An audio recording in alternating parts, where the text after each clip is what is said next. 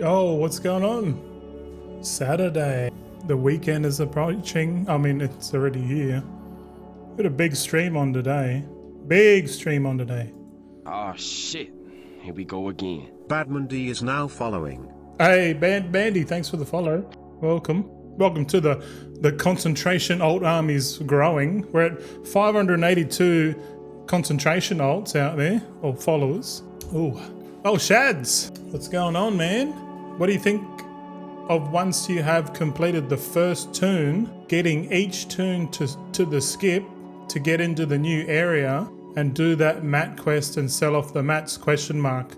Well, I don't know about selling them. I think it's probably better to use them, in my honest opinion. I've got a day one tailoring concentration guide that's pretty easy to set up. That's going to be dropping probably soon, early access. But yeah, and then we'll release those videos out to the public closer towards midnight.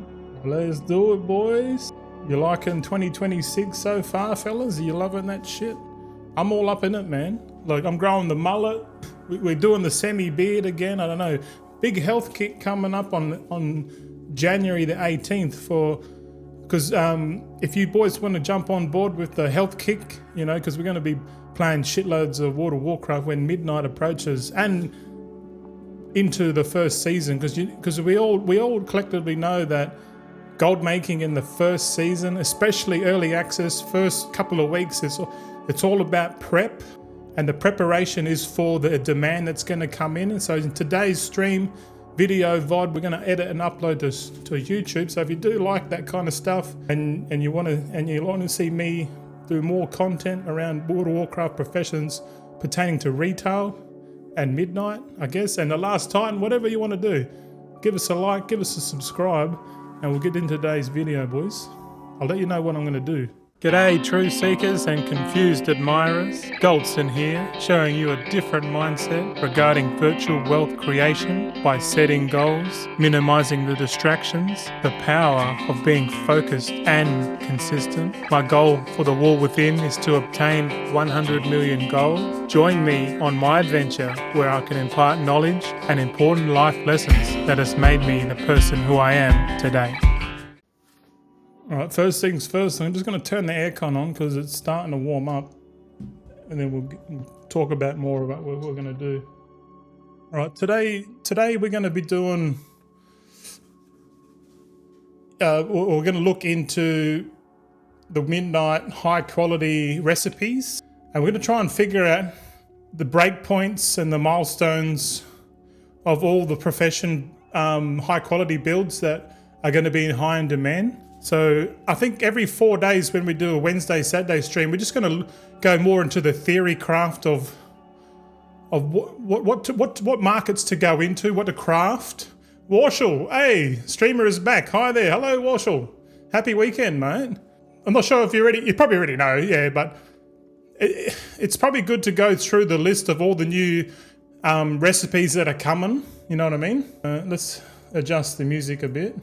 We got it pumping. Taking a first principles look at professions, and we're just going to build a spreadsheet. Every stream that you see from now until, I guess, the midnight launch, we're just going to go through the whole workings of like working out the demand, when the demand's going to come in, what professions to go into, what markets look good, what's going to be the easiest to get into, what's going to be the hardest to get into, and just take an overall macro look at the bigger picture here and reason by first principles and work back towards that. Because if we can do that, we can hopefully start the early expansion off and get started into whatever I think is going to be the most amount of knowledge points required to do a certain build, and then we just work back from that.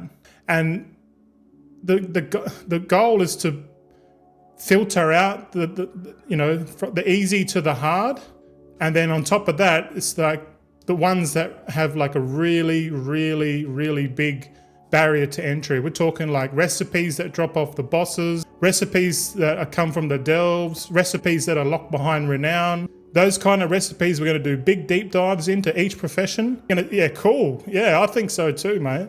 because I think this kind of theory craft and transparency isn't really showcased much beyond amongst the content creators, because I think once you learn something, you got a choice. You can either withhold that information for yourself and then misdirect your audience to something completely opposite of what you're trying to do, which kind of makes sense in the PvP competitive sense. You don't want to tell everyone what you're doing, because then they'll do everything that you're doing, and then it'll diminish your gold making potential. But not with me on this channel. We're going to go through and have a look at it. We might not cover every single thing, but we're going to try and have a look. We're going to reason by first principles. The Kachak strat. Yeah, thanks for lowering the music volume. What music? There's no music here, mate. I'm a law-abiding citizen. The Kachak strategy. Yes. Well, Kachak reasons by first principles. So it's very easy to see that kind of player, what they're going to do. And what Kachak would do, whatever's the highest entry cost, that's what he will do. There's no point him doing concentration ults, because the barrier to entry is very easy. So we want to go the opposite way. What's the hardest market to get into, and then work back from that, because that's really what first principles is. It's really cool. No music, heard that, YouTubers? Yeah, we don't have music over here on Twitch, mate. No. But cheers, happy weekend. It's the 10th of January. Our gold balance is dwindling. We're at 123.3 million gold. So I actually got my housing level up to 5. I wonder if it carries over. Oh, I don't even have a house on the beta realm. But we got to renowned housing level 5, and to go from 5 to 6, it's going to cost 700 housing decor experience or something like that, which is like, I don't know, what's that, like 70 decor items. So I can go around and get to level 6, but like I'm not in a rush just yet to do that. We can do the housing leveling up anytime, you know. I already answered your question there, Shads, if you weren't there, sorry. I won't say it again. You'll have to watch the VOD, mate. We got a spreadsheet. Here we go. All right, what we'll do, we'll just make it a bit dark, just so it's not too bright. We'll increase the font and we'll increase the size. So I guess we'll have one main sheet, because I feel like it's better just to put this all in one sheet. So I'll just put in here recipe, because we could work from the bottom up. Yeah, sorry, mate. Yeah, the VOD. Just watch the VOD. I'm trying not to get too derailed. We're just going to go with the flow. I know answering every question multiple times, or, you know, if I do skip it, it means I've already talked about it. But yeah, don't feel, you know, whatever. But yeah, okay, so I guess we can have our first column here called professions or professions. So we'll make this row 2, we'll make this a bit darker, we'll make it bold. There we go, here we go. I guess we can also center all the words. See, we're building a spreadsheet. So what profession we're on now? What profession do you want me to start with first? We're going to do all of them. Any of you boys got a preference? Warchel says tailor. Yeah, good choice. We'll do tailoring first, mate. Tailoring and then enchanting.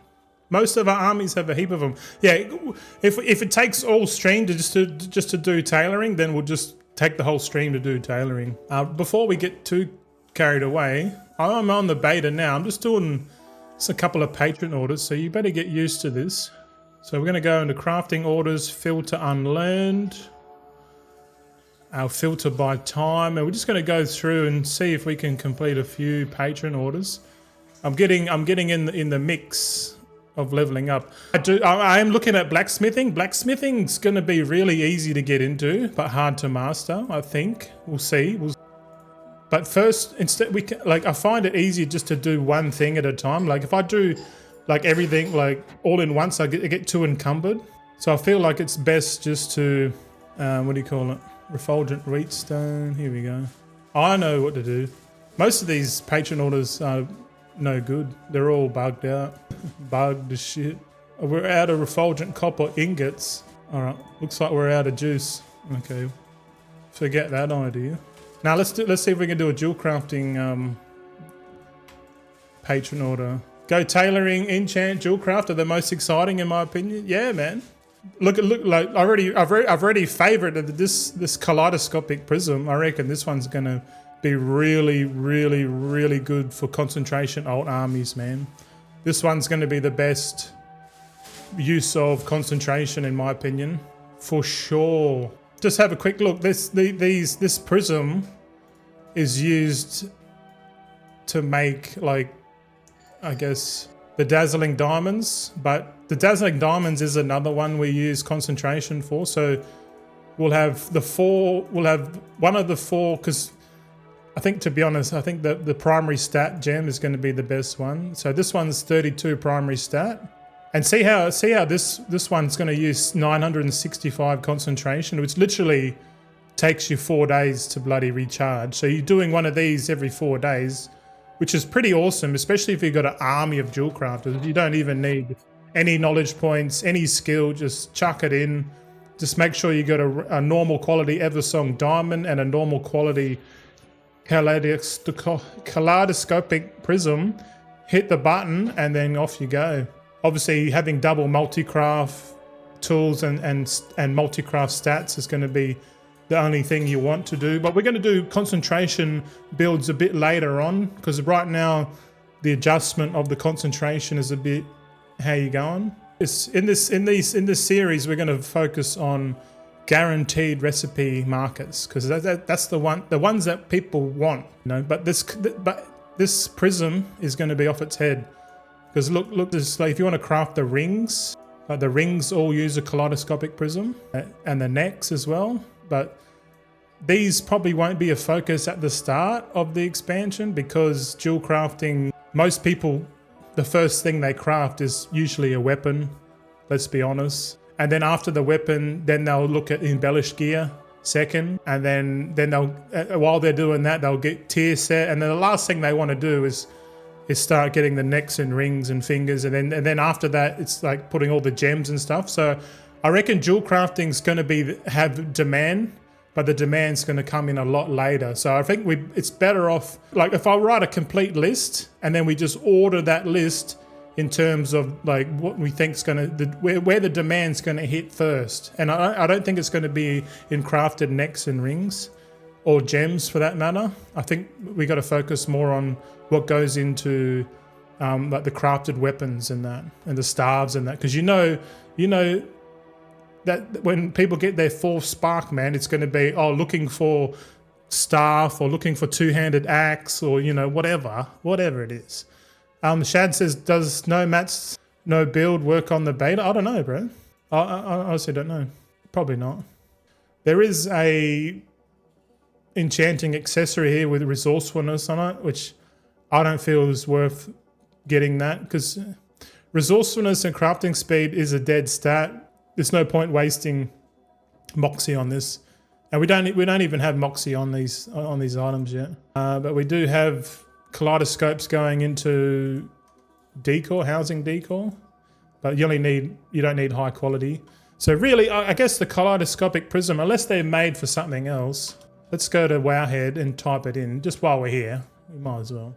We might even just start with jewel crafting, because I don't think there's much to cover with jewel crafting. What's it called? It's called Kaleidoscopic Prism. Here we go. Let's type that into a little... Oh, it's got a link to it. Oh yeah, we'll leave the link. I didn't know that. So what, you can click on the link and it'll go to that page. Okay, cool. Actually, I don't like that link. We'll just put profession. Yeah, sorry. The profession is jewel crafting, isn't it? So let's type in jewel crafting. The recipe is, or the reagent description. Here we go. So this is the start of our list, boys. This is how we start our. If you're not into spreadsheets, start getting into them, man. Because having your own personal database that you can manage and filter is really like a way to organize your mental thoughts, which I think is pretty awesome. Okay, kaleidoscopic prism. What's it go into? Optional reagents? No, it doesn't say what it goes into. That's not right. It should show up, right? Okay. Well, this link works. Let's get a link in here. Link, and then we'll paste the link in there. Beautiful. So just in case we need a quick shortcut, we can go straight into here. Okay, if you're on Wowhead, you just go down here, reagent 4, you click on that. You can sort of scroll and see what the kaleidoscope actually goes into. So we can just filter. Well, what we should do is we should write down the statistics. Here it says reagent 4, 17. So let's go ahead and do that. Let's go, what did I say? Reagent 4. And we'll just type in 17. So we know that this kaleidoscopic prism goes into 17 recipes. Here's our list here. If we can just have a quick look. So we do like a little short list. So Armani Lapis Prism. We've got the enchanting accessory. So I reckon no. Because we want to focus on what's going to scale the most. And like the prisms, they don't seem, the prisms kind of seem like a recycle mechanic. Like, oh yeah, who cares? That's because whatever the prism, let's just click on the prism. Let's click on it. We can sort of see what comes out of it, eh? Got some electrolyte cordial. Oh, it's like electrolyte, strawberry flavored electrolyte that I've mixed with some carbonated water. But yeah, these patron orders make, if Nomad's No makes an add-on or doesn't, I'll be definitely tipping that person. I'll be buying them some coffee, that's for sure. Any add-on that I use and I find I've got value to it brings value to me, I'll support them, eh? Yep, for sure. But doing it like this on the PTR is a bit scuffed, eh? Because I have to like manually click on each one and see if I've got the materials to do it. Most of them I don't have the materials, so I'm just doing the ones that I can.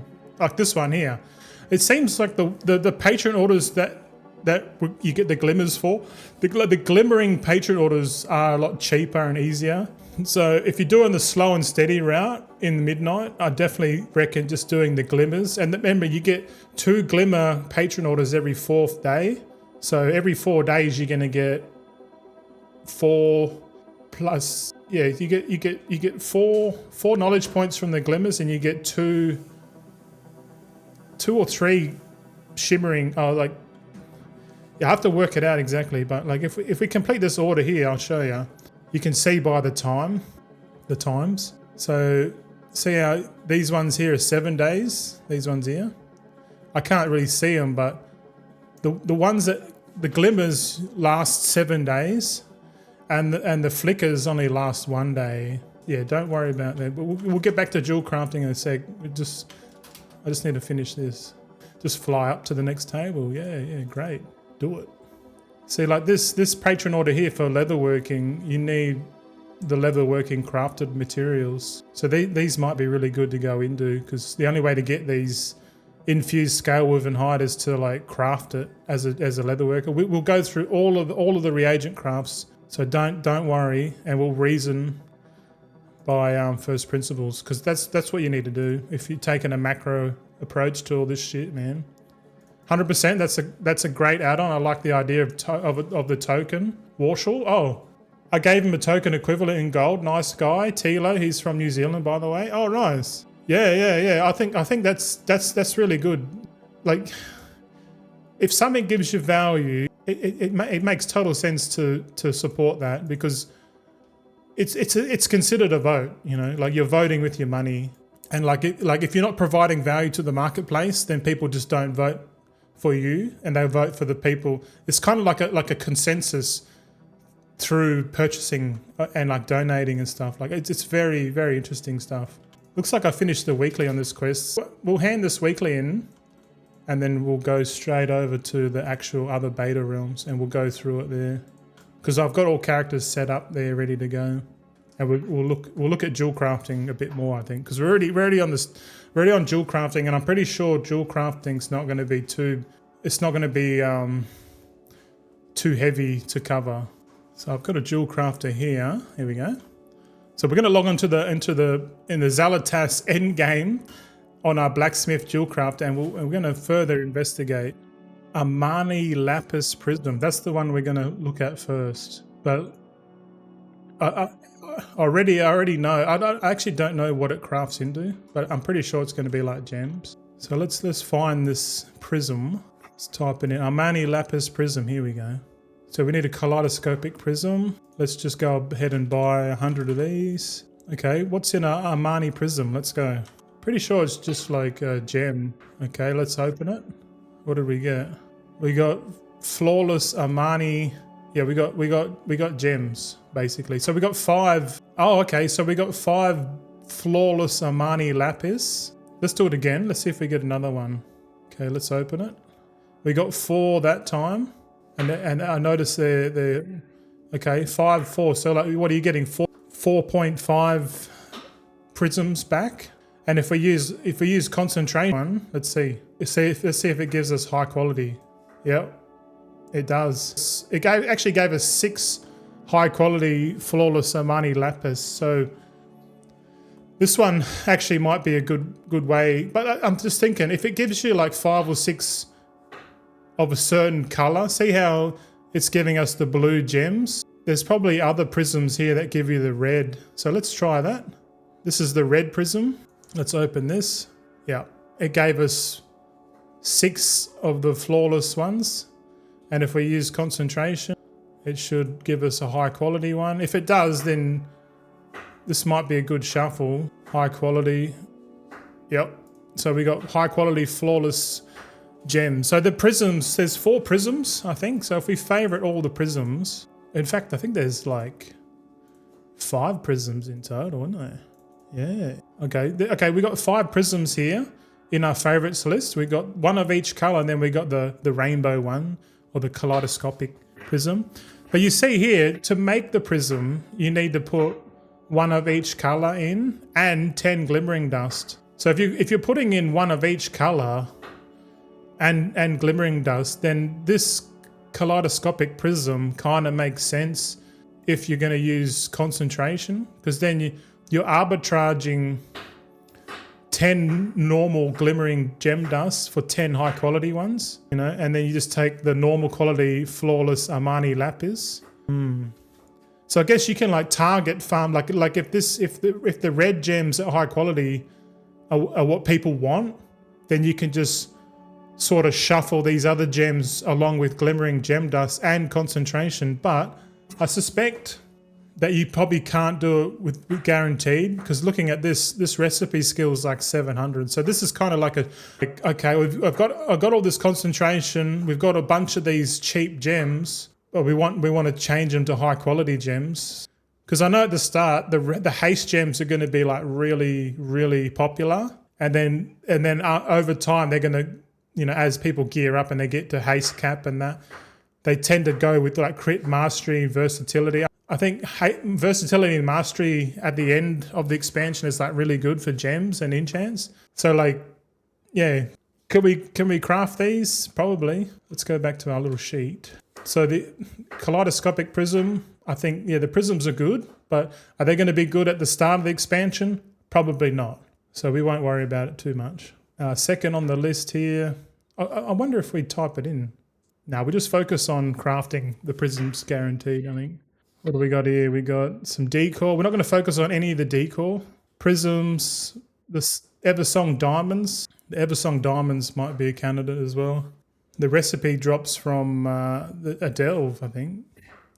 Yeah, I say we can use concentration on these ones, and then we've got the dazzling diamonds, which I feel like doing all 4 of these is probably not a bad idea. It's fucking hot. But looking at these diamonds, for example, the epic Eversong diamonds, like I said before, like I don't feel like at the start of the expansion everyone's going to be wanting one of these. Maybe like not straight away, but if they do get a gem, this is probably the first gem they're going to socket, because at high quality it gives like it's 32 primary stat, which is a big boost, I guess, at the start, especially if you get like an item that has a socket in it. The first diamond you're going to chuck in there is definitely one of these. The Eversong diamonds at high quality are going to be expensive, and the only way to get it is to prospect high quality refulgent copper ore.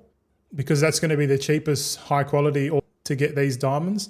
But alternatively, if you don't want to craft it guaranteed, because I feel like this item, I feel like a lot of people are going to use this item, but they're only going to use it once. So the Eversong diamond isn't going to be really a thing. But the item that builds into it will be, and that's the Kaleidoscopic Prism. So the prism, our eyes are focused on the prism. So we're just going to go through the list here and just see what other jewel crafting recipes that are like pretty good. Okay, let's have a look at the reagents here. We've got the optional crafting reagents. I reckon these are going to go the same way as they did in the War Within. Like these embellishments get added to your crafted gear, and let's be honest, like everyone's going to be crafting a weapon first. Then they're going to figure out, they're going to let some time go before they start crafted gear. So it won't be for for the first 2 months, man. People aren't going to be doing embellished gear, man. So I reckon totally don't even worry about embellishment gear. Fuck it off. Like just delete it from your mind. But in saying that, people go, oh, I made fucking 20 million just crafting that one thing alone. You know, it's like, yeah, okay, cool. But that's great. But we're looking at the bigger picture here. Like, is majority of the player base, the 99%, going to be wanting this embellishment? Probably not. So we can skip those, which is good because that means less knowledge points we need to worry about. Kaleidoscopic Prism is already our favorite. And let's defavorite these other gems, okay? Let's defavorite these. The only thing I like at the moment is the Kaleidoscopic Prism. That's my favorite. So that's my short list so far. Let's keep going. What do we got here? We got Sindori Lens. What's this? Let's type it in, eh? So we got Jewelcrafting. What's it? Sindori Lens. I don't even know. Is that how you spell it? Sindori Lens. And we'll go to Wowhead. Oh shit, yeah. The prism really only goes into, I'm just thinking, yeah, hold on a sec, wait a minute. The prism only goes into the epic gems, a bit of decor, the prisms, and necks and ring craft. So really, there's nothing really in demand with jewel crafting at the start. So I think the only thing you want to be focusing on in early access, or at least the first month with jewel crafting, I think is going to be prospecting.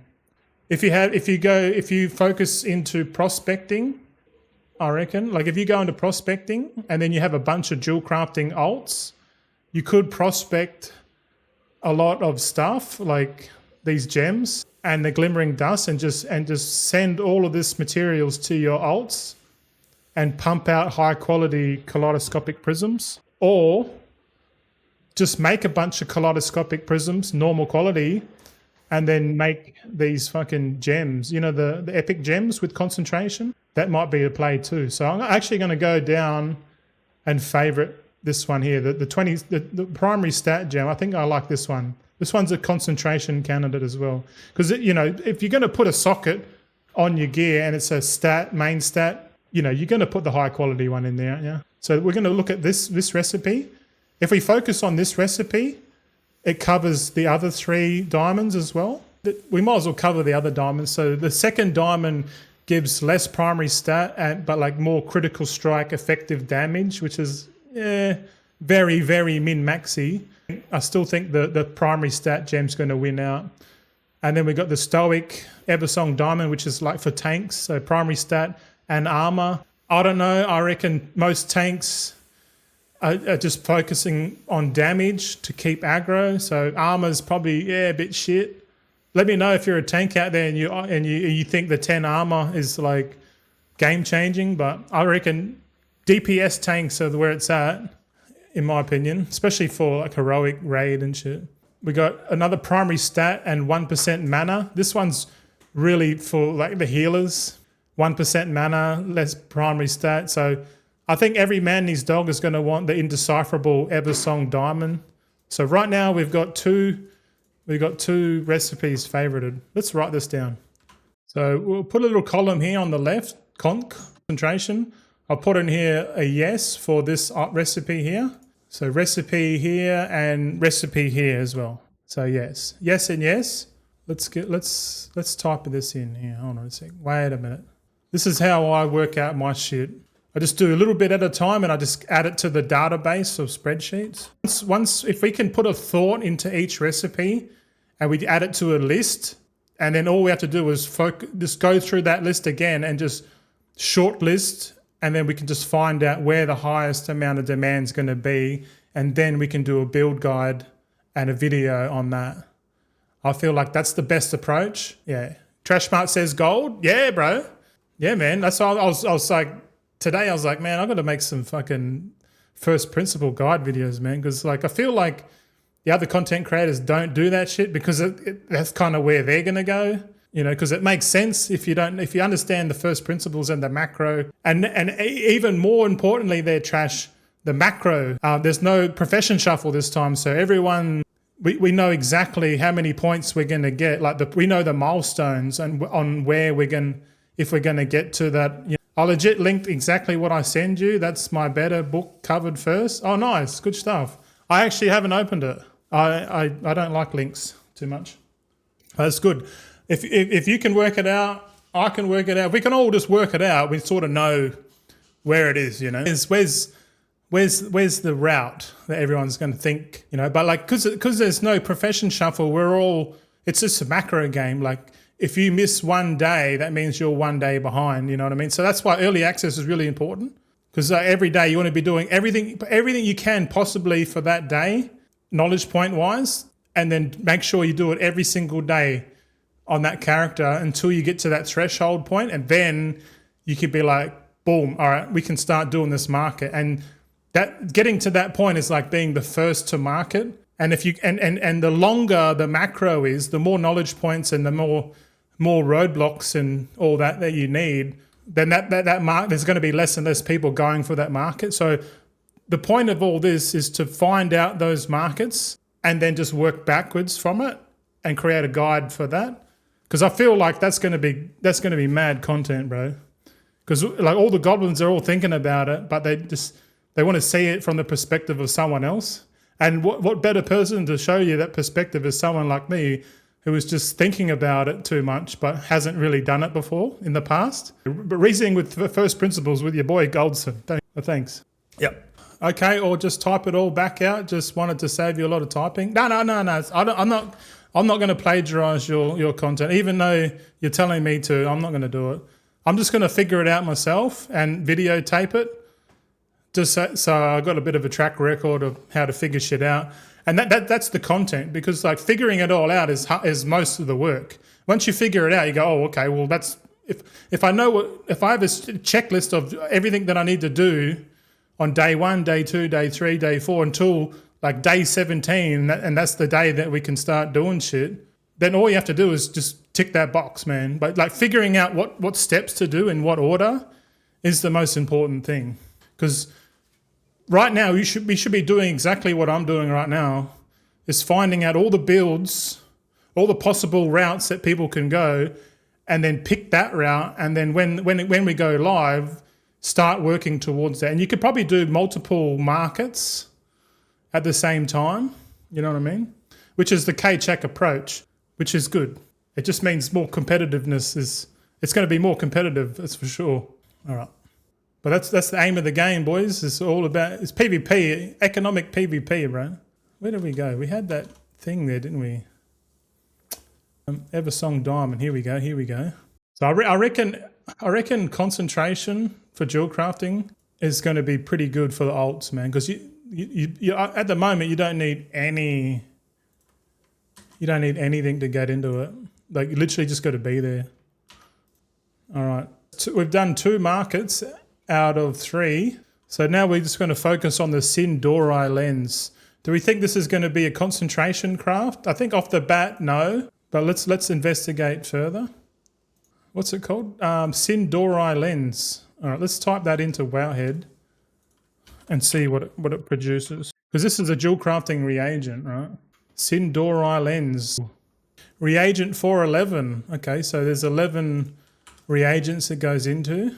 I reckon we put another column in here, so we'll have a blue. In the blue, active crafting, Yes or no for kaleidoscopic prism? I think yes. And concentration.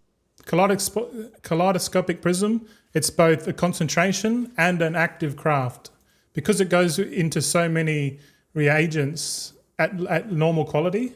So if you're making kaleidoscopic prism at low quality, at normal quality, a lot of jewel crafting alt armies are going to pick that up and then turn it into something like the Eversong Diamond, indecipherable Eversong Diamond. So the kaleidoscopic prism is going to feed into the cipher. Indecipherable Eversong Diamond, oh my God. The epic diamonds, for short. Yeah, lots of profession equipment. Let's have a look. Reagent 4. Hold on, let's get the link. We'll copy the link just so we can get back to it a lot quicker next time. Reagent 4. What do you reckon, Trash? Profession equipment? Okay. Doesn't seem, if it's just profession equipment, then it's already a niche reagent then, isn't it? So what do we got? We got inscription multicraft accessory. Ooh. Inscription multicraft. This might be okay. It only uses two lenses, but that's interesting. What else we got? We got fantastic font focuser. That's inscription. Resourcefulness. Yeah. It looks like it's all profession gear, man. Except for this. Prismatic focusing lens. This is that silly optional crafting reagent that probably won't be used. But yeah, it does look like it's going into the tools or accessories more than anything. Any jewel crafting? It's all jewel crafting inscription. Any enchanting ones? No. Inscription jewel crafting only, boy. All right. Is this going to be used for concentration? No, I don't think so. Is the indecipherable Eversong Diamond going to be an active craft at guarantee? Probably not, because the demand, like concentration alts will be pumping this out. This item's going to be pumped out pretty hard. Okay, Sindora lens. This is more of an active craft, but is it better than kaleidoscopic prism? Probably not. Probably not. All right, what's this next one? Sunglass Vial. Ooh, actually, what?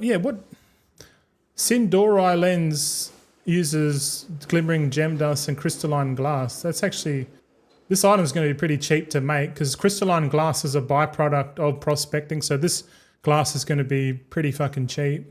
Gem dust. Sunglass Vial. This one is the alchemy vial. Yeah, same as the War Within. You can purchase the normal one from the trade skill vendors. But if we're going to be crafting flasks guaranteed, which, let's be honest, the concentration crafters aren't going to be able to supply the demand of alchemy. So the Sunglass Vial, to me already feels like we're going to be active crafting the shit out of this, man, at max quality.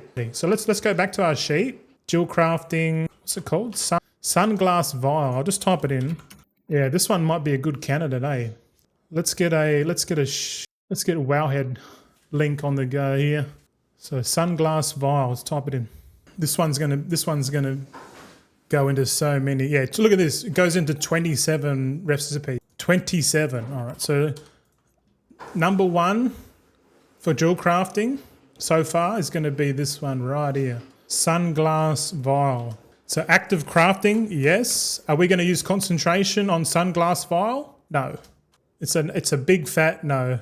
And we'll colour that red and we'll colour these ones green, eh? Yeah.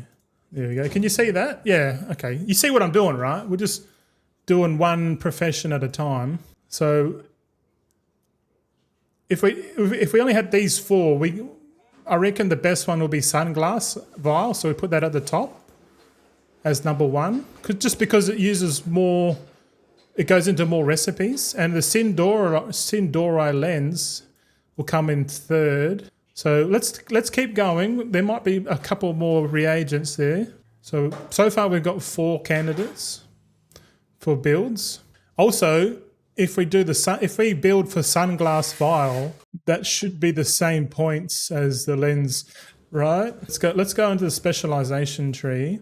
We can see here, material manufacturer, increase your skill with crafting reagents. So yeah, to craft the Sunglass Vial, we want 30 points here, 30 points there. Okay, look, boldly basic, there's another 30 points in here. This does basic reagent skill. So if you want to do high quality Sunglass Vials, I think you need a minimum of 90 points to go in here. Because you need the skill. The skill is the one you want.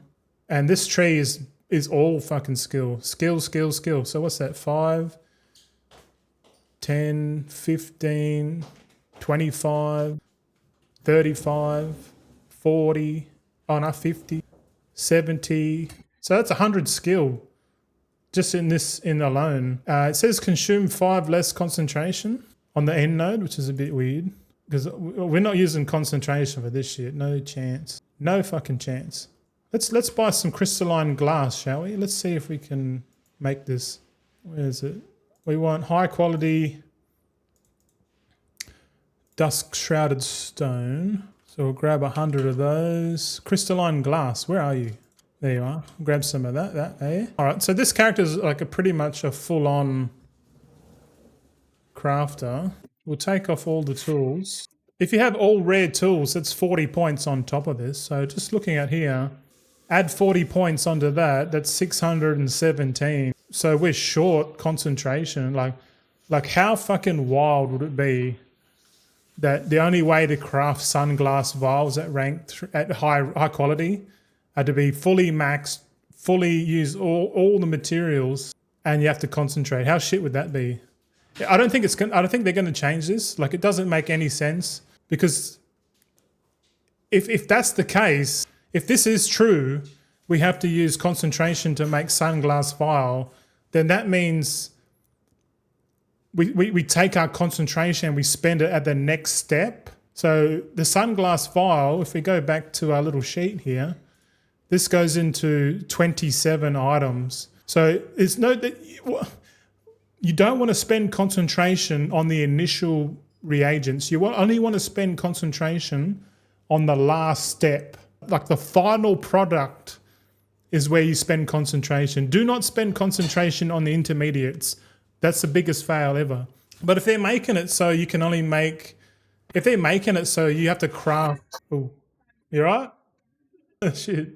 The house is crumbling, man. We're getting fucked here now. No, the missus in the kitchen. It's so random. Like our landlord doesn't want to fix anything, and we've been telling him to fix the oven. We don't use the oven.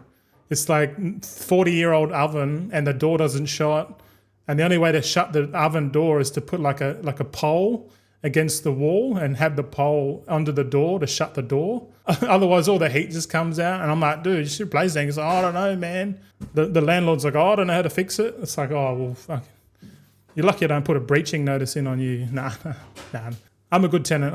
Because I know if I bite the hand that feeds, I'm out on the street, mate. And then no more Goldson, mate. But yeah. Be nice to your landlords. Be nice to your overlords, mate. Fucking hell. But what a wonderful world we live in these days, eh? Shout out to all the boomers out there who didn't have to go through all this craziness. Who's going to end up on top at the end of the day? Probably the Bitcoiners, in my opinion. Anyway, back to the video. So the sunglass vial, like I said, you're better off spending concentration on the last step. But in saying that, there's a shitload of potions here, and you know there's going to be a market for high quality potions, right?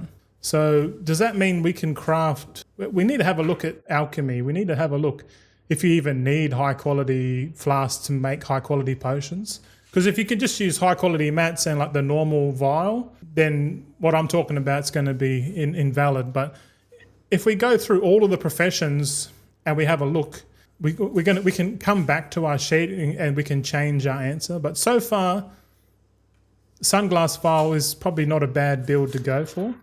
And we're going to chuck in another column here to the right. Let's type in here KP required, or we'll just put KP in there.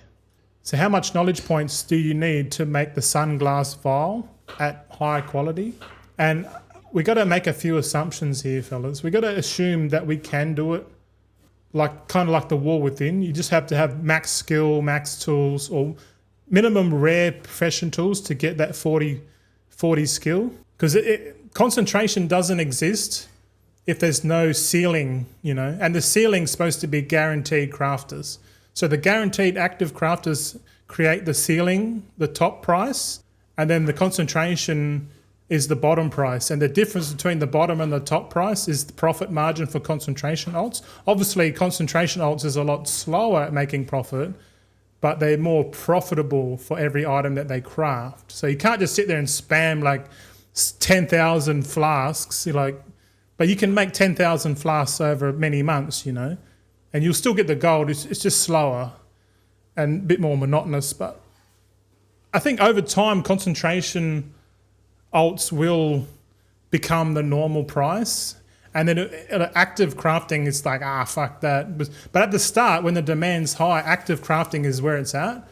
And then once the concentration alts start getting wind of where to put their concentration, because they can only put it in one spot. And in the War Within, alchemy, that spot was the flask of alchemical chaos. But it's interesting, alchemy doesn't have a flask of alchemical chaos. The only equivalent they have is the versatility flask. That's like the one that makes the most amount of gold per point of concentration right now. And it makes sense because right now the versatility is the best stat in the last season of the War Within, because versatility stacks higher towards the end of the expansion, go figure. So maybe they're already anticipating that, because I've looked at all the flask crafts and all of them use the same amount of reagents except for the versatility flask. That uses a bit more. It's kind of crazy, man. But the assumption is that we're going to be able to craft this guaranteed. We might need to, if we get fully decked out, we probably can use like maybe two normal quality crystalline glass or whatever. You could put finishing reagents in here, but let's be honest, you're not going to use finishing reagents on a sunglass vials, on a consumable. But let's assume when the new beta build comes, it's possible, right? So let's look at the talents. Is there any more reagents? We haven't even covered gems, eh? Gems might be another one. We'll do gems after. There's a shitload of gems, man. Look at all these gems, bro. Oh, fucking hell. There's even PvP crafts here. But I reckon there's not many PvPers in terms of like the whole market. The total addressable market for PvP crafts is going to be really low. So I reckon just save yourself the hassle and just don't even worry about any of the PvP stuff. Like I said, I could say that and then people are like, I fucking made 20 million off crafting PvP gems and shit in the War Within. You don't know what you're talking about. It's like, yeah, all right, you found the niche, you supplied the niche, you made gold. That's great, but it's not everyone can supply. There's not enough to chew for PvP. Like, look at this PvP gem. Like, people are going to use it, but not many people, so we can fuck them off. The crafted rings, yeah. The crafted rings use high quality gems, kaleidoscopic prisms and stuff like that. But it's a crafted item, so it's limited. Not really a good first month, recipe. Fuck that. Nocturnal charm. Ian, what's going on? The precog gem. Precog gem is a season per tune thing. Are you talking about the epic gems? This one here? This one here that gives the primary stat. The PvP one you were just looking at. Oh, okay. Let me go back. This one here. This one is a season per tune thing. Oh, okay. Right. I don't know. Every caster uses it. Let's have a read of it. 12 primary stat and opponent's failed interrupt grants precog. Oh, okay. My knowledge on PvP is quite limited, but it's pretty safe to say that like there's less PvPers than PvEers, if you know what I mean. Like I don't touch PvP at all, man. But all I hear is like, oh, a lot of people are like, oh, queue for battlegrounds is so slow. But then that's why they're bringing in the AI training grounds. The comp stomp is phasing out. This is the last week of comp stomp, which is like the AI battleground introduction thing, and then it's going to be called training grounds in midnight, bro. So I might give that a go, but to be honest, that's not really a thing. Yeah, 100% you're not going to make millions with it. Yeah, true. You're right. Like it's on the list, but it's at the bottom, if you know what I mean. Like if we build this sheet with every single fucking recipe in the game, and we just literally go, is that going to be worth something? And we can just hide it. So my idea is to build a list. So imagine this list is going to be like massive, bro. And we're just going to keep adding to it every 4th day on the stream. And I might even add to it, like I might go back and just fill in every single jewel crafting recipe and just sort of order it with these numbers. So reagent 4 is important, and not how many knowledge points you need to do like a full build with it is important. Then like we can have a list of all the jewel crafting stuff, and we could just be like, which one are we going to go with, you know? And then we can shortlist it and go, okay, for jewel crafting, we're doing this fucking market here, Sunglass Vials, which is really good because you would need at least one. But if you're going to go Sunglass Vials, you want to have an alchemist that's doing like the potions and shit. You could have an alchemist that's doing like the healing potion at high quality, you know, or like whatever it is. There's so many directions, man. But if you focus on the market that most people are going to craft into, like they're going to buy it off you to craft the flasks or the potions, then this market here is going to be huge. I reckon the Sunglass Vial is going to be pretty big. Yeah. Does it have quality? Yeah, it does.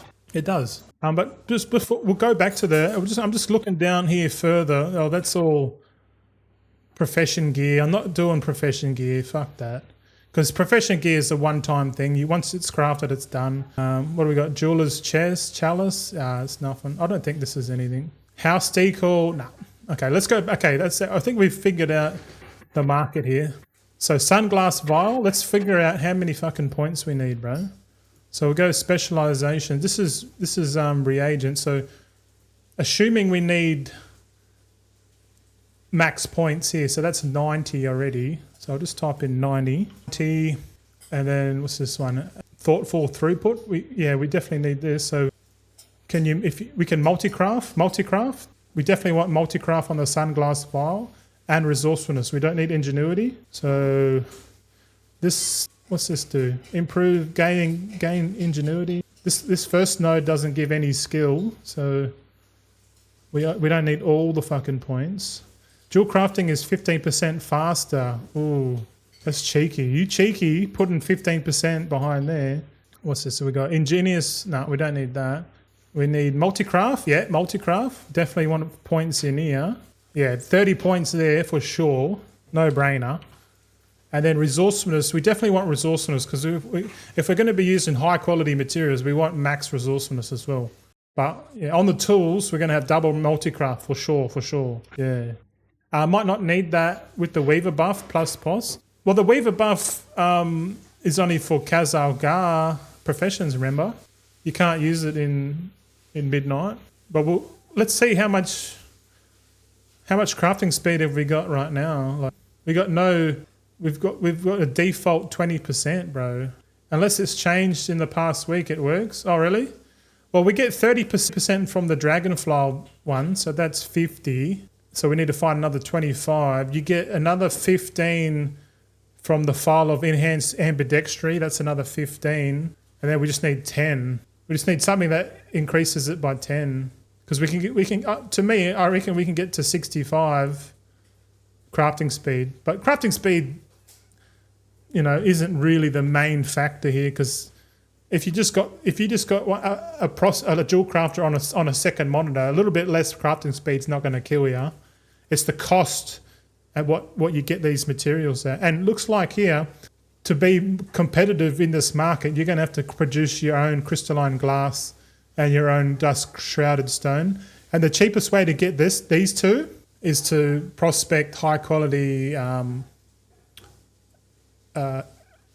refulgent copper ore, because the yields, I did some yield testing. All the ores, there's 4 different types of ores, and the yields for the byproducts, the crystalline glass and the dust shrouded stone, the yield rates are about the same. It doesn't matter what ore you prospect, it sort of gives you the same amount per 1,000 crafted on average. So and the only way to get high quality of this is to prospect high quality ore, and the cheapest high quality ore is going to be the refulgent copper ore. So my eye is going to be right on refulgent copper ore, buying that as cheap as I can, man. Like, because you know for a fact, fellas, that when the season 1 hits, everyone's just going to go fuck mining. I'm going into the keys, raid, everything, you know. So the amount of people that are mining those high quality reagents is going to drop off,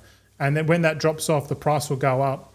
But at the same time, that's going to be a couple weeks, 3 weeks minimum before that demand increases. But that's 3 weeks that gatherers can skill up and hopefully get more yield on high quality. We've got to see what a fully decked out miner can, you know, gatherer can get on these yields. But definitely, fundamentally speaking, that refulgent copper ore at high quality is going to be off its head. So I'll be buying that shit up wicked cheap, man. Buy as much of that shit as you can. Not financial advice, yeah. You have to be in the war within though. Yeah, it's probably going to get fixed. If it doesn't get fixed, then that's going to be pretty shit. We're going to be crafting stuff. We're going to be sitting in Dornigal crafting midnight shit. That's going to be funny as. But yeah, the crafting speed's interesting. But going back to here, so we definitely need 30 points in outrageous output for sure. Improve your jewel crafting fundamentals. So how many we need? So we need 1 there. 2, so 15 points. Okay, 15 points. And then we need 30 points in here, don't we? So each point increases resourcefulness. Yep. So 30 points in there. So the minimum guaranteed build is 165 points. So we'll just type that in. So that's KP max. All right. So this is very important. Where's my fucking cursor going? KP max, that is going to be like for high quality. So we'll make another column here called KP min. But let's be honest, you probably don't need a KP min to make the sunglass vial because you can buy this shit straight off the vendor. So we can just blank this one out. So really it's 165 knowledge points, assumption to get to that. It might be a bit less than that because, you know, if you're a goblin, you probably don't have to put as much skill points in. But to be honest, to be fully efficient and get all benefits from these end nodes, yeah, 165 points here, boys. And because we know how many knowledge points we get on a weekly basis, we can actually work out exactly when we're going to get the 165th point. We're not going to get 165 points straight away. It's not going to happen. Not going to happen. But we can calculate. I'll do a video on when we're going to get to the thresholds for each market. So we've got to find the markets first, and then we'll just work back at what time we can actually get to that build. And we'll do that later. We're jumping steps if we go that way. So stay tuned. We've got more videos coming up on the channel.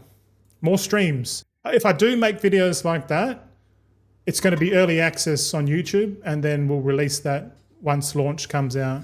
And we'll probably, if we figure it out properly, we'll release that video right on the day that we can hit the 165th point. That'd be pretty clever, because I can pre-record that and go, today is the day where we hit 165 knowledge points. And you know what that is, ladies and gentlemen? That is Sunglass Vial at high quality day. Let's fucking go. And we're just gonna, and yeah, I don't want to talk more about it. We'll talk more about it later. But anyway, you thinking it? I'm thinking it. I'm just saying it out loud. But Ian says Zulaman has a region zone craft speed buff too, does it? Yeah, if it does, then that's our new thing, isn't it? I haven't seen anything. Actually, I did see there's like you get to pick a lower. It's kind of like Ashkahet. You get to pick a lower. And there's probably one that gives crafting speed. I don't know. We'll have to have a look when the new beta build comes out. But you're probably right. If that's the case, then it'll be that plus the Dragonflight 30% crafting speed buff. I think we're going to get to 675% crafting speed. No problem, man. Don't even stress it. But the proper number is this one here, 165. Okay, let's work out Kaleidoscopic Prism, just for lols. Kaleidoscopic Prism. How many knowledge points do we need for this? Where is it? Kaleidoscopic Prism. So this is a crafting reagent. So I wonder if that benefits the same. So we got, let's buy some glimmering gem dusts. Are you cooking potato bake again? Oh yeah, boys, we got potato bake on the go. Cheap and very tasty. Okay, we're using high quality reagents here, and it says here skill 577. So let's see if it's the same for the vial. Yeah, 577. Okay, so the Kaleidoscopic Prism and the Sunglass Vial use the same talents, exactly the same talents. So we'll go back to our sheet, and it's 165. So this 165 knowledge point is a video that we're going to focus. We're going to make a video on this, how to get to 165 points and how to prep. You want to prep all your reagents before you get to 160. I think a lot of people make the mistake of getting to the threshold point, and then they go and buy all their materials, and by then someone's already fucking dollar cost average into it. And then because you want to have all your material, you want to have tens of millions of gold worth of materials, and ideally the ones you craft yourself, but realistically you buy them off the auction house. So then when that perfect date comes up and you can start doing this shit guaranteed, you already got all your materials there, and if you have a spreadsheet for that market set up properly and you've done your initial testing, you can pump this out. Sunglass Vial is an interesting market because it's the only market out of all of these that you can buy the normal quality one off the vendor. So the only one this one's definitely going to be a candidate build for a K-Chak build right here. Yeah, these Sunglass Vials for sure. And then if you go on the K-Chak approach and say you do get the Sunglass Vial, we green it. We're going to green this one. We'll green it up because green is good. Because then the next thing to make even more money is to have an alchemist that can take full advantage of your Sunglass Vial, because you can sell the vials on the auction house on the market, but you probably make even more gold if you could take those high quality vials and then start crafting the potions. But you could have an alchemist that does the void potions, you can have another alchemist does the light potions, and you can start doing high quality, crafts and shit, which is going to be pretty wild. But alchemy is going to take a while. Alchemy concentration alts are going to take a while to catch up. So this market will probably die off really quick, but the demand for this Sunglass Vial is probably going to be the best, because all the consumables go into it, man. Like all your flasks, all your pots, everything uses the Sunglass Vial. And we can have a look at this Wowhead article here. Let's just have a quick look at it, like what goes into it, man. Disregard the reagents that go into it, because this stuff's going to be. We'll let other people farm, high quality mana lilies and moats and shit. We just got to focus on the Sunglass Vial, because the gatherers aren't going to be focusing on high quality Sunglass Vials. You know that, right? All this is just added revenue. So look, we go here. Flask of Falassian resistance increase. This is the one. This is the alchemy recipe. I reckon will be really good to go for, because they all give 165% stats. But for some reason, this versatility one takes more reagents. So that tells me that the developer behind this is thinking that this is going to be worth the most the versatility flask is going to gain more value over time than the other ones, and in turn they put more reagents on. How many more reagents? Let's count. 6, 6, 6 plus 8 is what? 26. And the other ones only take 14, 14, 14. So it's 14 versus 26. So you're going to get more, as a concentration alchemist, you're going to get more bang if you go for the versatility flask, just because it's just arbitraging more normal quality reagents. Yeah, and the Sunglass Vial, just buy it at normal quality off the vendor, off you go. But to be able to do this on concentration alts, man, we'll have to look at it later on when we do a stream for alchemy. It's going to be interesting, boys. I mean, we've been streaming an hour and 36 minutes already. Holy shit. Fucking hell. We're still going. What else we got here? We got Algari healing potion. Oh, that's the wall within, isn't it? Here's the new one, Armani extract. Warshall says 12 hours stream incoming. Oh yeah, we're just going to... I told my missus it'd be mega stream. I started early. Normally I'd start the stream at 4 or 5 o'clock. It's only just past 2 o'clock now, so I don't mind doing a big stream on the weekend as long as it doesn't annoy my missus, because normally she's at work when I'm streaming. She got to listen to me talk shit or to you blokes. Hey, sweetheart. Okay.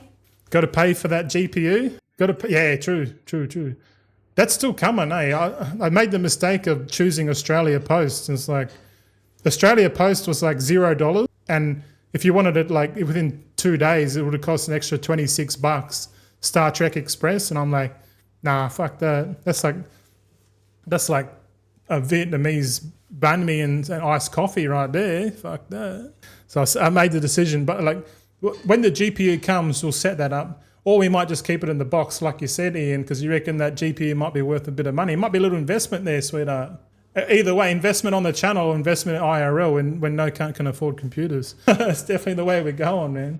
We won't be able to afford housing, computers. We'll all be connected to, like streaming services, and we'll all have a little ROG fucking handheld Nintendo Switch fucking console living in our cars. It's going to be great, boys. It's going to be great. Get excited, mate. I think Netflix is going to die, is it? Netflix is going to die. I don't know. Well, probably the better wording would be absorbed. Because if you know anything about how in Idiocracy, the movie, like Costco is like the biggest company in the world. They just ended up like buying up everything. So eventually like one company is just going to own everything. Shout out to BlackRock and Blackstone and State Street and all those investment firms that are pretty much going to own everything. Ian says, if you can make your own shows with AI, why sub to Netflix? Yeah, that's true. Netflix might pivot to AI generation, but there's other companies out there that already got because compute and energy cost is the limiting factor. So if everything's generated by zeros and ones, then the company that has the most amount of compute and energy and for the lowest cost will become the world provider. In my opinion, that's going to be like either Google, XAI, or Amazon. With Amazon's got Nova, XAI's got Grok, and Google's got Gemini. But like at the end of the day, it comes down to energy. And if you keep following that rabbit hole, you end up at Bitcoin again. All roads lead to Bitcoin, man, because Bitcoin is digital energy. It's crazy. Only time will tell on that one. But going back to World of Warcraft and Wowhead specifically, we're looking at the Sunglass Vial high quality. What do we got here? Oh, look at this. Drought of Rampant Abandon. Here we go. Increases primary stat by 1500 for 30 seconds. While under the effects of this potion, the void may extract its toll, opening a void at your feet.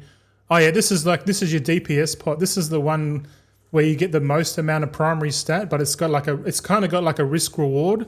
Like if you're standing still and the void thing hits you, it might just like fuck your rotation or fuck your uptime.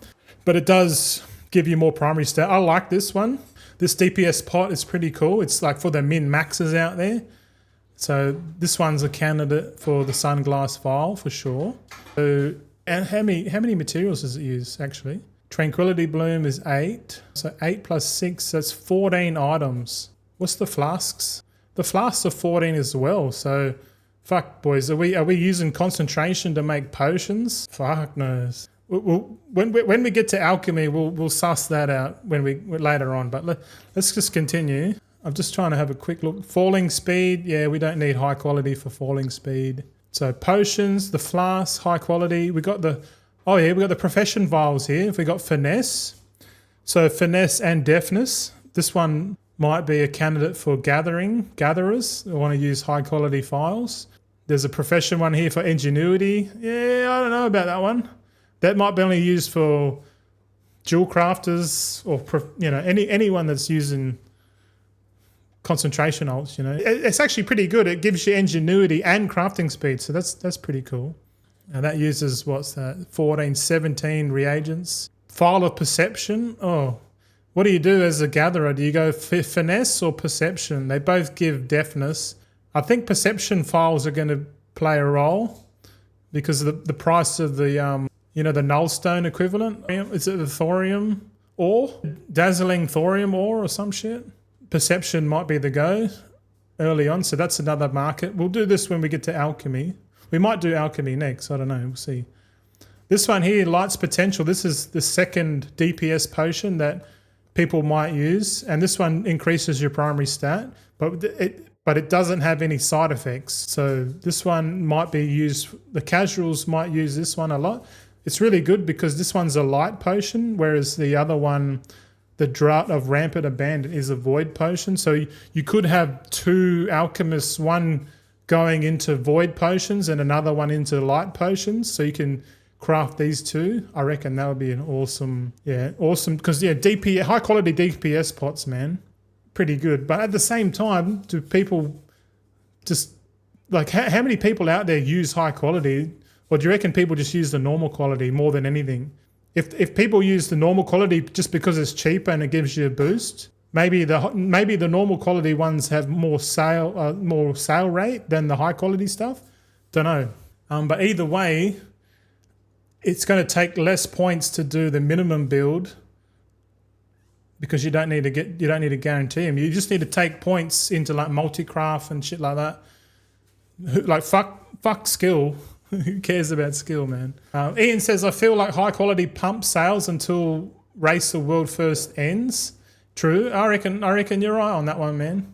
Because high quality is like the standard. Like if imagine being in the Race to World First and you lose because your raid team decided to go with the normal quality over a high quality and the margin was like 0.02%. And it was just purely because of the difference between normal and high quality. I don't know about that. You've got if you're the Race to World First and everything has to be the best because you're racing for world first. You can't just pick the mediocre shit. But if you've got the money, it's going to be good. But yeah, these high quality potions and flasks are going to be the people that are going to be buying that shit are going to be the people like that, Race to World First guilds and shit. They're just going to be buying shit. And if you can get to that market and then produce all of that stuff, and then when the raid launches, you can just start selling it at your price, man. To be honest, I would put it on there already. I'll just be like, yeah, boy. I don't know. I've never done it. I never did anything like this in the War Within. Like, if you remember me in the War Within, if you ever go back to my old videos and shit, and you just look at my thought process back then over a year and a half ago, man, it was completely different to what I'm thinking now. I'm thinking like, fuck, man, all this shit. And the weird thing is, like, not many people said anything to me like, oh, you should be like focusing on like the early game, you know. But like, I guess the competitive mindset is to like withhold information. But I'm like, all right, well, what's the opposite of that? Is to tell every cunt what I'm doing, you know, because that makes it even more fucking fun, you know, when everyone's trying to go for it. And if everyone's trying to go for a certain market, the difference between you and someone else trying to do the same thing is capital. If you can't deploy enough to capital to get there and buy all the reagents before, then someone who can put enough gold into that market is going to win because they've just chucked more capital out of it. Like, the economics just outweigh, the macroeconomics just outweigh. Like, if I've got 120 million versus someone who's got 5 million, like, and we're going for the same market, you know, who's going to win, you know? Like, obviously, if everyone's doing the same, if everyone's doing the same, you know, macro steps, they'll get to a point where they're like, okay, I've ran out of gold. I've got the build, but I've got no money to fucking buy the materials, so I'm fucked here. So more capital, the better. The more markets you can try and go for. So yeah. But we're spending a bit of time on this. What else we got here? We got a shield that absorbs, what's this? A potion that absorbs damage? I don't know if that's going to be used.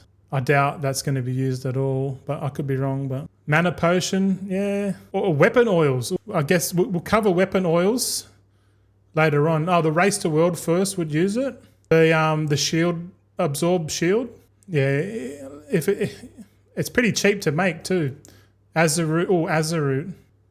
Yeah, I bet there would be times they would need stuff like that. Yeah, well, yeah, if there's 20 people and they pop that, that's absorbing, especially if like trying to get through a heal check. You know, this one would be a good potion because when you know, yeah, until the healers get geared, then I guess the early game might be using that. Yeah, you might be right. Yeah, especially when learning encounter and trying to push further in. Yeah, true. Because what's better, like using like hero and all that stuff to see the next phase is important info. Because then once they get more insight, they know, okay, we need to start building for this. Because they know that their gear is going to catch up and their gear will be able to like negate that without using the potion, maybe. It's like the high level math and all the theorycraft goes on with each fight encounter is insane. I bet you boys enjoy that shit. I'd enjoy it if I was into it. I would, but I'm more into like providing for that shit. Another one here is mana potion. Oh no, weapon oil. Coat your weapon with oil of dawn, increasing your healing spells. Oh, okay, that's a healing one. There should be another one here. Potion of devoured dreams, mana, potion of recklessness. Yeah. Either way, there's 4 DPS potions too, by the way. The potion of recklessness increases your secondary stat. Potion of zealotry is like full single target. Single target. Let's go, boys. Pop this.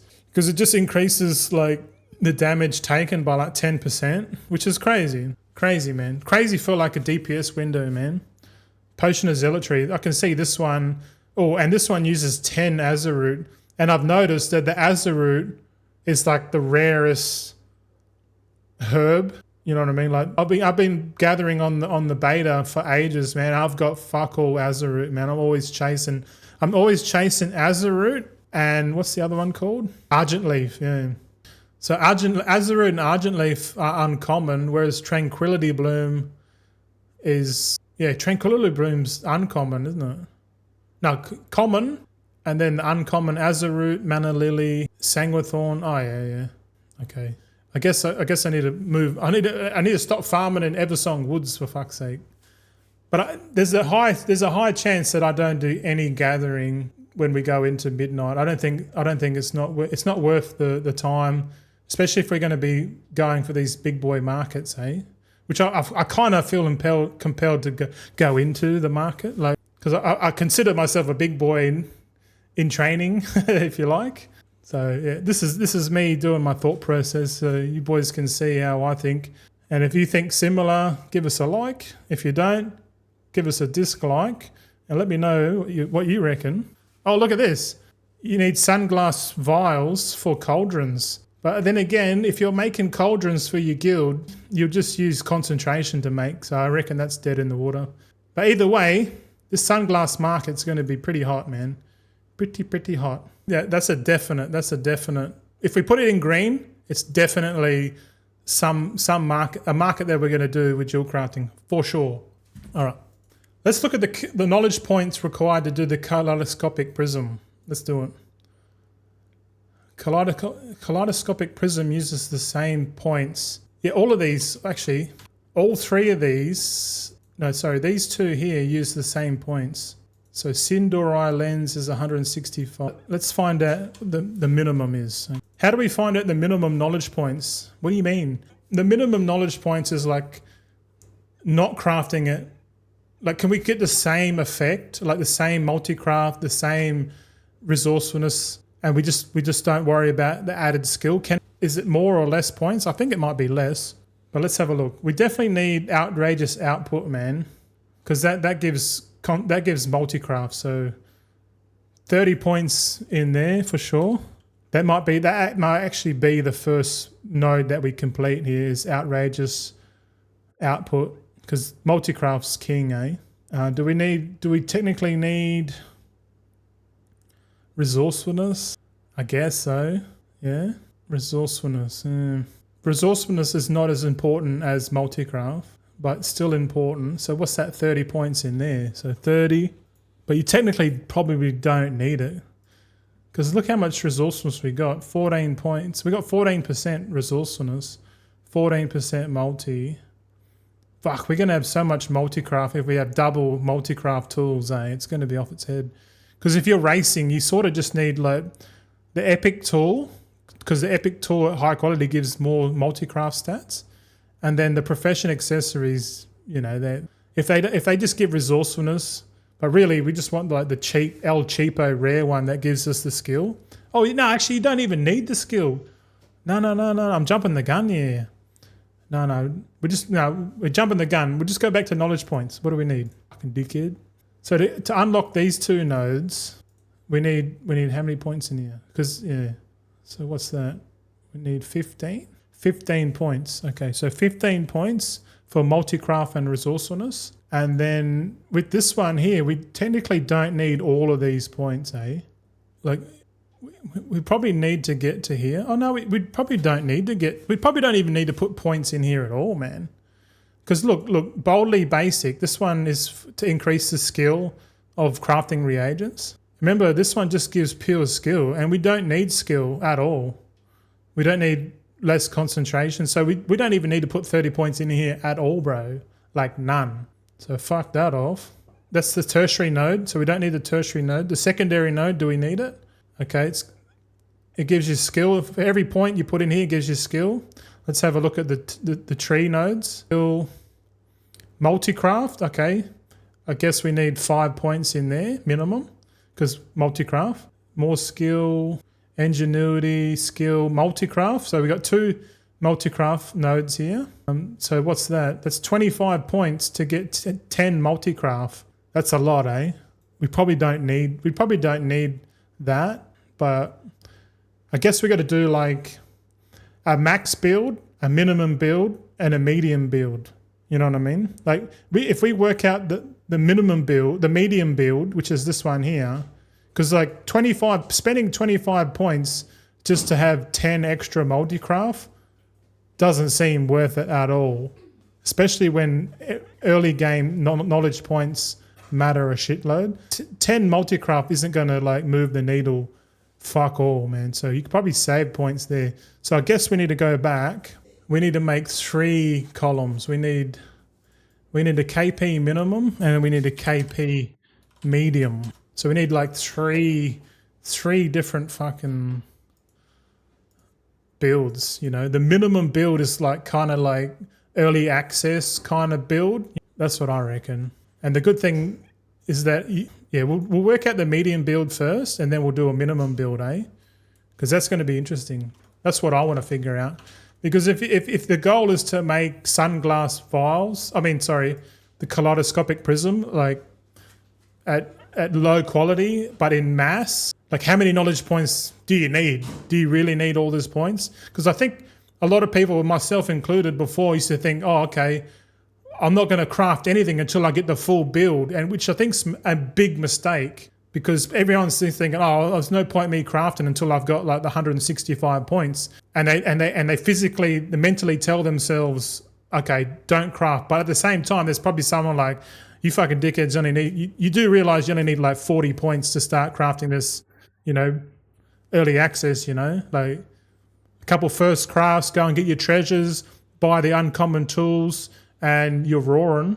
Let's go. So we might actually get the 5 epic editions just so we can get like 5 accounts doing some crazy early access shit.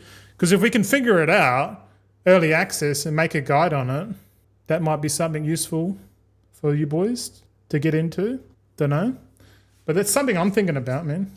Because the quicker we can get these normal quality reagents out in the market, the quicker we can, you know, get some sort of return on. You know. Anyone else taking time off work to fucking like full on go no life that shit? Like I'm gonna be the first to market to make kaleidoscopic prisms with full quality.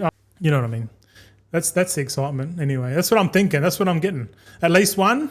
Yeah, at least one's probably not a bad idea. It depends. Like if this list here, Ian. Because we're going to have jewel crafting, we're going to have all the professions listing here. So every time we do a stream, so every Wednesday, Saturday, we're going to do exactly what I'm doing here now. And we're just going to keep adding to this list. And then whatever has the most amount of knowledge points for the maximum build, that's what we're going to make videos on. Because I can make a video on like every profession, but I feel like it's better just to make a video on the end game outcome and just make, instead of like, when you're teaching someone to like, change an end, how to fix a car, you know, this is a screwdriver, this is a spanner, use a screwdriver to take the screws off, you know, or the spanner undoes the bolts, which is great, but the better way to teach is like, okay, take the head the head block off. Take these bolts out here. To take these bolts out here, you just use the socket wrench or whatever. Instead of like telling, oh, this is a socket wrench, you put that on the nuts, and then the nuts. It's better to teach like the end product, and then as they're working it out, like the easiest stuff just goes, oh, we'll use that for this. That's the same approach I'm going to go with for this time, because that's the best way to learn. But in schools they teach you the other way. That they teach you, oh, this goes here, that goes there, and they don't really teach you the end. The end thing. Anyway, I'm rambling now. How many knowledge points? How many points we got? So technically we only need 25 there. What about proficient professor? Do we need any points in here? We need 5 points in here for the 15 resourcefulness. So 5. Oh, 30 points in there. So 15. We get 15 points in the primary node gives you 30 multicraft, which already beats this one. So 15 there. That's it. So 15 points. There you go. So the medium build is 115 points here, boys. So 115. So that's the medium build for both the prism and the lenses. And I guess, it doesn't matter. It doesn't matter with the sunglass vial because we can buy that off the vendor. So don't worry. That's why I blacked it off. So don't stress. So 115 points. Okay, what's the minimum build that we need? And the minimum build is basically what's the minimum amount of fucking knowledge points that we need to craft this shit at a decent rate without hitting the diminishing returns, And there is ways to test that shit on beta right now, but we're not going to do it. But I'm just going to use my experience here because, so we definitely want to get 30 points in outrageous output because multicraft's going to be our biggest multiplier, and putting 30 points in here is just going to be the best bang for buck. And to get 30 points into here, what do we need? We need 5 points. So that's literally 30. So 35 points, man. That's it. Boom. That's your first 35 points is going into throughput or thoughtful throughput. Do we need points in resourcefulness? Probably not. Because 35 points at launch is going to be pretty quick to get that. So we might do it. We might allocate it. Let's just see. Resourcefulness, that's another 30 points. So if we just go into here, fuck man, that's like 10, 40. So that's another 40 points. So that's 75 points already. 75 points. I don't reckon you're going to get 75 points in early access, man. No chance. So for early access, it seems like 35 points minimum into here. And then we just put in any additional points. We just put in whatever's going to give us the second most bang for our buck. And it might actually be this 15 points here, because this one here, proficient processor gives us 30 multicraft points for only 15. So 15 points in here, I reckon that's a total of 50 points. So the first 50 points, I reckon 50 points is going to be pretty easy to get started. So that's going to be 30 multicraft plus, what's this one give you? 15, 30, 50. Yeah. The first fucking 50 points, bros. No brainer. Just pick these ones here. So that's kind of like your minimum build. Because really, at this, if you're going to craft kaleidoscopic prisms, for example, normal quality, man. The only thing that matters is multicraft. Like getting a resourcefulness proc on glimmering and these, are nice, but what's better is getting a multicraft. You know what I mean? And if we get uncommon multicraft tools, let's actually have a quick look at the tools. Let's go here. We'll go to the crafting order station. Click profession equipment. What do we want? Fucking Jewelcrafting here. Accessories. Here we go. And we're looking at the uncommon ones. So the uncommon one gives multicraft. So we definitely want this Jewelcrafting accessory for sure. And then the apron gives resourcefulness and crafting speed. So if it's cheap enough, we'll get it. We don't really need like a high quality one of these. But yeah, I reckon just uncommon tools, 50 points, and boom, you're off to the races, man. Like early access, we're pumping out prisms, we're pumping out fucking Sindori lenses, you know what I mean? So we're gonna go back here and we're just gonna type in 50 points here. So look at, this is a stark difference, man. So myself included, and probably a lot of people out there, they're just fixated on this max build, which is 165 points. It's going to take time to get 165 points, but that's the end game. But early access, 50 points, that's going to be pretty fucking easy to get, man, because we're going to get 24 points just from the treasures alone. So what's that? That's 24 from the treasures. We're going to probably get fucking, let's have a look. Can we get access to the renown here? I don't know. Fuck, you don't even need renown. Because early access, we're probably not going to get like renown 5 with anything. But 24 points, so we need another 26. So we got to include first crafts, right? So first crafts, we don't know exactly. We need to figure out that number. So question mark. What else are we going to get? We got the weekly quest. The weekly quest gives 2. And then we're probably going to get some patron orders. So patron orders first couple of days. Actually, I don't even know if you can get the patron orders are going to be active on early access. I'm not sure. I don't even think the weekly quests, because yeah. But again, in the War Within, they had a fucking there was like some bugs there where people were doing patron orders and they server hop to they faction change to like alliance or to horde.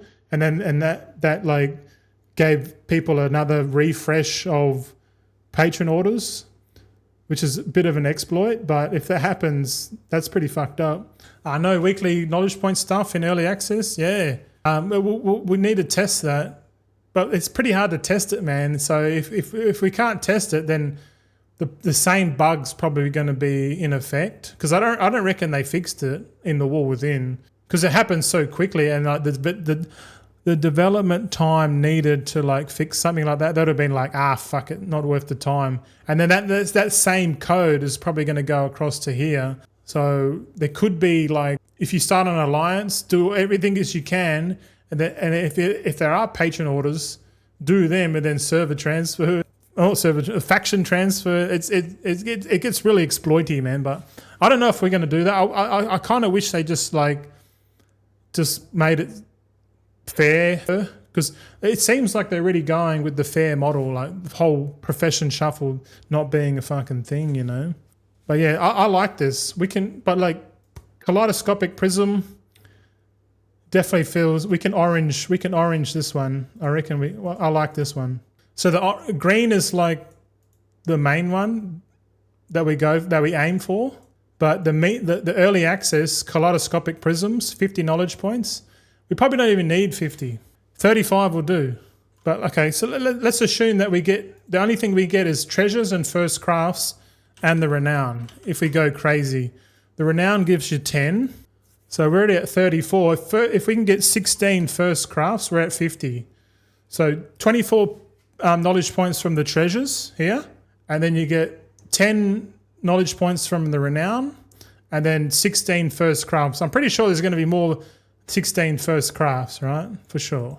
So that could be like literally a day one thing. Is go and fly around and get all the fucking treasures, do all your first crafts, and then just see if you can get 50 points. As soon as you get 50 points, just wait until you get the uncommon tools, and then you can just start making these, which is going to be cool.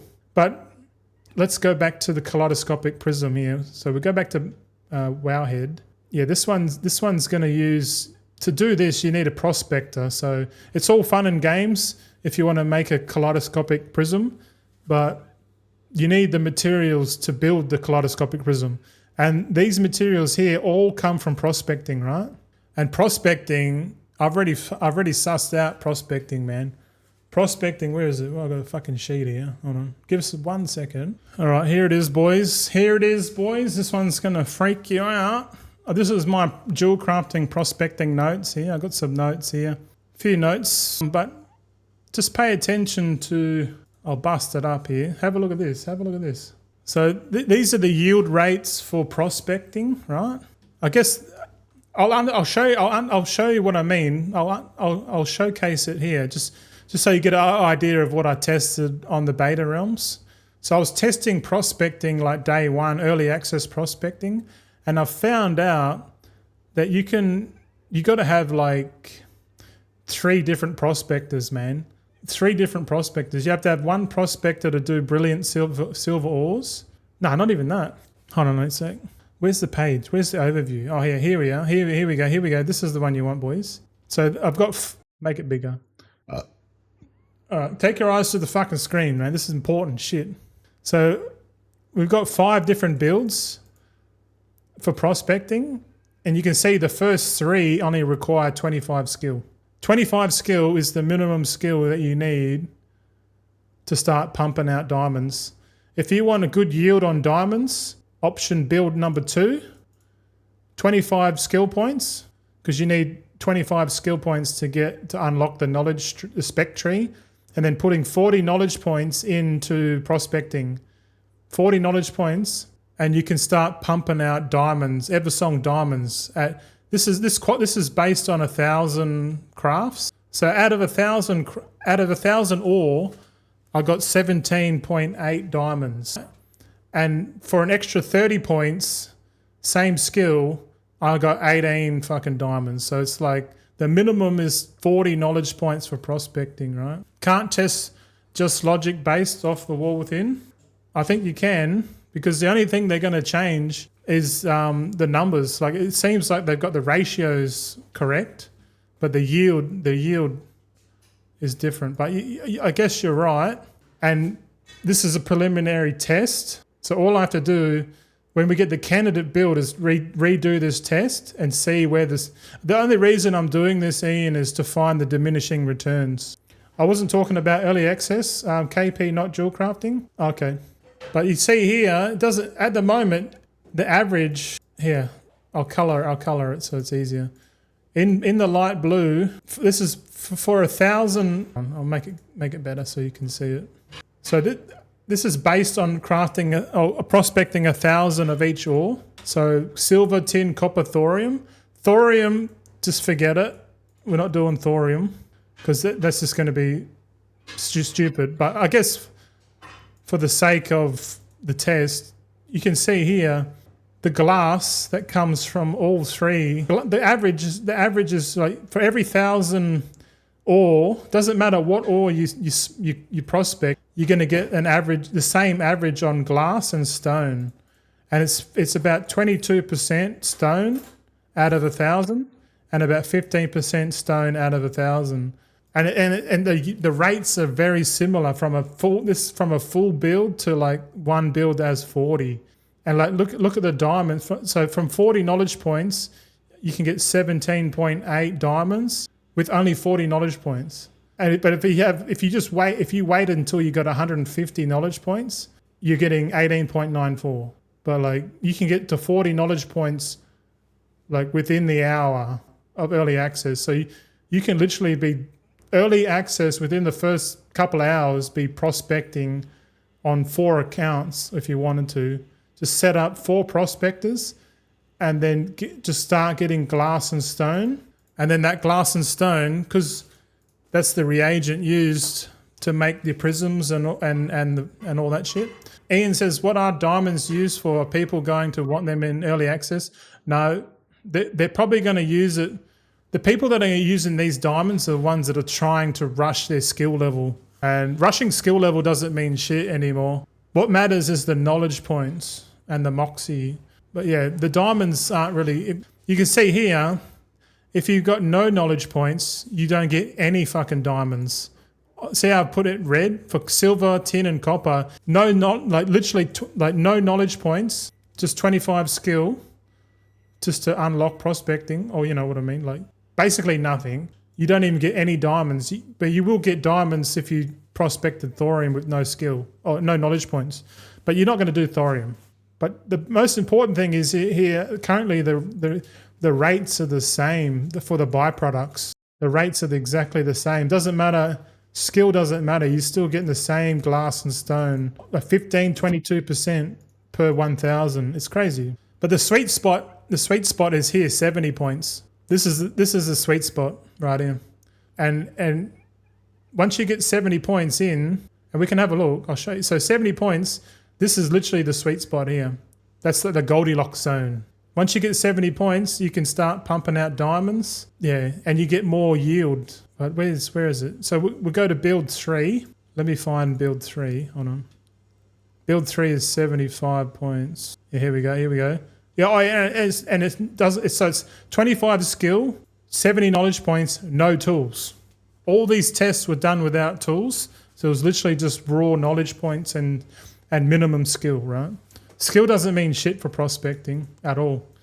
Skill only matters for prospecting if you're prospecting high quality materials. But we know already that it's going to take a while before you can do that. But you can see here, if you do refulgent, look at column M. So column M is copper ore.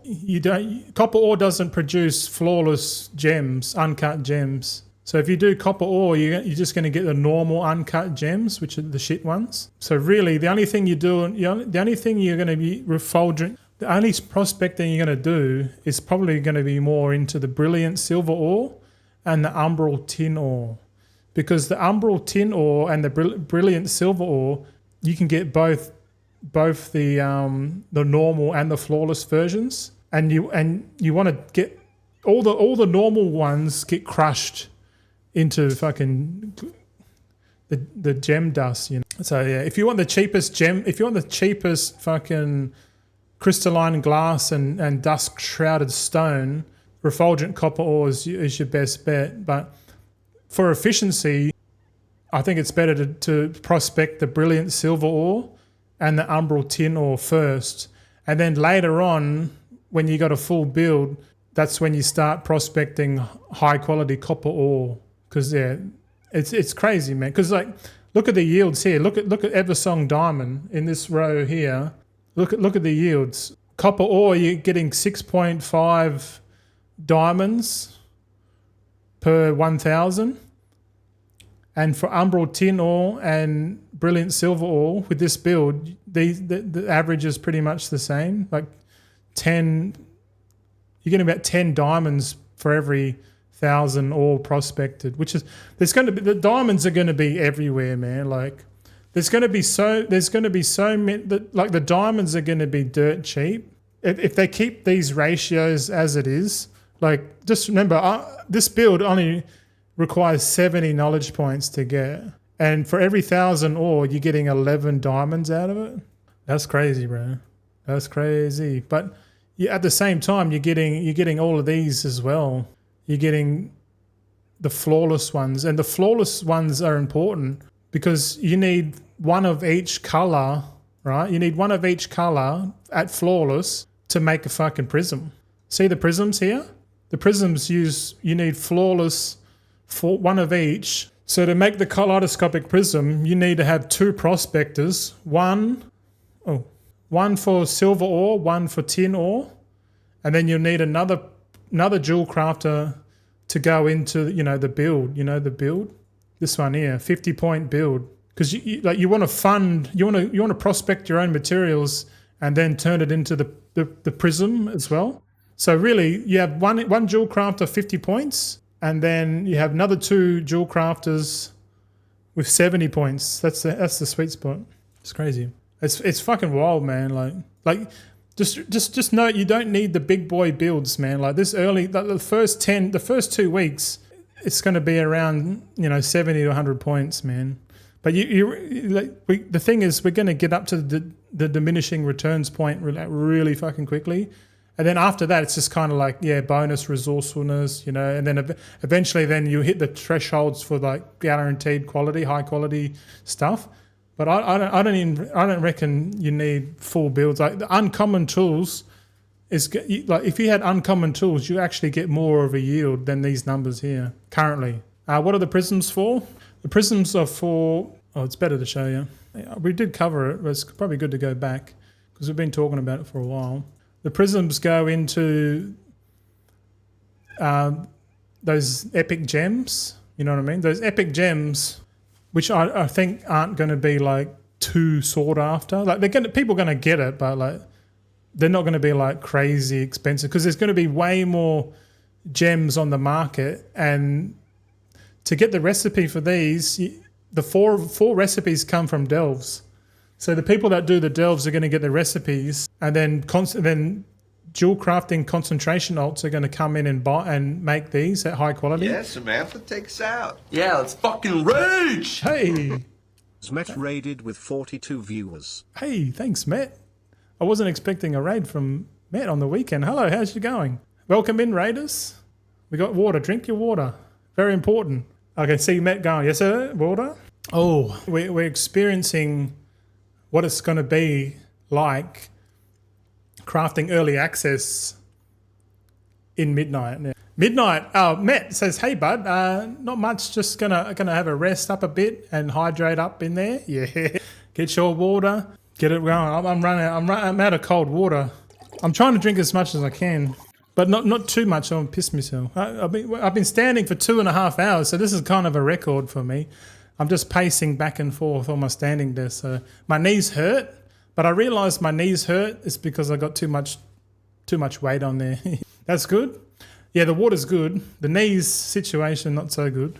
But hopefully you enjoyed your stream, my friend. And if you boys, if you boys don't know, Matt also is a friendly gold maker in the space. I'm not sure what you're up to now. Still gathering, I suspect. Have you delved into decor at all yet? Just yet? Let me know. Because that lumber farming is pretty lucrative at the moment. Personally, I haven't really done much into it. I was looking into the hive mind mount for gathering a lumber on 5 accounts. I still haven't. I've done all I've got all the coloured monocles, gathering and decor mostly. Yeah, I think decor is really good markets because it's so new and a lot of people, myself included, haven't really cottoned onto it just yet. So I think if you're in the decor markets now, I think you're earning the most amount of gold that you can at this stage in the expansion. But I don't have a shout out command, but I'll give you a shout out anyway. But yeah, like you always say, if you need to raid and run, please do so. Oh, it's all good, man. All right. But thanks for bringing the audience over. But yeah, we're just actually talking about. Have a look at this. We're actually looking at prospecting, and so far it seems like you only need 40. You only need a minimum of 25 skill and 40 knowledge points to start prospecting silver, tin, copper, or thorium. So 40 points in early access is going to be achieved very, very quickly. Going to lurk and chill? Yeah, no worries. Thank you. So 40 knowledge points, you're going to get 24 knowledge points from the treasures. So that means you only need to get 16. And there's a high chance you can get 16 knowledge points just from doing first crafts in early access. So if you do have the Midnight Epic Edition and you're going to get access to Midnight and you got a jewel crafter, just try and remember that you only need 40 knowledge points to start prospecting quite efficiently, actually. And everything that you're going to get, 40 points, man, like if we can set up 4 accounts prospecting, like we get 1 account prospecting silver, the other one doing tin, 1 doing copper, and 1 doing thorium. Nah. We get one prospector on each ore, so three prospectors, and then we have 1 jewel crafting reagent crafter, and then we have 400 jewel crafting concentration alts to feed all the materials into. Nah, I don't know, man. Warshall, are these ores new? Question mark, because the old ones have the same names. These are the new ones. The new ones are called it's like umbral tin ore, refulgent copper ore, a dazzling thorium, and brilliant silver ore. Yeah, I remember. Yeah, so there's 4 new ores, man. You can see here if we click on the specializations tab under proficient processor, you can see here's the points here. So copper. So when I say 40 points, what I mean is you put 10 points in here. So 10 points in the primary node, and that unlocks this one. And the prospecting, you don't actually need any points in here to select. So you go 10 points in here, and then put 30 points into one of these nodes. If you don't put 30 points in here, you won't be able to get the new diamonds. Okay, so 10 points in proficient processor, 0 points in prospecting pro, and then 30 points in here. So that's your minimum, 40 points, man. And then you can start pumping out, you can start processing ore.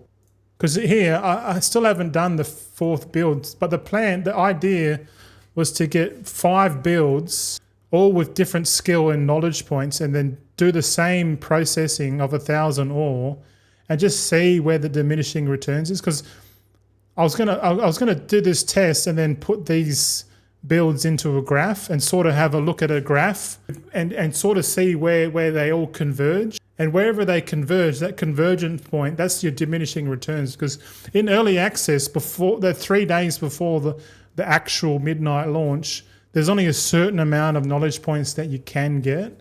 So the aim is to get to that threshold first, and then you can just sit there and park your alts, like set up a jewel crafter and then set him up and just wait for the ore to come in. Once the ore comes in, you can just buy. And you probably don't even need a spreadsheet. You just know that like you can only 40 points. The only way you're beating 40 points is 70 points because that's the next threshold. And 40 points or 30 points extra. Look at the difference between these. It's not much difference. You're getting like an extra half a diamond for an extra 30 points. So the sweet spot is 40 points. I showed you the build. It's gonna be awesome. It's gonna be so fun. But we're going so far off track here. But you can see here, we're just going through each recipe for jewel crafting first. So I guess this stream is going to be jewel crafting. And on the next stream, we're going to probably go alchemy or tailoring. I think Warshall wanted tailoring up next.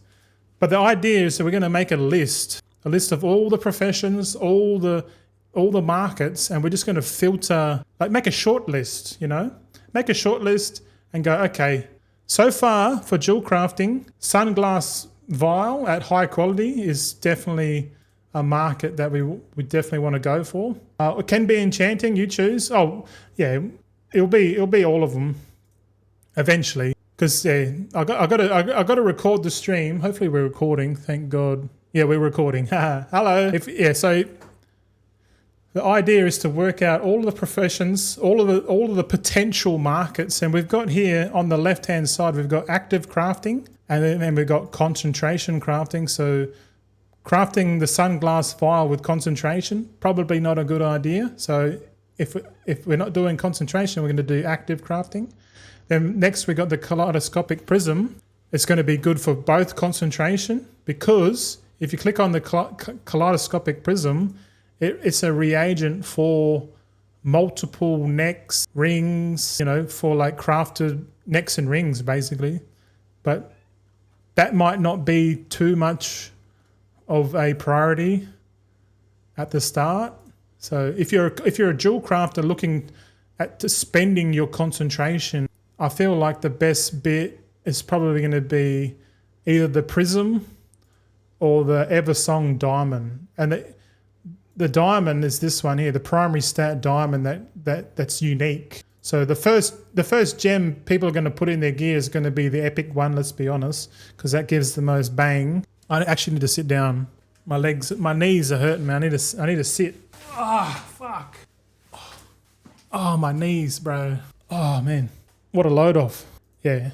Definitely got to lose weight because I watched a video and they say, a lot of people complain about like joint pains and shit, but it's really just a weight issue. Like you got too much weight on the joints, and yeah, people think, my hip's fucked or my legs are fucked. It's the side effect of having too much weight on your body. So I need to lose a bit of weight, and on the 18th of this month, so in 8 days, so next Sunday, is it?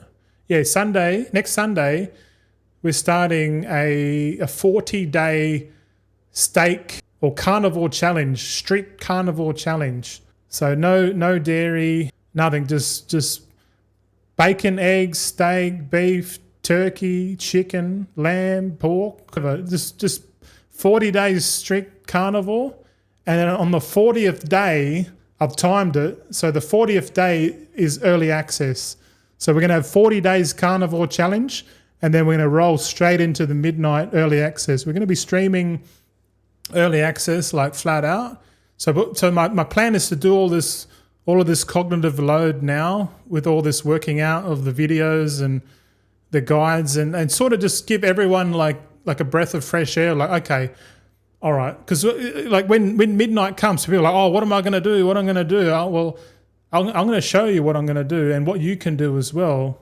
Because the entry level stuff is going to be the easiest markets to do videos on.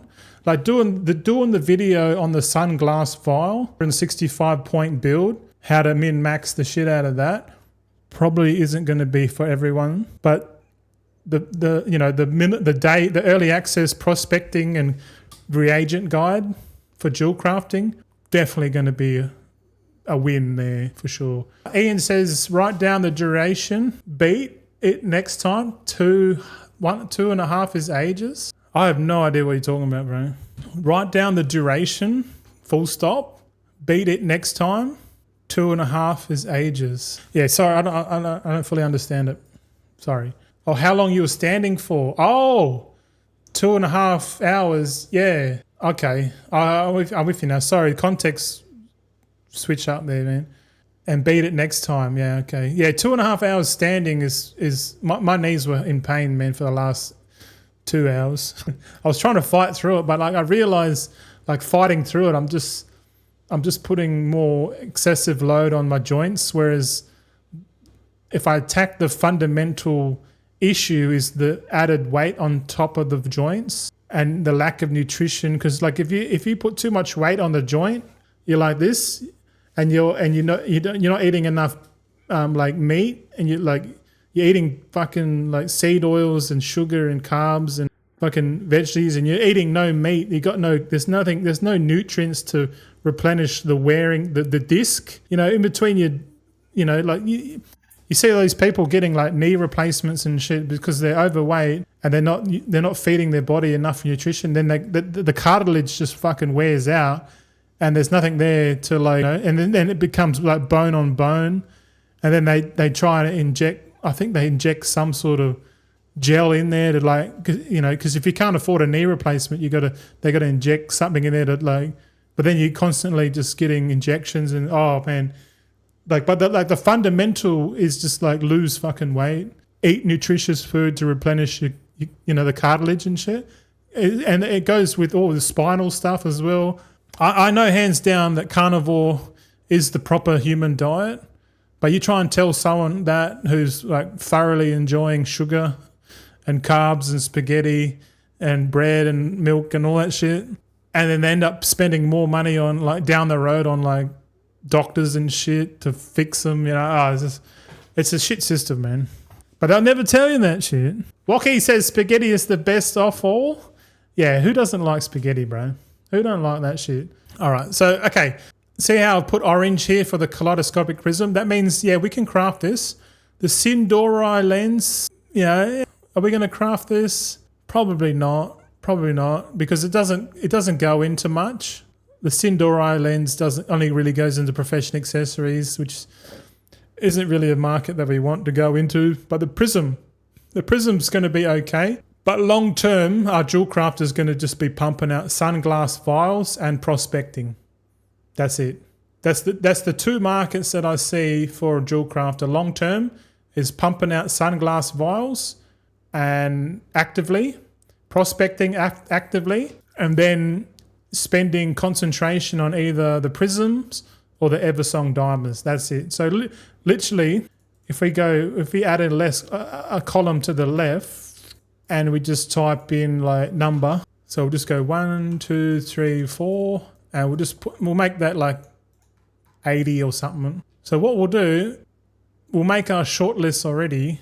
We'll just hide this Sindori lens. We'll just hide that because we've researched it, but we're going to take it off our list Because the whole point is to make a list and make that list shorter, and then just pick the markets that are like good to go into. And we've sussed out a couple already, but we've got more to go. I thank you for the 3 stream streak there, Wacky. Good on you, mate. The Dino Dance is enforced. All right, let's work out if to craft the indecipherable Eversong diamond. Is it worth crafting this guarantee? My initial thought is no, because concentration alts will be able to make this item way cheaper. Way cheaper. Like initially, concentration alts will probably be going into this. So active craft, no, but still we need to figure it out. So if we go onto our little sheet, we're on the beta. So indecipherable Eversong. You look here, with high quality reagents, it's 655 concentration, right? The beauty with Jewelcrafting is that you get 100% of the concentration back if you proc Ingenuity, but that doesn't mean you should get double Ingenuity tools. Instead, you want to go with double multi-craft tools. So multi-craft missive and a multi-craft enchant. Because multi-craft, if anything can multi-craft, you put points into multi-craft all day, every day, right? Multi-craft's S-tier for secondary stats.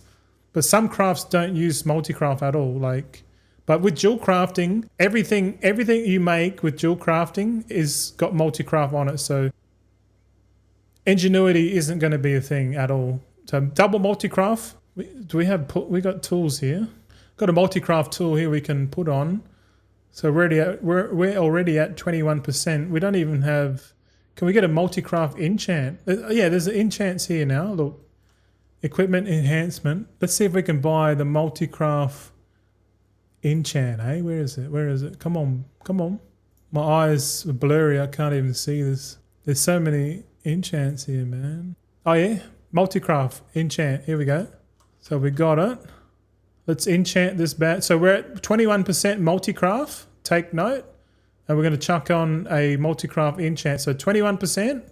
What are we going to go to? What do you reckon? 24%. So that enchant is extra 3% multi-craft. Look at that. And this is not even the epic tool. This is just a rare tool. Yeah, so I guess long term, if you really want to get amongst putting multi-craft tools on your Jewelcrafting alt army, I honestly don't feel like you need to put any tools on your concentration alt army. If anything, you just want to put uncommon tools. Like we'll just do the uncommon tools. Here we go. Here's some tools I prepared earlier. Here we go. So we're at 21% just with uncommon tools, right? Uncommon tools don't cost any moxie, and you can buy them off the auction house. And then all you have to do is probably buy, like, you know, if you really want to, you can get an enchant multi-craft on there. But we're getting 21% multi-craft as is. Okay, so 617 concentration. Ideally, you're not really saving much there, but let's change it up. Let's not use high quality reagents. All right, let's buy some lesser quality ones. Oh, hold on, we probably need to make a couple. Yeah. Let's make a small one. Let's do a little bit of prospecting. Oh, there we go. Eversong diamonds. Here we go. So we go back. Here we go. This is more like it. This is more realistic, right? Cookie. Hey, man, is it eventually worth the conch alt army for enchanting? Did you test the enchant reduction concentration build? Yeah, we did that the other day. It's still worth it, yeah, for sure. It's not going to be... The only way to get the same yield as the War Within is to have, like, heaps more fucking alts, man. So you got, like, 9 days to go on Legion Remix, so go hard. More alts, the better. But if nothing changes, more alts is better. But more alts means more monthly subscriptions you got to pay. So concentration, as of right now, is currently nerfed. But the barrier to entry is like so high. So concentration alts might actually be easier to set up. Like, without a doubt, you probably won't even need any knowledge points at all this time around. Like none. Because right now you can do a concentration build with no skill, no tools, and you can, and it doesn't actually reduce the amount of concentration. Like, look at this. For using normal quality mats, it's going to take 870 concentration to make this a high quality, which is like you're making one of these every 4 days. More alts the better. Like how many? Question mark. Like 300? Yeah, 300 will do. If you got 300 concentration alts, you'll be all right. You'll be making gold. And the beauty this time around is that everyone knows about concentration. So my concentration guides are going to be... Wocky's like, only 300, lol? Yeah. Well, the thing is, the more alts you can get, like you don't even need to buy tools. Like no tools, no skill, no knowledge points. You can literally just bring your character into Silver Moon City, pick up jewel crafting, learn the recipe. In this case, you buy this recipe off the auction house because it comes from Delves. Buy this recipe off the auction house, purchase these items from the auction house, click the button, send it, and then boom, high quality diamond straight off the bat. But because the barrier to entry is going to be like really, really easy, that means there's going to be so many of these on the market, man. Because concentration alts are just going to make shitloads of these. And then once enough people buy these for their gear, and they put it in crafted gear especially, they only have to do this once. So long term, I don't feel like this is going to be worth it. But the concentration craft that's going to be worth it is going to be the Kaleidoscopic Prism, in my opinion. This one beats everything. This one, we haven't even looked at gems yet, man. You want to have a look at gems? But this Kaleidoscopic Prism, man, this one requires 4 flawless uncut gems, so 1 of each color, plus 10 normal quality glimmering gem dust. And this one's off its head, man. This one's off its face. And fuck, if we use all high quality, you still can't guarantee this prism at high quality, which I think it's just like the build we got right now isn't like a proper build. We're still waiting for the candidate build, or we're just waiting for the next build. If the next build is the candidate build, then that's going to be awesome, because then we'll come back on here, and because ideally you'd want to have all minimum rare tools, all the knowledge points, and you should be able to guarantee this at high quality. If you use all high quality mats, you might have to use like maybe a few normal quality gem dusts or whatever, which is fine. That's dependent. That's probably the only thing that's going to reduce your concentration. The fact that, like, are you spending 174 concentration on this? Probably not. If anything, you want to just use all normal quality stuff. Because if you prospect, right? If you prospect the ore, umbral silver ore, and the other ore, what's it called? Brilliant silver ore, yeah. Prospect the silver ore and the tin ore, you automatically get the flawless gems. And these flawless gems, you just got to add the glimmering dust. So there's actually a current bottleneck on glimmering gem dust. So this glimmering gem dust is going to be expensive, man. Like, don't worry about the glass or the stone. That's the one that's going to be the most expensive is going to be the glimmering gem dust. But that's good. If the glimmering gem dust is expensive, that means this will be worth even more gold to use as concentration craft. Like, for example, this is going to take less than, if we get a full build, you could probably do 3 of these every 4 days. Currently we're at 354 concentration, see? But if we had like rare tools, this might actually get lower than 333. If it goes to 333, that means we can craft 3 of these every 4 days, which would be insane. But I doubt it's going to be that much. Ideally, you craft a prism every 2 days. So if you had 300 alts, 300 alts crafting a prism every 2 days, that's like an average of 150 prisms a day. And you can make 100, literally, Kuka, you can make 150 prisms at high quality every single day, and you don't have to put any fucking knowledge points in the alt army at all. None. All you're doing is spending your concentration. And all you have to do is level 1 character to level 90 and do the campaign and unlock the skip. Once you unlock the skip, you can literally just start bringing in your alts into the Silver Moon City, right? And then pick up Jewelcrafting. And Kaleidoscopic Prism is learnt off the trainer. You know, like the trainer will teach you this one. You learn this one early. And then all you have to do is have one prospect, maybe two prospectors that are prospecting the tin ore, and maybe have three prospectors. Fuck, you could have four prospectors going.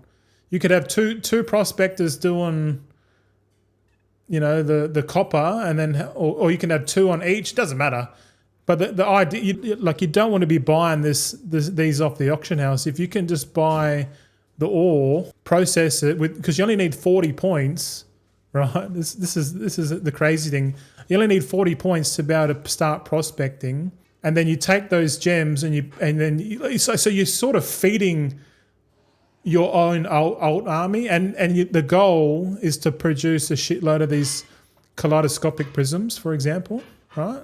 But like if you don't want prisms, then you just go into gems. Look, where's the gems? The gems here, but gems aren't going to be like sought after like straight away. Like, yeah, you could probably make a bit of gold off this, but let's craft the deadly peridot. I don't know. Pedo. This one is deadly peridot. Let's have a look. Let's go and have a look at this market. Where is it? Deadly garnet, deadly amethyst, flawless deadly peridot. Look at this one here. Let's just favorite this one for now. Let's say instead of the kaleidoscopic prism, you want to go into gem crafting, right? So high quality. The good thing about this here, a normal quality gem is 10 haste and 4 critical strikes. So 14 spec. Oh, sorry, you got a question there, Cookie. Does Jewelcrafting has any 5% reduction on concentration? Yes, you can get 100% back with concentration Jewelcrafting. So inscription, if you're planning your alt army, there's 2 professions that give 100% concentration back. One is Jewelcrafting, the other is inscription. We haven't covered inscription yet, but if you watch the VODs, if you're watching this VOD now, every 4th day we're going to do a stream. We're going to talk exactly on each profession at sort of a medium to high level. But like I'm literally pointing out like how easy it is to set up these concentration builds, because like that's the only way to combat people going hard. Like having concentration alts exist to deter the people that are going hard on trying to get to those high end markets. But to be honest, the slow and steady way is always going to win long term, like and less headfuck as well. Because you don't need, like for gems, you probably need a few more points. Let's say to unlock this, it says here, learn how to craft flawless deadly peridot, right? So you actually need to be able to unlock this tertiary node. So let's just see how many points do we need to unlock the recipe. So we go here. Okay, so just picking glorious gems, we can get. You don't need any points to get to the secondary node. Yep. So you actually don't need any points at all. 0 points. If if you say if you want to craft this recipe, this gem, one of your concentration alts, because remember there's like what 12 plus 4. There's literally 12 gems that people want. So if you've got 300 alts, for example. We'll use you as an example. Say you got 300 Jewelcrafting alts, right? And you want to make gems with it.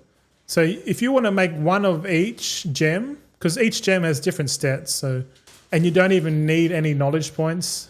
You just need to learn this spec. You need to get to 25 skill minimum, which will be pretty easy. 25 skill will unlock glamorous gems. You can click on this primary node, this secondary node, and then pick whichever one. So let's say you got a spreadsheet. You go, okay, I'm going to have, well, let's divide 300 by 12 recipes. Here we go. So, okay, you can literally have 25 jewel crafters on each of these gems, right? Which is going to be fucking insane. Like if you can pull, Poros, how you going? Yeah, welcome back. Are we going to use the quick hands at midnight again for crafting speed? As of right now, yeah, nothing's changed.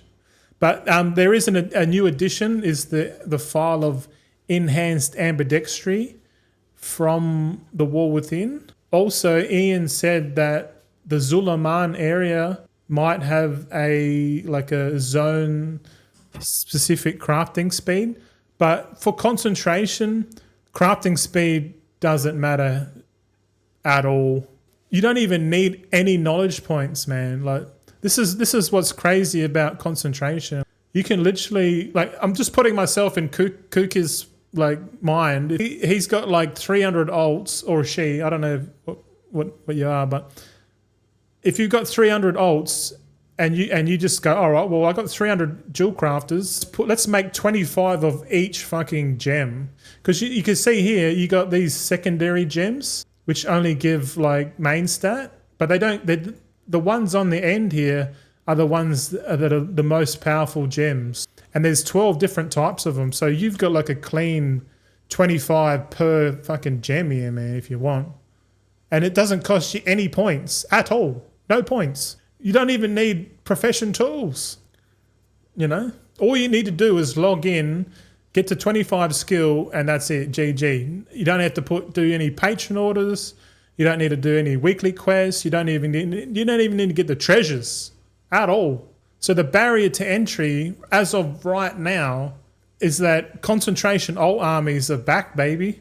The more you got, the more gold you make. Because let's say, okay, let's go back. This is probably going to be a little bit incorrect, but let's say we're going to make this enchant here. See, it's going to cost like what, 355. We should do this on a fresh character. Let's do a fresh character, because this is going to be more realistic. So we'll create a character. Let's make a neutral character. So like no added profession skill bonus or anything. Let's go a demon hunter or whatever. They got no profession shit. So let's just create a brand new character. So just to try and reenact what I'm trying to teach you here. Kuka said you don't need any knowledge points. So that means the prices of high quality enchants or any high quality professions items will be higher or lower than the War Within items. The prices are going to be high, but the prices are going to be high, man, for high quality. There's no doubt about it. No fucking doubt about it. Okay, let's just put the timer on. Look here. Like, concentration's going to make gold. With the more alts you have, the more gold you're going to make. Simple as that. So, okay, we just started the timer on. Let's just pretend. Okay, so we've gone from Dornagal and now we're in Silver Moon City. We're at the fucking jewel crafting trainer here. We're going to train midnight jewel crafting. There you go. Okay, and we're gonna get to. Oh, here we go. Here's jewel crafting. So to learn, we need to learn the specialization. So it says reach 25 skill in Kazalgar jewel crafting. Okay, the easiest way to get to 25 skill is probably going to be like prospecting. Oh, shit. Here we go again. Hey, Haseg's kids now following. Azix. Hey, thanks for the follow there, friend. Also, first time chatter. Which race will be the best to has as a jewel crafter question? I honestly think the best, well, technically the best one, if you're going to min-max that shit, is the Draenei Alliance. But in all honesty, it doesn't really matter. That advantage is only short-lived, so you don't even need any race particularly. Draenei is just going to be good because you could probably save like using one high quality reagent. That's it in a full build. It's it's negligible, man. Don't even worry about it, shit. All right, let's just get some pretend ore. Here we go. Here, just collect all this shit. Whatever. We're pretending here. So we've just logged in. We just learned midnight jewel crafting. It's been 2 minutes. We've gone and bought a bunch of cheap refulgent copper ore off the auction house, and we're just going to prospect 100 of that. Let's see what level, because the goal is to get to level 25. So we can literally prospect, and that's all we're going to do. So we're getting we're getting the stone, we're getting the uncut gems here. Prospecting copper ore, you get all 4 different colors of gems too, by the way. So we got here we go. So you get stone and glass as a byproduct. We're already at 13 skill, so this will stop. Okay. So we stop gaining knowledge of skill at 15. So we literally processed 20. We processed 100 copper ore to get to level 15, right? So now we just got to get to level 25. So let's go back to the trainer. Let's just spend a little bit of gold and learn the recipes here. And I guess what we'll do, we'll just go first craft. What do we got here? Let's go. What's going to give us skill up first? Because we don't need knowledge points. We need cheap skill. Sunglass vial is pretty cheap to make. Sindori lens, cheap to make. What's even more cheaper to make? What's cheaper? Everything uses glimmering gem dust here. So that's not necessarily cheap. But really, looking at this, if we only need 25 skill, we really just need to craft one of each of these, what do you call it? These gems. I reckon we just keep going back. I reckon we prospect a bit more. Let's prospect another 400 or whatever. Say, whatever that is. What is that? 80. We'll do another 80 crafts. So another 400 ore. Okay, just imagine. Hello, Tulog. Hey guys, what's going on, man?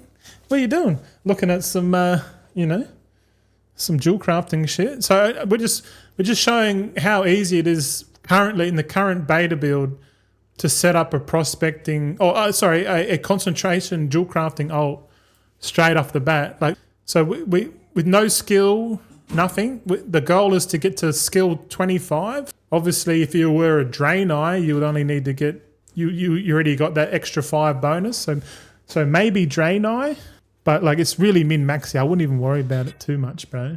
Like who cares? Who gives a shit? So we'll prospect. Yeah, just note if when you prospect refulgent copper ore, you get all colors. So you'll get the red, the blue, the purple, and you'll get the green. But I haven't got a green one just yet. We'll just keep prospecting. We're getting a bunch of glass and stone. Ideally, you just want to get these gems and then you want to crush it so you get the dust. And we need 5 dust. So we need 5 times 3. We need 15 gems basically.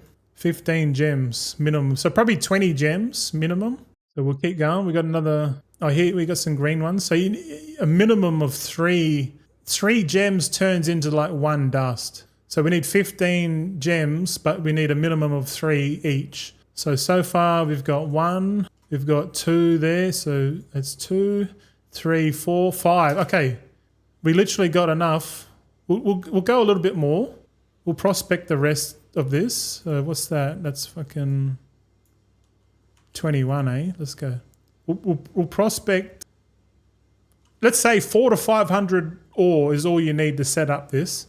So 400 to 500 ore, which might cost a little bit at the start, but if we can get away with just prospecting refulgent copper ore to get to level 25 on any race in the game to set up a concentration ult, this jewel crafting is going to be, the gems are going to be so cheap, man, like, especially when there's no demand.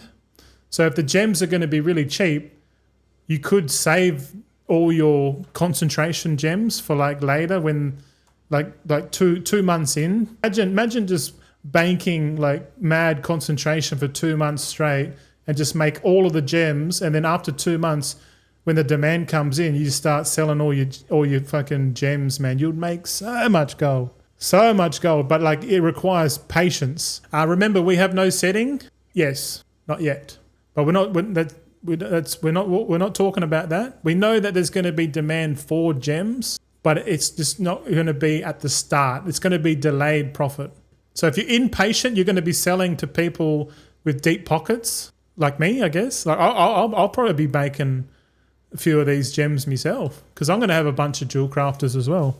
I don't know exactly how many jewel crafters, but okay, so we prospected 500 refulgent copper ore. That's all we've done.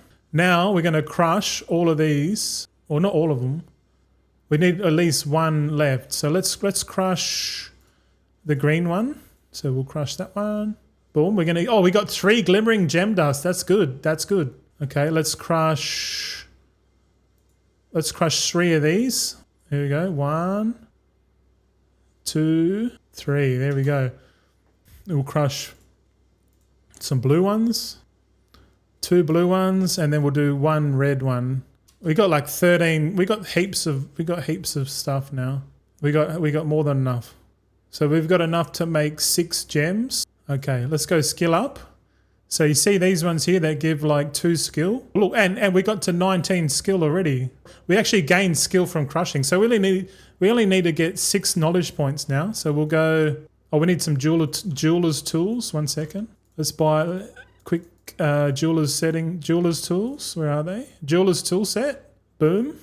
So 1 jeweler's tool set and 500 copper ore. And we're laughing. Okay. So we'll go 1 deadly peridot.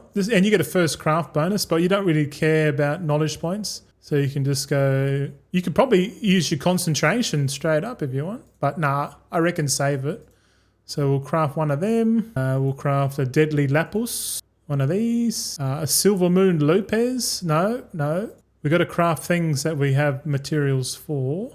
Let's do a purple one. 1 of them. We're at 24 skill. So we literally craft 1 of each color. That's it. Boom. 25 skill. Okay, that's the hardest part of setting up a jewel crafting concentration halt, bro.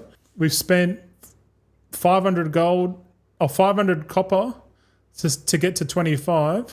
So just remember, if you were like a Draenei or a cool Tieran, you'd probably only need to get to 20 and you're ready because you get extra skill. But the reason why we get to 25 is so we can unlock the specializations, right? And if our theory is correct, we technically do not need any knowledge points at all. None at all. So let's unlock glorious gems. So this is the gem page. So unlock, yes. And then we're going to do the deadly peridot, wasn't it? Right. I see what's going on here.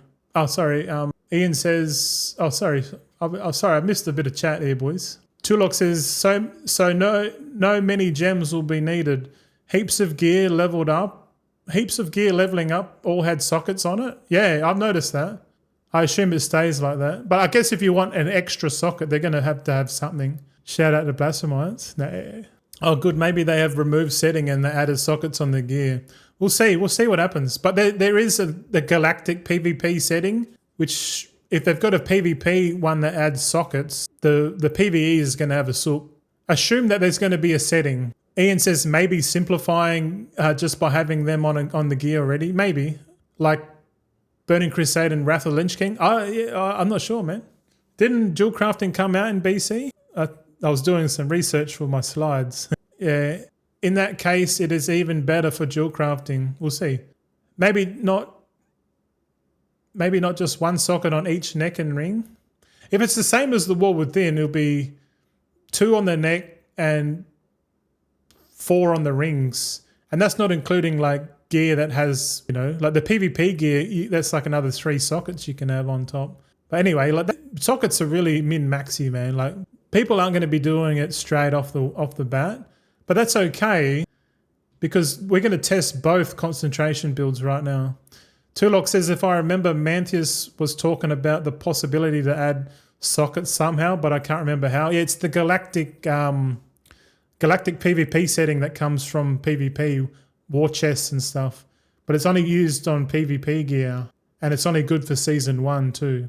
I've got a post on it somewhere. It's on, if you search on Grok, it should pop up. Just type in galactic PvP setting in midnight. My post should come up. But let's go. We're making the deadly peridot. So we've unlocked the primary node. We're going to unlock this secondary, and now we can literally unlock this one. So literally no knowledge points at all. Kooky. Apply changes. Boom. We have now learned how to craft the flawless deadly peridot. Cool. So we'll favorite that one. So this character is our flawless deadly peridot crafter. And look at this. Just straight off the bat, it took us like what? Probably, it says 15 minutes here, but we've been mucking around. So it's going to be way less than 15 minutes to set this up. It's only going to cost you 400 to 500 copper ore. So if we get real crazy, let's say it's 450 ore. Or no, we'll just go 500.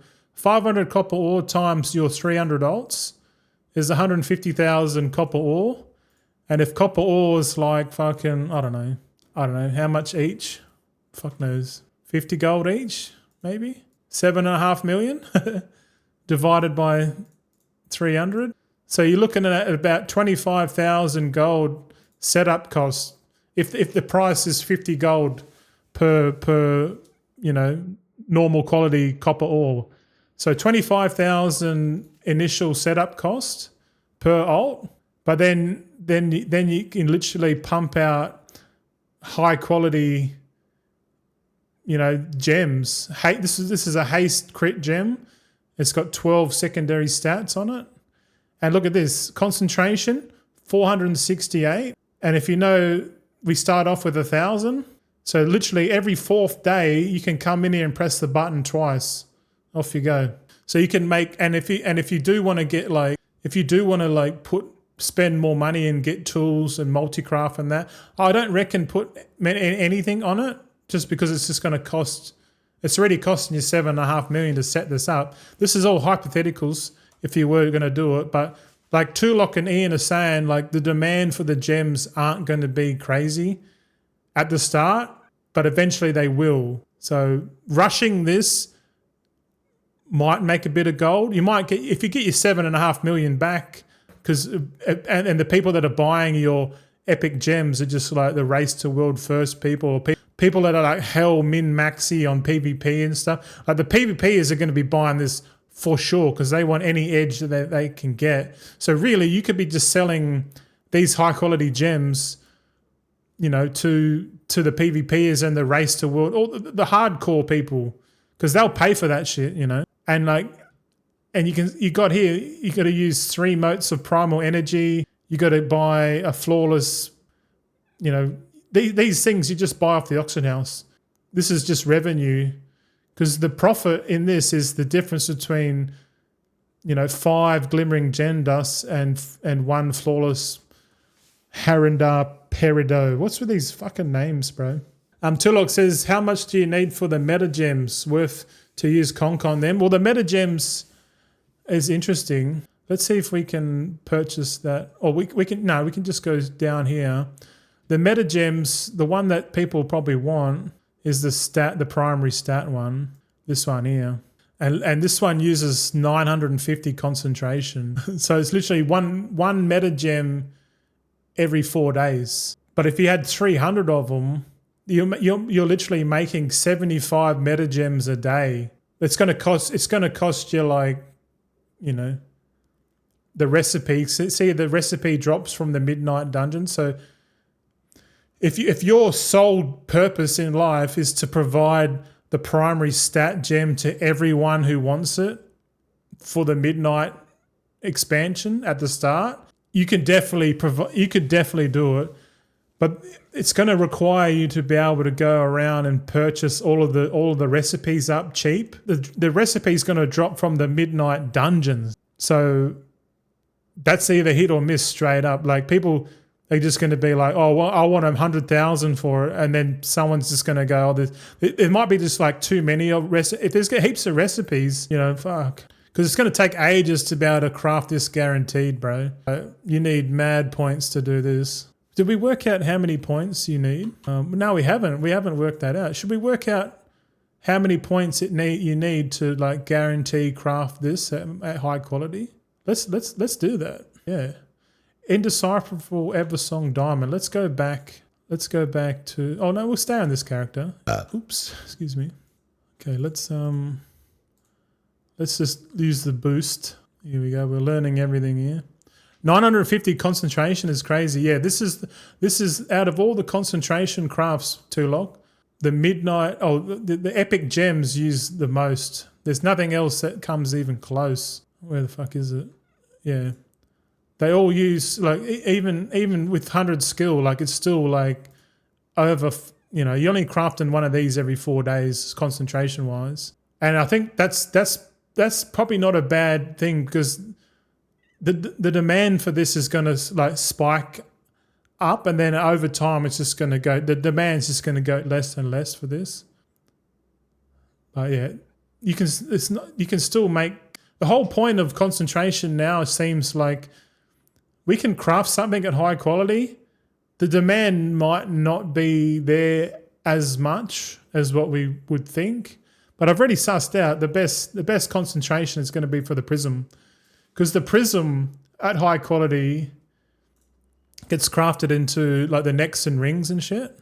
You see what I mean? Like, if we go into the game and we go under the necks and rings, like, where have we got here? Yeah, we got profession tools. No, kaleidoscopic prism. Hold on, let's type it in. Yeah, the prism, the kaleidoscopic prism goes into the 4 prisms itself. So that's like kind of like a mini shuffle here with concentration if you want. But yeah, this glimmering gem dust is going to be expensive. So these prisms are probably going to be taken off the menu. Each of the dazzling diamonds use it, but who's going to be using high quality Eversong diamonds to make these at high quality? It all depends on how, if the recipe is like abundant, then the price is going to be low. If the recipe is like rare and expensive, then crafting this guaranteed is probably going to be the better thing. But let's be honest, I think the recipe is going to be abundant and cheap. But what else? We got the rings. So the crafted, look at these embellished rings that use the new sparks. They all use a high quality, because people that are going to get like an item like this crafted, they're going to craft it high quality, and they've already been conditioned to use all high quality mats. So they're going to buy 20 motes, 1 tormented tantalum. They're going to buy 5 high quality dust shrouded stones, 1 high quality flawless Armani lapis, and then they're going to go and buy the high quality kaleidoscopic prism. So every single neck and ring that gets crafted in midnight is going to use a kaleidoscopic prism. And that's why I think concentration is best off spent with this item, because more and more people are going to use it, in my opinion. But we'll see. We don't really know. Is the kaleidoscopic prism going to beat gems? I don't know. But if everyone goes into the prisms and no one goes into the gems, it's kind of weird. But you can't put gems into something that you don't have, and that's something that people don't have is the crafted rings and necks. So looking at here, look, the fingers, 1 prism each, another prism, necks, more prisms. What's this one? Enchanting accessory uses a prism. So really, the prisms only mostly go into the crafted necks and fingers. So maybe long term the gems are still going to win out. So that theory of just literally crafting shitload of high quality gems with like minimal effort, like literally, if we use Cookie's example, it's like you spend 7.5 million gold, and your life's mission is to like just craft epic gems for your region's market. And I reckon if you just did that, and you got really good at making it cheaper, these epic gems cheap as shit, bro. Because you know these gems are going to be expensive to craft, guaranteed, bro. Because look at the fucking materials. Hold on, we'll check out chat there. Oh, Kuka. So Kookie is your nickname from now on. Okay, I see what you're saying. So which are the 2 professions you will go for your alt? I thought enchant alchemy would be more stable. It is. Nothing beats alchemy enchanting, because that they craft the most consumed consumables. Okay, yeah. But for ease of setup, jewel crafting, we've just showed you to set up a jewel crafting alt requires no knowledge points, 25 skill, can be done in less than 10 minutes. Done. Like the barriers to entry are just like so good. So like if it's so easy for people to do gem crafting, no one's going to bother making these guaranteed, because it just concentration alts are just going to beat them to the punch, man. Seba, welcome in, fellas. Bodie1, welcome in. How you going, fellas? Seba reckons, I don't think people will spend their first few sparks on rings and necks. I wholeheartedly agree, my friend. The demand for the gems is like 2 to 3. You know, I reckon. Yeah, but if we're ranking concentration between the professions, jewel crafting is viable, but long term it doesn't beat inscription, alchemy, enchanting. But it's definitely in the top 4. Weapons will be first for most. Yes, we did talk about that at the start of the stream. Weapons for sure, 100%. Bodie1 says, I have 20 jewel crafters already because of the war within. Yeah, I'm gonna have some jewel crafters for sure. How many? Maybe 10. As of right now, I'm probably gonna have 40 jewel crafters and 40 scribes in addition to my current alt army of alchemy enchanters. We'll see. We've got to do the numbers. We've got to do all this research first before we can sort of start committing to that, because we haven't even looked at blacksmithing, concentration alts. We haven't even looked at anything. I guess today's stream is all going to be about jewel crafting, man. And we should do it. We'll do it again on Wednesday. So the first edited stream we'll just put everything about jewel crafting. We just talk about it. But yeah, I can see people using this haste gem, haste crit, and if you don't like haste crit, you can go this other one, haste mastery, haste versatility. I think haste versatility would be the best one, because I think it's just better. I don't know, but who knows? You never know. Like you could just wait a little while and see which gem people are wanting. In the war within, the demand for the haste gem was the most that I've noticed. So because people are haste starving, they're starving for haste because they don't.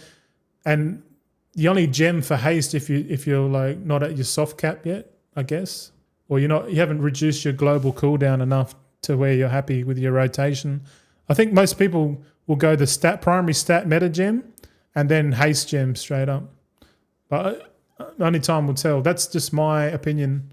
Lockie says PvPers will craft rings and necks. Yeah, I reckon. There's a few necks and rings here with embellishments on it. Like it's good for like 2v2 arenas and stuff like that. But the addressable market is negligible for sure. In my opinion, I reckon jewel crafting is good. At the start, I probably wouldn't do gem crafting. I'll probably just go into prospecting and just do prospecting flat out. Yeah, that's what I'll probably personally do. I'll probably have like four of these jewel crafters set up for prospecting. I reckon we'll probably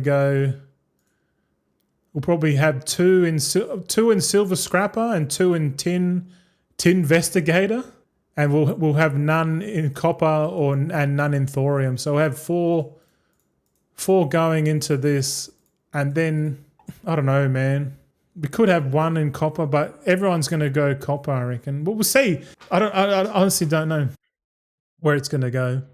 It kind of makes sense to make 1 of each. Like maybe have 3 prospectors, have 1 going into copper, 1 going into tin, 1 into silver, so you can prospect all 3 types. I wouldn't recommend prospecting thorium because that's going to be stupid.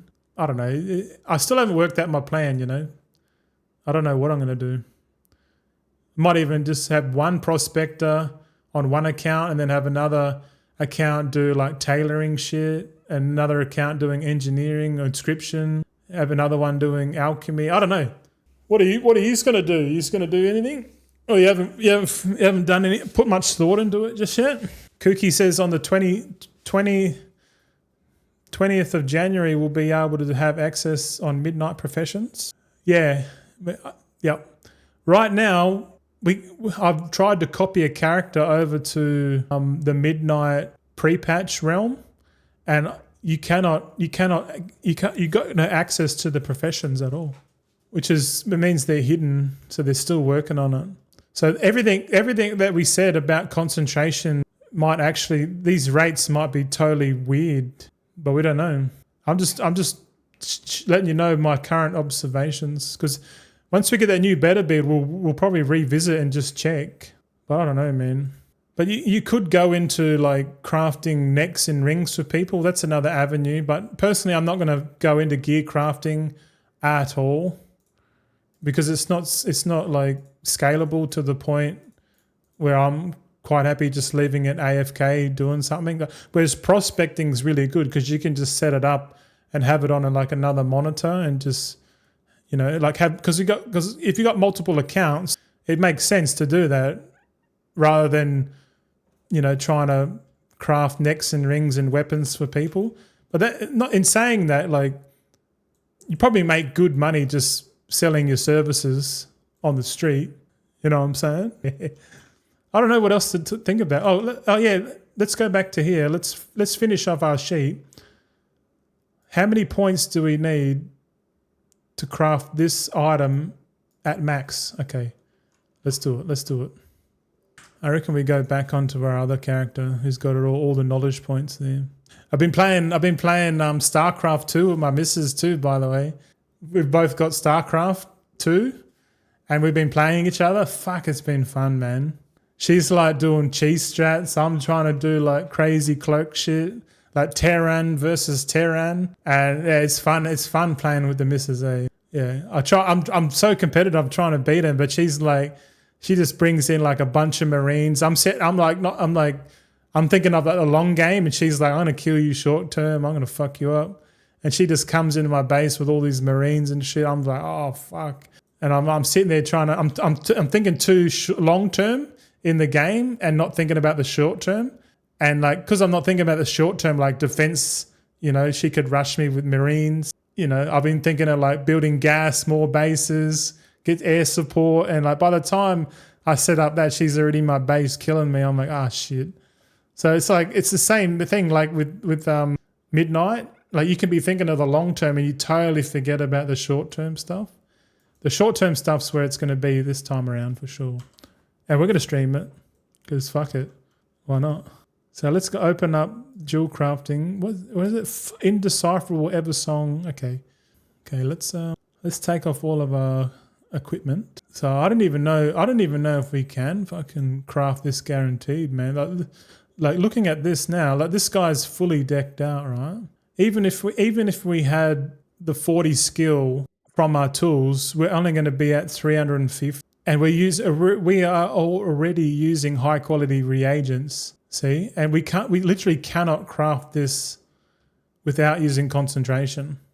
And look, even with high quality mats, it still costs 655 concentration. It doesn't seem worth it. Like right now, you cannot craft this guaranteed in the current beta build, which is wild, man. So that means no one's crafting this at high quality. That means the high quality Eversong diamonds are going to be worthless. Completely worthless. Like the price of the high quality Eversong diamonds are going to be like the same price as the other ones.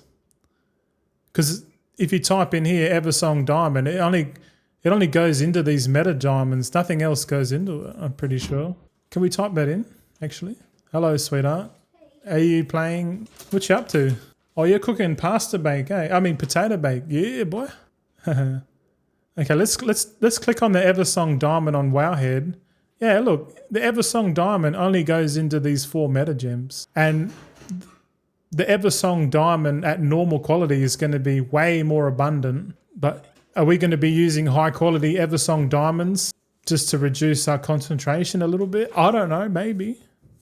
It's kind of crazy. But so far it's a black mark on this one. Yeah. There's literally no knowledge points required at all. So what do you reckon, chat? Jewelcrafting is only good for prospecting and crafting the Sunglass Vial. I think that's all we got going. Let's add in. Should we add in a prospecting thing? We should, eh? No. This is only for crafting. Prospecting is for the shuffling sheet. So in this stream, we've researched 4 items that I feel is going to be worth going into for jewel crafting. So we need to add more. We need to add more professions, man. How long have we been streaming for? 3 hours, 43 minutes. Do we want to keep going, or you had enough? What do you reckon? We can probably start looking at another profession if you want. Let's do it. Let's have a look at another profession, eh? Come on. Yeah, it's still we're going to have to revisit concentration again once we get the new beta build. That's for sure, man. Oh, maybe we look at blacksmithing. Yeah, let's do blacksmithing because it's on the same character. All right, let's type in blacksmithing. Let's see. We know for sure there's going to be a couple recipes because we got a couple of alloys that we have. So blacksmithing, we've got the Refulgent Copper Ingot. Let's type that in, eh? Refulgent Copper Ingot. This will be interesting to look into. What's the other one we got? We got the Sterling Alloy. All right. Refulgent Copper Ingot. Reagent for 34. Okay. Oh no, we'll do one at a time. I'll just get the name of the third alloy, which is called Gloaming Alloy. Gloaming Alloy. Okay. Cool. All right. Gloaming Alloy. What do we got here? We got one here. All right. So we've got Wowhead pages. I think blacksmithing might be easy to cover because I don't think there's much to craft with. There's not much to craft with blacksmithing, eh? Okay. Refulgent Copper Ingot seems like the best candidate to look at first. I've already favorited them. We can see here smelting. So there's only 3. There's ingots and then you got 2 alloys. There's no epic alloy. If you remember in the War Within, we had 2 rare alloys and we had an epic one. But the epic one wasn't really used much, and the price was like a tenth of what the rare ones were. You know, because the epic one wasn't used as much in the recipes. The price, there was just too much of it, and if there's too much of something, the price is low. So to figure out where all these alloys are going, you sort of need to get a list of all of the items that it goes into. So Refulgent Copper Ingot, if we take our eyes to the screen, you see here on Wowhead, you type it in. Oops, excuse me. It says here reagent for 34. So 34, man. 34 recipes, bro. So we just type that in our little box here. So 34 recipes, and we'll have a look at this. So we'll click on reagent for 34. Wow, look at all the demand, potential demand. This already has this recipe already has way more demand behind it than the jewel crafting ones. Like, look at this, man. Like, what do we got here? We've got crafted leveling gear, level 81 plate gear, shield. So all the level up gear uses these fucking alloys, which is good. What else we got here? We got interesting. The enchant tool, perception enchant, resourcefulness enchant, and finesse enchant require 5 of these ingots. That's a new change coming from the War Within. That's pretty good. In the War Within, enchants only used enchanting materials, and now in Midnight they're using like motes, alloys, and I think other professions also using reagents, which is good for the concentration crafter out there. Shout out to all the enchanters out there. Hey Goldson, how you going? Yeah, we're going to be making a lot of gold with enchanting. That's for sure. Is it going to be double ingenuity, or are we going to be double resourcefulness for enchanting? I think. Shit. Hey, Here we go again. L0 Gix is now following. L0 Dix. I think your name's Logix. Welcome in. Brian, the AI, is not really good at enunciation or pronunciation. Welcome in, fellas. Thank you. Thanks for stopping by. We're currently just going through blacksmithing. Where's the demand for the alloys in Midnight? This shit's... It's in... Z! Fuck off! What's going on, bruh? Where's my croissant, bro? You didn't make any last night. Where were they? Oh, I'm joking. Good to see you, mate. We're just going through here. I missed you. Oh, I missed you too. Thank you. Thanks for stopping by, bro.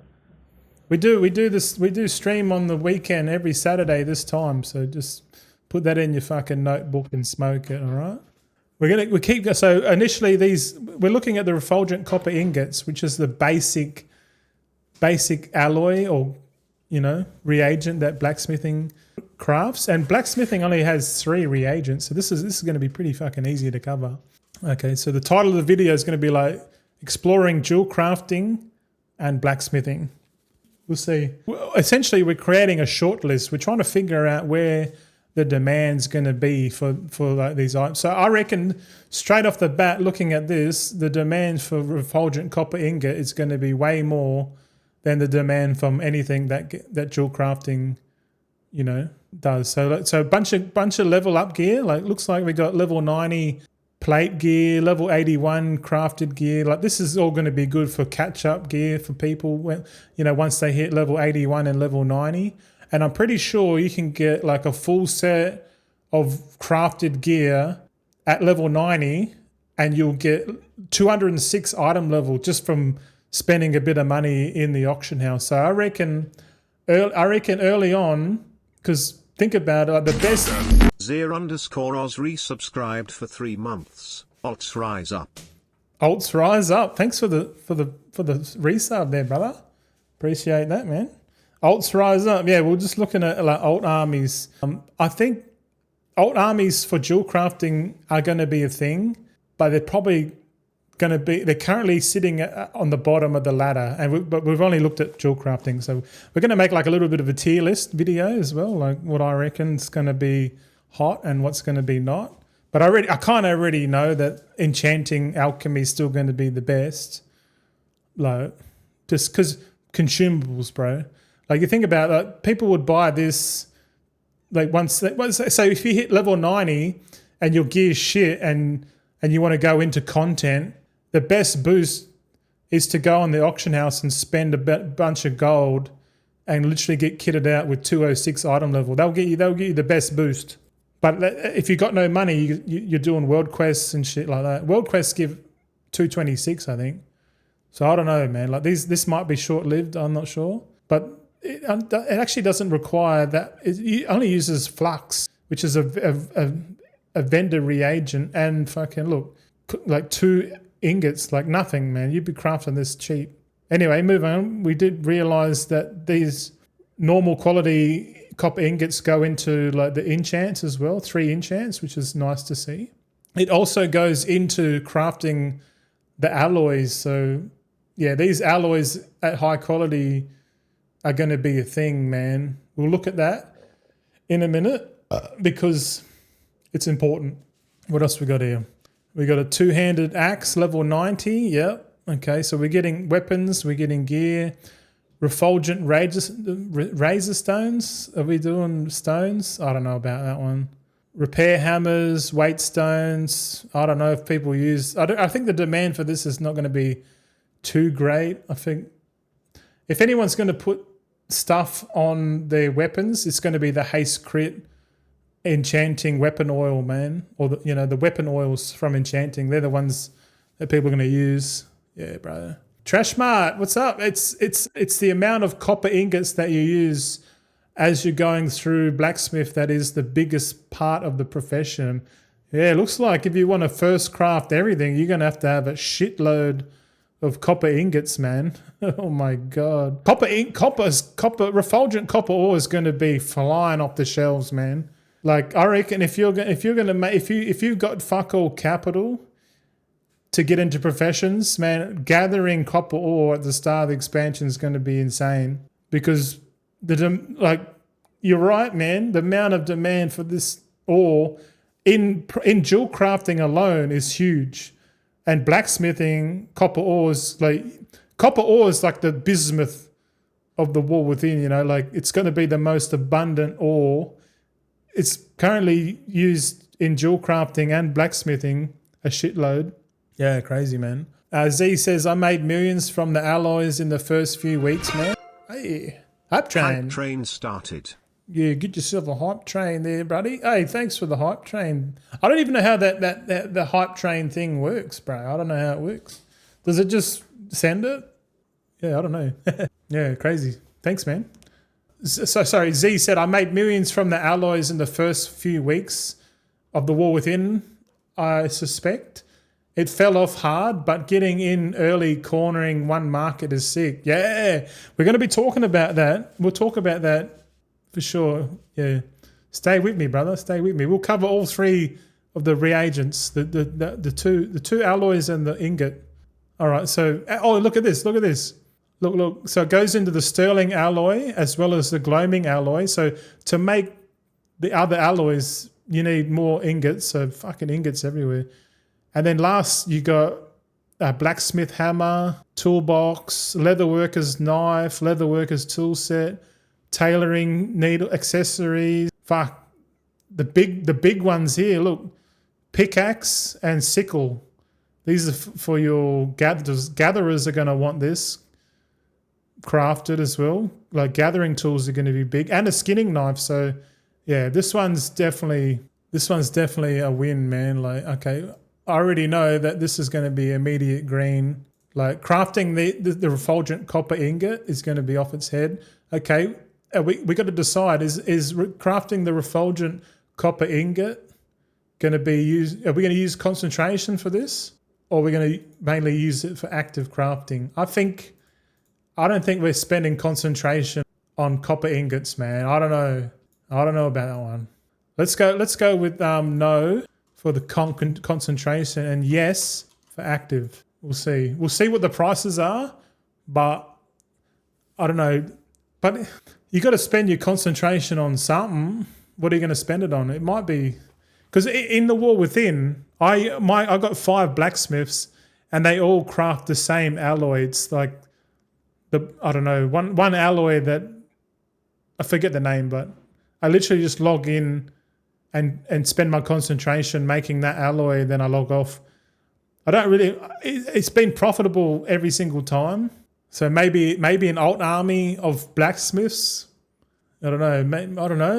Maybe we undecide it just yet. We just maybe we won't hold it because we've got to spend concentration on something for blacksmithing, right? It's got to be something. Yeah.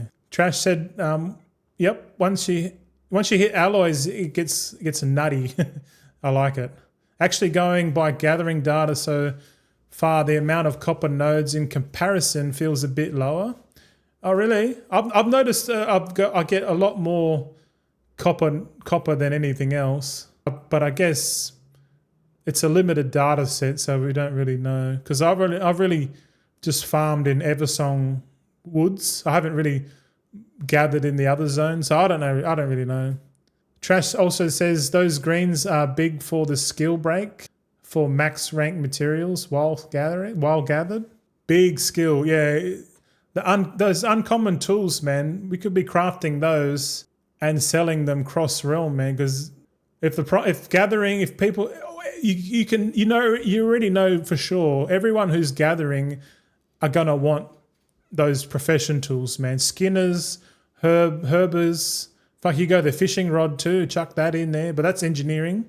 We'll cover engineering another day. We'll keep it short and sweet for this one. Z, one of my tunes was deep into two-handed weapons early on. Okay. How deep we talking, brother? I think my biggest tip on making two-handed was like 70K. Damn. It isn't worth the time. You got to spam trade chat and wait for buyers. Yeah, I'm agreeing with you, man, already. Making reagents to slam on the AH is way better time investment. Yeah, I'm with you, man. Not saying crafting gear for people isn't going to make you gold. It makes you gold, but if your goal is to provide as much value to the market, yeah, I think crafting shit and selling it, especially like these 3 markets in particular, are already what do you call it? Let's just no, we'll leave it up. Fuck it. Yeah, man. We need to dig deep more into this shit, bro. Okay. Let's okay, what's the maximum amount of knowledge points required to craft this refulgent copper ingot at high quality? That's the question, bro. And we're going to find out. So we're on the beta now, and this is, you know, beta build, not the final build. So this all could change, but the theorycraft is the same. Okay, refulgent copper ingot. It looks like, looking at this, we're going to be able to guarantee craft this because the recipe difficulty says 400, and our current skill is 390, and we don't even have the tools equipped. So let's equip the tools. The tools are going to give us 40. Yeah, but the stats aren't working. Just note that we're going to be able to guarantee this, and we got some headroom as well. Because if we can get another 40 skill on top of that, that means we're 30 above the recipe skill. So to make these, we could probably use like less rank high, or we can use less high quality copper ores. You know what I mean? But if everyone can do that, then it might be like 50-50, or it might be like seven high qualities and then 3 normals. I don't know. Who fucking knows? But let's dive deeper into what you need, because to get to this, you need skill, you need double multi-craft tools. So let's assume we got all the tools at max, everything, double multi-craft, missive, enchant. So you know we got multi-craft missives now. Fuck yeah. Oh, enchants. That's a new addition. So double multi-craft tools are going to be a thing. But let's have a look at the specializations, man. We got weaponsmith, which we're not going to put any fucking points in at all. So don't even bother putting points in here. Armor smith, don't put any points in here either. So save yourself a bit of heartache and just delete these out of your mind. The old ways, what's this? I think this is the one. This is the tree that we want. What's this? Craftsmithing. What's this? Craftsmithing does tool stones, trade accessories, and profession tools. And no, we're not putting any points in there. So really, the minimum skill is 25 points to unlock the old ways. The old ways seems like the only profession to put points in, man. According to this, yeah, that's it. How you liking the music so far, fellas? You pumping? Saturday? Did you get on the piss last night, Z? I stayed up all night last night with the missus, man. We had a bit of a party at home. We had the air fryer going. We had chicken tenders. We had fucking StarCraft 2. You're joking, bro. I'm slamming hot cross buns. Yeah? My missus loves hot cross buns, bro. Especially the chocolate ones or the ones with the, what's that? Biscoff peanut butter shit in it. I don't know what it's called. Yeah, we got them. I can't believe it's literally like the start of the new year. Like it was actually like last year, like literally like Boxing Day, they had fucking hot cross buns in the fucking shop. And I'm like, fucking Easter isn't for ages, bro. What are you doing? You know, you'd think you'd see the Australian flag up in the shop first, but nah, because Australia Day is coming up. But I don't know. That's another question. But anyway, how many points? So like, how do we increase multi-craft on this shit? Hold on, please hold a second. So the old ways is in total. There's what 80 points plus 40. So what 120 points is all you need. The fuck? Okay, the old ways. Gain the following bonuses to all blacksmithing crafts per point of knowledge spent. So for every point you get multi-craft, ingenuity, and resourcefulness. Okay, so it's a no-brainer we're putting 40 points in here. Let's have a look at what else it gives us. So we get more multi-craft, more multi-craft, more multi-craft, more multi-craft. Oh, and the last node here, gain 10 multi-craft. Okay, so no-brainer, we're putting 40 points into here. So that's 40. What else do we need to put points into? So what do we got here on the left? We got second nature. We got ingenuity. I don't know if we're doing ingenuity, boys. This is for a maximum build, right? Yeah. Yeah, we had the flour from December 1st ready to go. Oh, fucking no. Like, come on, boys, accelerate the carb intake and sugar. Let's go. We got to accelerate the demise of humanity through eating addictive foods. Come on, come on. Get your fix now. I know how it goes, bro. It's all right. We got the carnivore challenge coming up next Sunday. We do it with me, fellas. We're doing the carnivore only for 40 days, And on the 40th day, boom, early access. So we're going to be 40 days carnivore, and we're going to go roll straight into early access midnight. So if you're happy with that and you want to hang out with your boy Goldson, I'm going to be streaming live, like I don't know how many hours a day. We're going to go hard on the streaming. So stay tuned for that one. Yeah, I'm excited, man. I'm excited, bro. I want to see what 40 days of strict carnivores would actually do, because like I've never done strict carnivore. I've always done like ketovore, like yeah. But it's a good challenge, man. Because I failed the Legion Remix challenge. I fell off the wagon because of Christmas and all that. But from now until the launch of Midnight, it's all about the 40-day carnivore challenge. But we're going off topic here, man. We're going back to the old ways. No, so okay. Second nature, ingenuity. We don't need to allocate any points into here. It doesn't give us skill, so we'd fuck that off. Okay, what's this? Resource smith. Okay, this one, a point of resourcefulness. Okay, we definitely need resourcefulness. All right, so what's that? 20 points. Okay, 20 points. So far we're up to 60. What do we got here? Prolific worker. There's another specialization here. This one here is 10 multicraft to all blacksmithing crafts. Okay, multicraft. Here we go. This is the node we want first. So multicraft all the way. Actually, the first 20 points is going into here. Prolific worker, because multicraft is king, bro. Yeah, 100%. So another 20 points in there. We're up to 80. What's this other one here? The last one here at 3 o'clock. Alloys. What's this? +4 skill when crafting alloys per point of knowledge spent in the specialization. Okay, so here's our skill. Here's our skill, boys. Also, you get to unlock the ability to use finishing reagents when crafting alloys. We'll talk about that after this. Finishing reagents are still a thing, but they're mainly a byproduct from patron orders. Yeah. 10 skill, 10 skill, 10 skill, 10 skill. Okay. No brainer, we're putting points in here. So really, we're taking all the points except for one node. And that node is the concentration one, the ingenuity one. We don't need that. So in total, we only need 100 points. 100 points. That's fucking nothing, man. Let's go back to our little sheet. So Refulgent Copper Ingot, max build, 100 knowledge points. That's it. 100 knowledge points. Okay, so what about the minimum build? How many points do we need to do the minimum build? Well, we can work that out.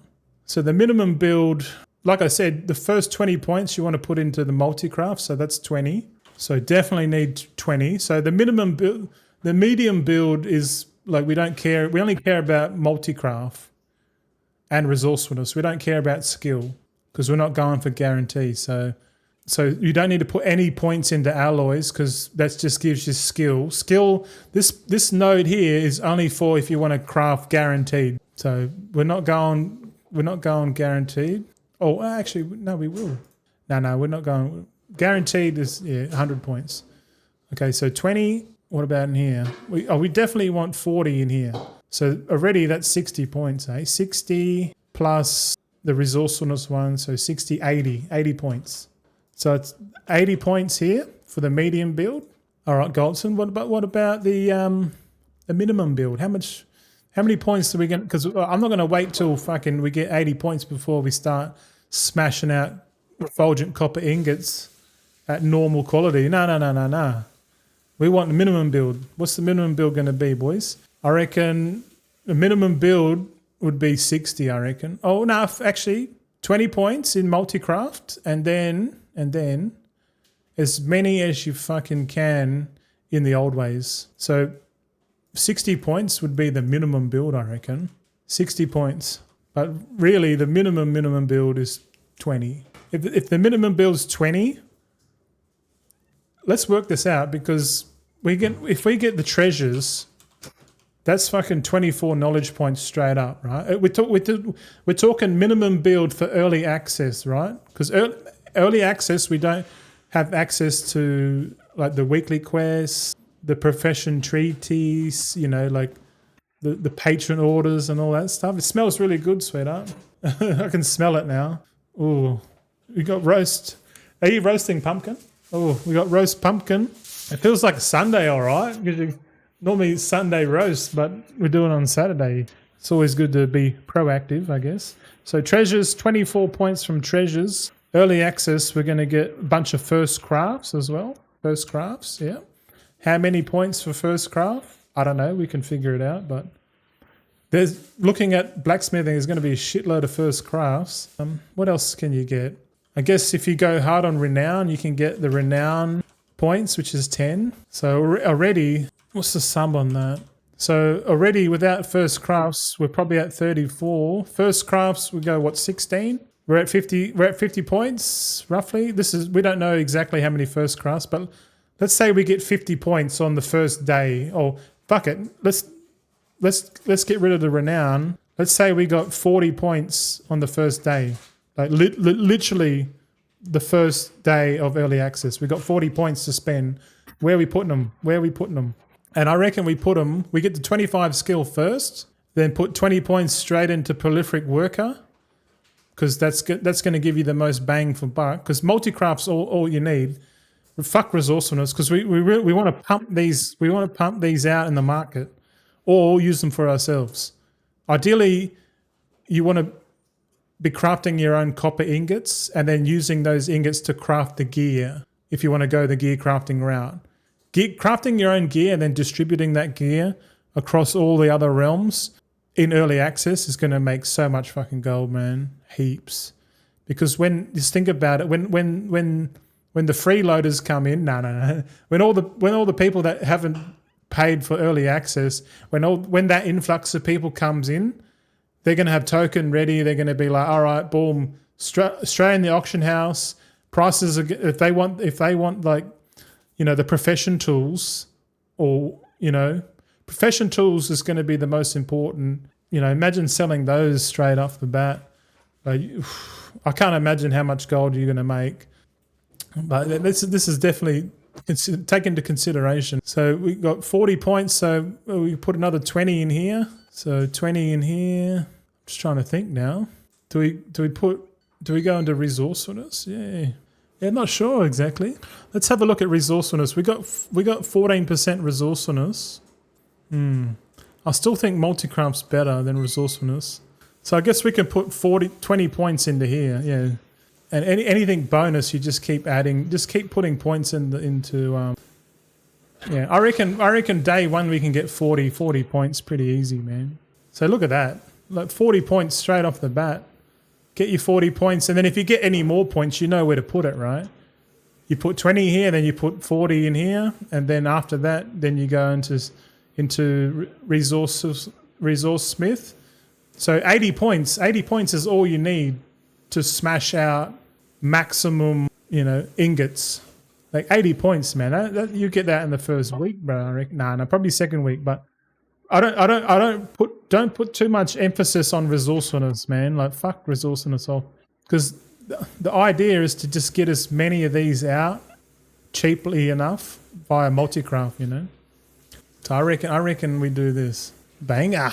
I'm excited. Like going through all this theorycraft is just getting me excited more and more every day for midnight launch, man. It's going to be fucking insane.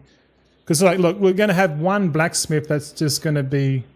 Well, now that I think about it, this is literally the same. This is the same build for all of these, man, isn't it? Yeah. Look, it's literally the same knowledge points for all 3 reagents. That's crazy. 100 points is pretty nuts, man. Like the limiting factor here is high quality ore. That's the only limiting factor here. The fact that you only need 100 knowledge points to be BIS in crafting any of these 3 recipes. The limiting factor is what price are you getting your high quality stuff for? That's it. But let's look at sterling alloy. This is the sterling alloy right here. Check it. Just type it in.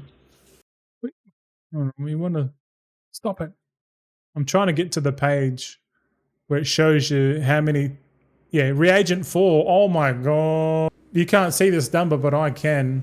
53. Oh my god. Okay, let's go back to our sheet. Sterling alloy is used in 53 fucking recipes, man. That's crazy shit. In saying this, 100 points isn't that much for a concentration alt too, by the way. Sterling alloy, yeah, okay. So sterling alloy requires the refulgent copper ingot. So it's the same skill points, but let's have a little squeeze at what the sterling alloy is crafted into, just to get a bit more of an idea of if people are going to want this item or not. I think they will. Decor, okay, we're not worrying about crafted decor, but this is interesting that it uses 10 sterling alloys to make an animated Sindori pick and hammer. Oh my god. People will buy this. Any decor that is animated, people are going to want this. And this is an opportunity at the start of the expansion to be first to market selling these decor items cross-realm, because the decor items require Moxie to buy, so it's not going to be easy to get into it. But I might get into it, because then we can just do fucking decor crafts, bro. But then again, like, we can craft all this decor, but is people going to be buying that shit? Maybe. Good. But I think at the start of the expansion, I don't think housing is going to be much of a priority for a lot of people. But housing's always going to be there, so I reckon not rushing decor is probably a good idea. So it's going to be there, but it's going to be at the bottom of the priority list. Okay, what else we got here? Drink your water too, fellas. Keep that water. Hey, we hit the 420 mark. We've been streaming 4 hours, 20 minutes, bro. Should I stand up again?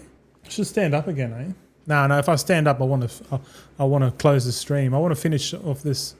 I want to finish off these alloys before we close the stream down, but we're still going hard. Hey, I welcome in new viewers. Thanks for the lurks. I appreciate all the lurks. I'll take whatever I can get at this point, man. Shout out to Matt with the mad fucking raid before. Okay, keep lurking. Listen to me ramble. Now let's ramble about what are these? What's this? Blood Knights, Impetus, Polearm. Okay, here we go. This is what Tulok and was saying, and Trash was saying before about the first crafted items that people are going to want are like guaranteed going to be weapon crafts, because weapon crafts give the most power to a player. Weapons have the most main stat. They're just the weapons are always going to be like, you ask anyone, bro, like, it's a stupid question. Like, oh, what are you going to spend your sparks on? Oh, I'm going to buy the cloak. And you're sitting there with a fucking, like, a shitty weapon. You're like, no. Everyone crafts a weapon first. If you don't craft a weapon first, you're crazy.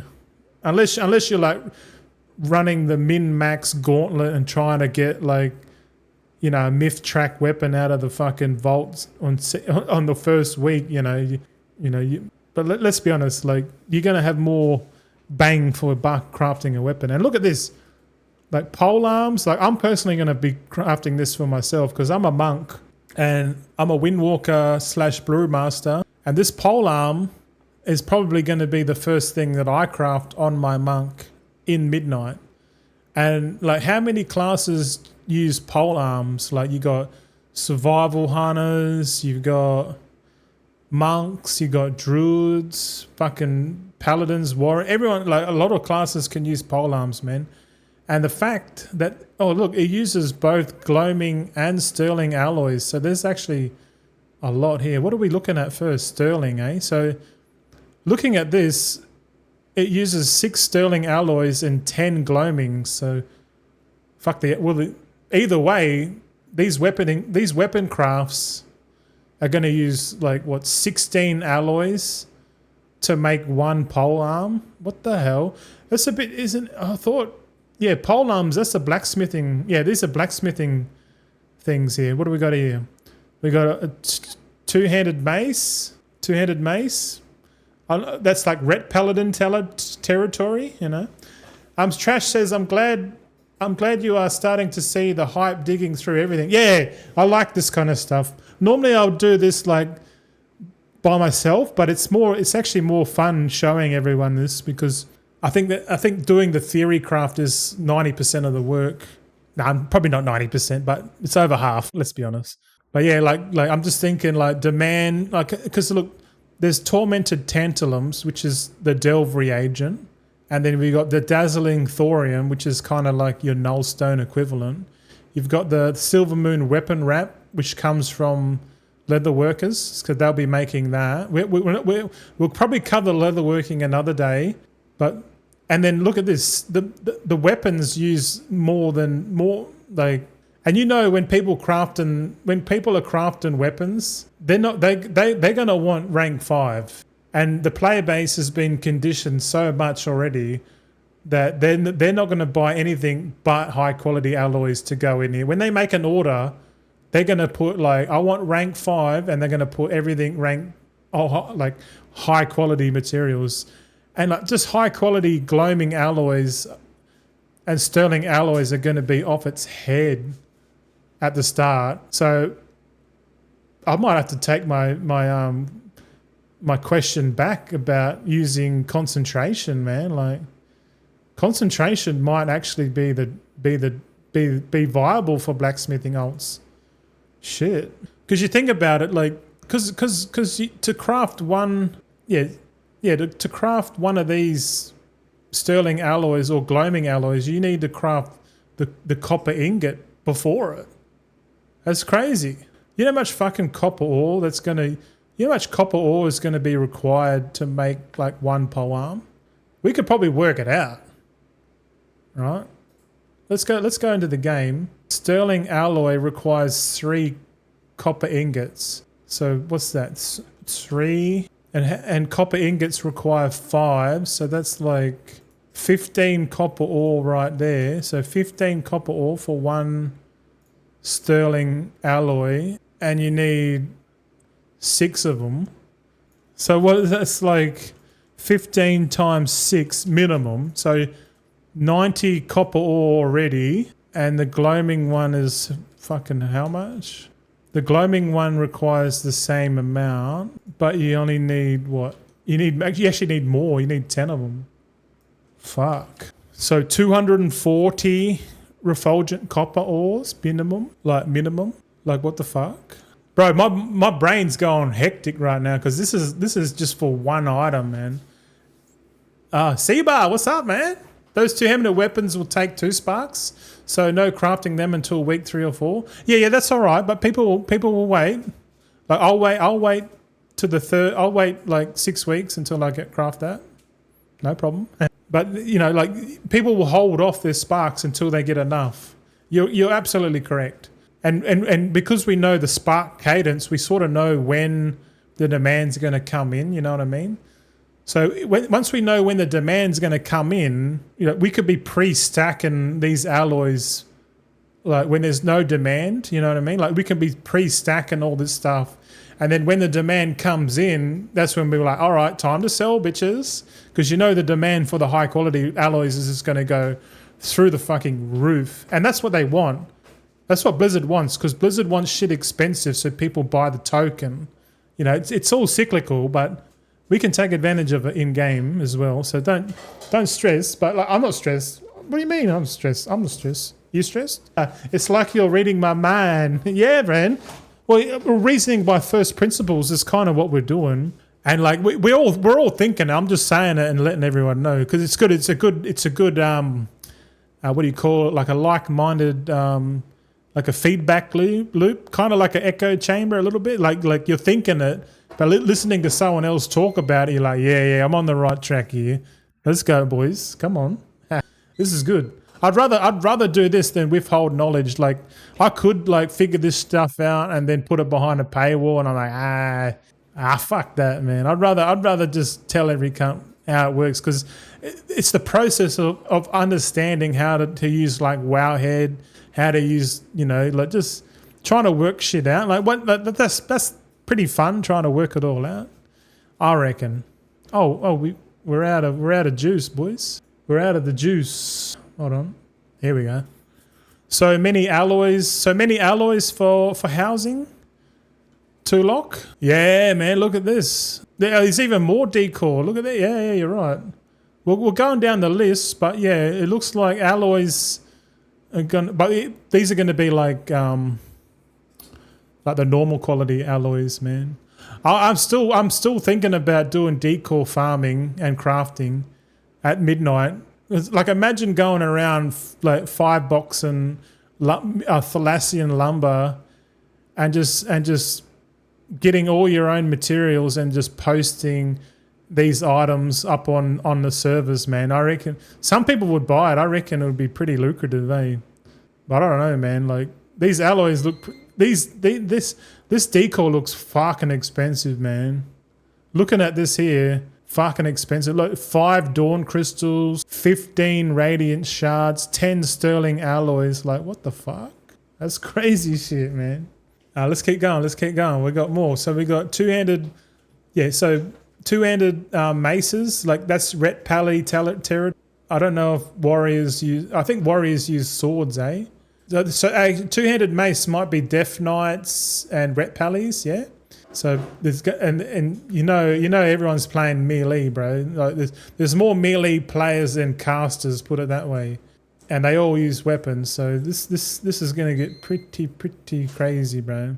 Pretty crazy. And like look at that, 2 dazzling thoriums. Like the revenues on these items are gonna be fucking insane when the demand hits, bro. Oh, it's gonna get crazy, man. Tulok says, is the first item needed for the epic crafts a delve mat? Yeah, the tormented tantalum seems to be the delve only mat. Like before in the War Within they had like 5 delve mats, but it's good that they're just making 1 delve mat now. Like fuck, man. That's good. Trashmart says yes, and it's a pain in the ass. Is it? I haven't looked into it, bro. If it's a pain in the ass, that means more gold, eh? More revenue on this. So yeah, having like a double resourcefulness build might be better, but I don't know. I still think multicraft's gonna still beat resourcefulness hands down. This is all just added revenue, bro. But we don't know. Resourcefulness might trump. We'll have to wait for craft sim to drop. Oh, you get higher tantalums in higher delves. You get more tormented tantalums in higher delves. There, you saying trash? Crazy shit. What else we got here? We got what? 2-handed sword. Oh yeah, here you go. That's kind of like your Fury Warriors. Yeah, the Fury Warriors are going to be crying. It'll be like 3 months before they can get a full set of crafted 2-handers. That'll be crazy. But they'll wait for that. The patience on the Fury Warriors is going to be pretty insane, man. Oh, we got some fist weapons here. I think, yeah, I can use fist weapons as well as a monk, but I prefer the 2-hander because why use 2-hander when you can use 1? Or like, why use 2 1-handers when you can use 1 2-hander? Because you to upgrade these crafted items, you need more crests, and it just makes sense to make the 2-hander. Because it's cheaper on upgrading your crests, but yeah, this is not a video on that. But it's good to know how it works, because then you can sort of follow the logic of what these people that want these items, what are they thinking. So that once you know what they're thinking, you know when the demand's going to come in. So you don't want to be crafting these alloys and then selling them too cheap too early, because you're just selling to the people that are accumulating this shit. Like I could be accumulating high quality these mats here, and then when the demand comes in, fucking go and drop it on the market, make a bit of a flip. Who knows? Wow, the next 2 enchants are going to be even more spicy. Oh, bro, blacksmithing's looking pretty juice, man. But blacksmithing's already on top of Jewelcrafting for sure, man. Like, look at this shit. Enchant tool, Haranier multi-crafting. This is the new enchant that's coming in midnight. We haven't had multi-craft before on the tools. This time we got multi-craft on the tools. Man, this one's gonna fly, bro. What's it got? We got 5 sterling alloys. Like, oh, bro. Just crafting this enchant tool on a concentration alt's gonna make so much fucking gold.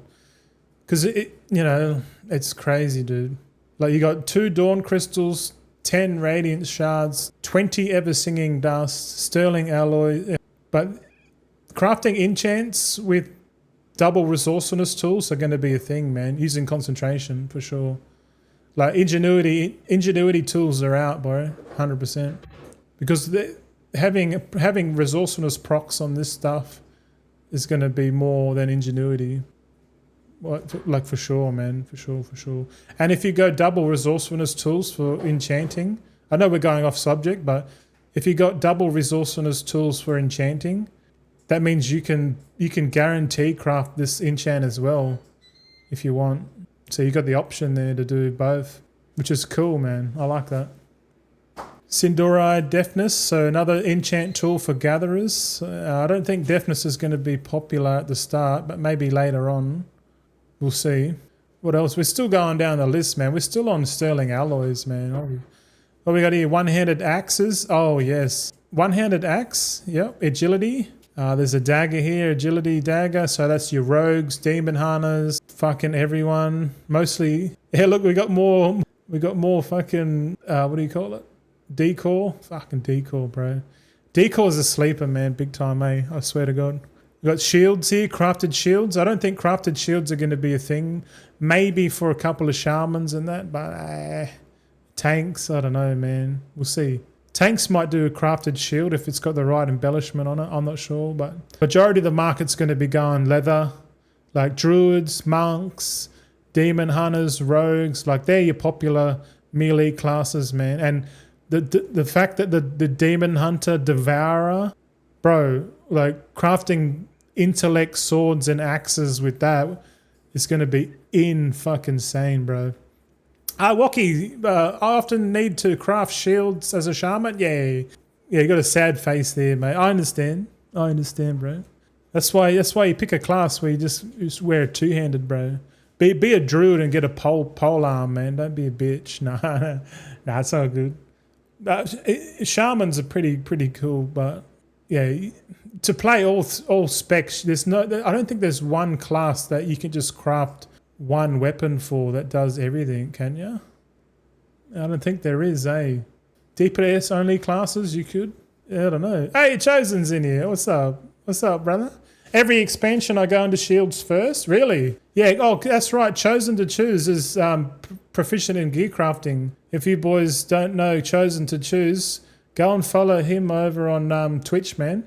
He does giveaways and that, and he focuses on the gear crafting side of professions and that. He makes a shitload of gold. So shout out to you, my friend. We're just going through the crafted stuff now, man. And these blacksmithing alloys are going to be hot, bro.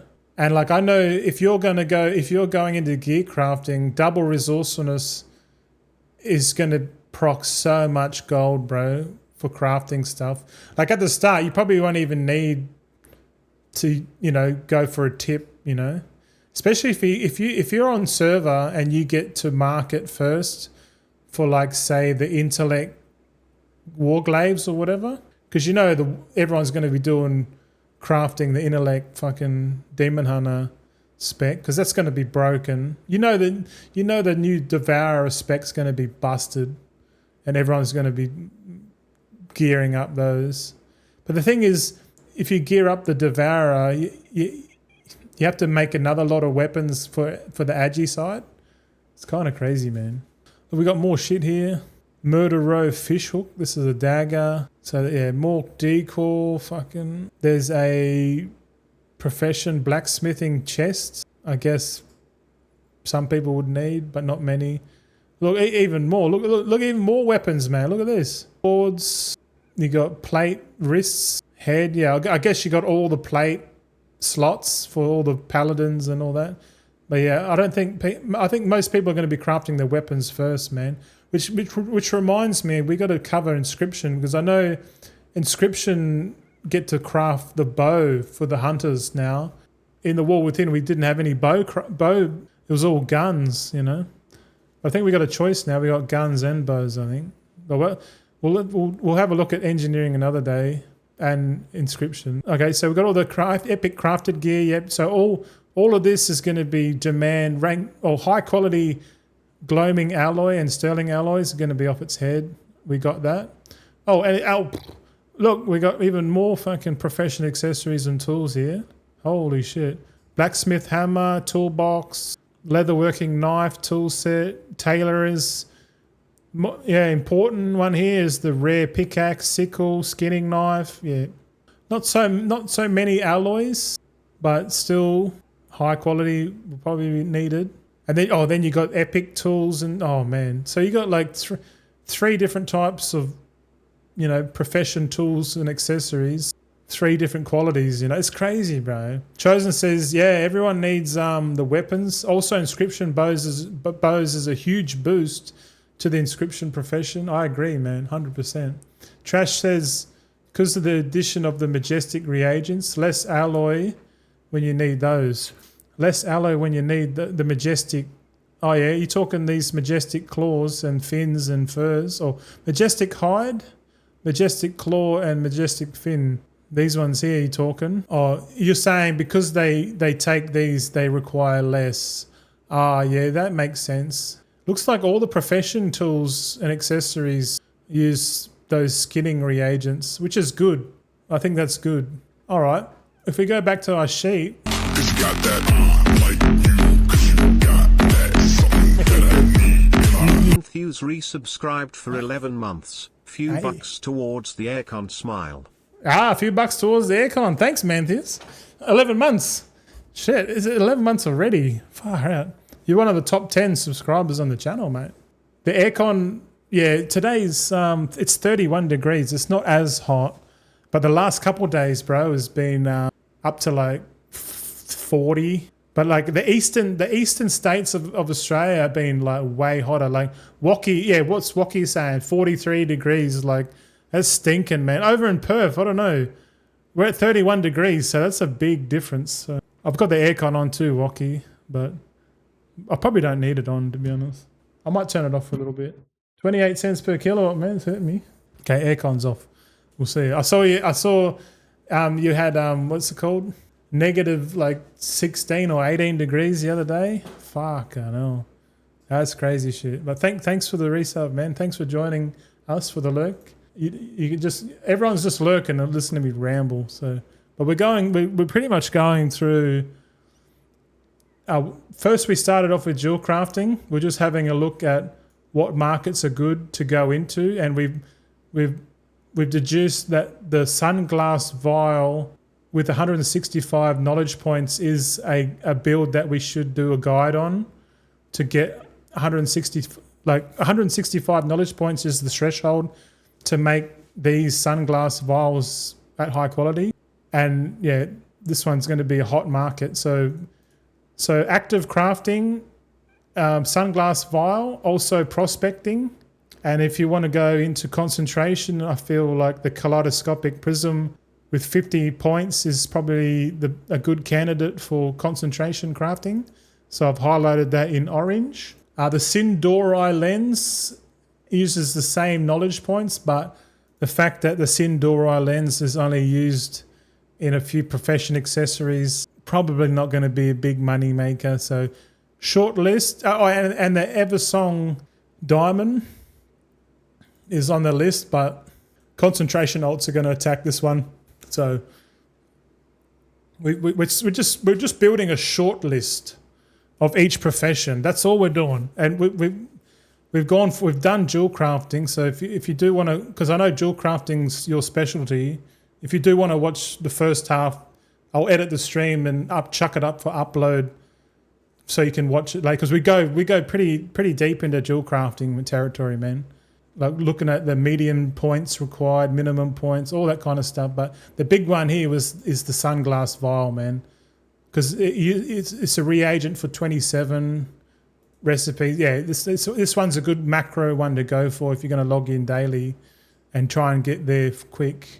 What else did we have? And then we moved on to blacksmithing. So the blacksmithing's really only got 3 reagents. So the copper ingot and then the 2 alloys. And yeah, it's 100 points to max out refulgent copper ingots, which is way lower than 165. So the barrier to entry for this is going to be pretty easy for crafters.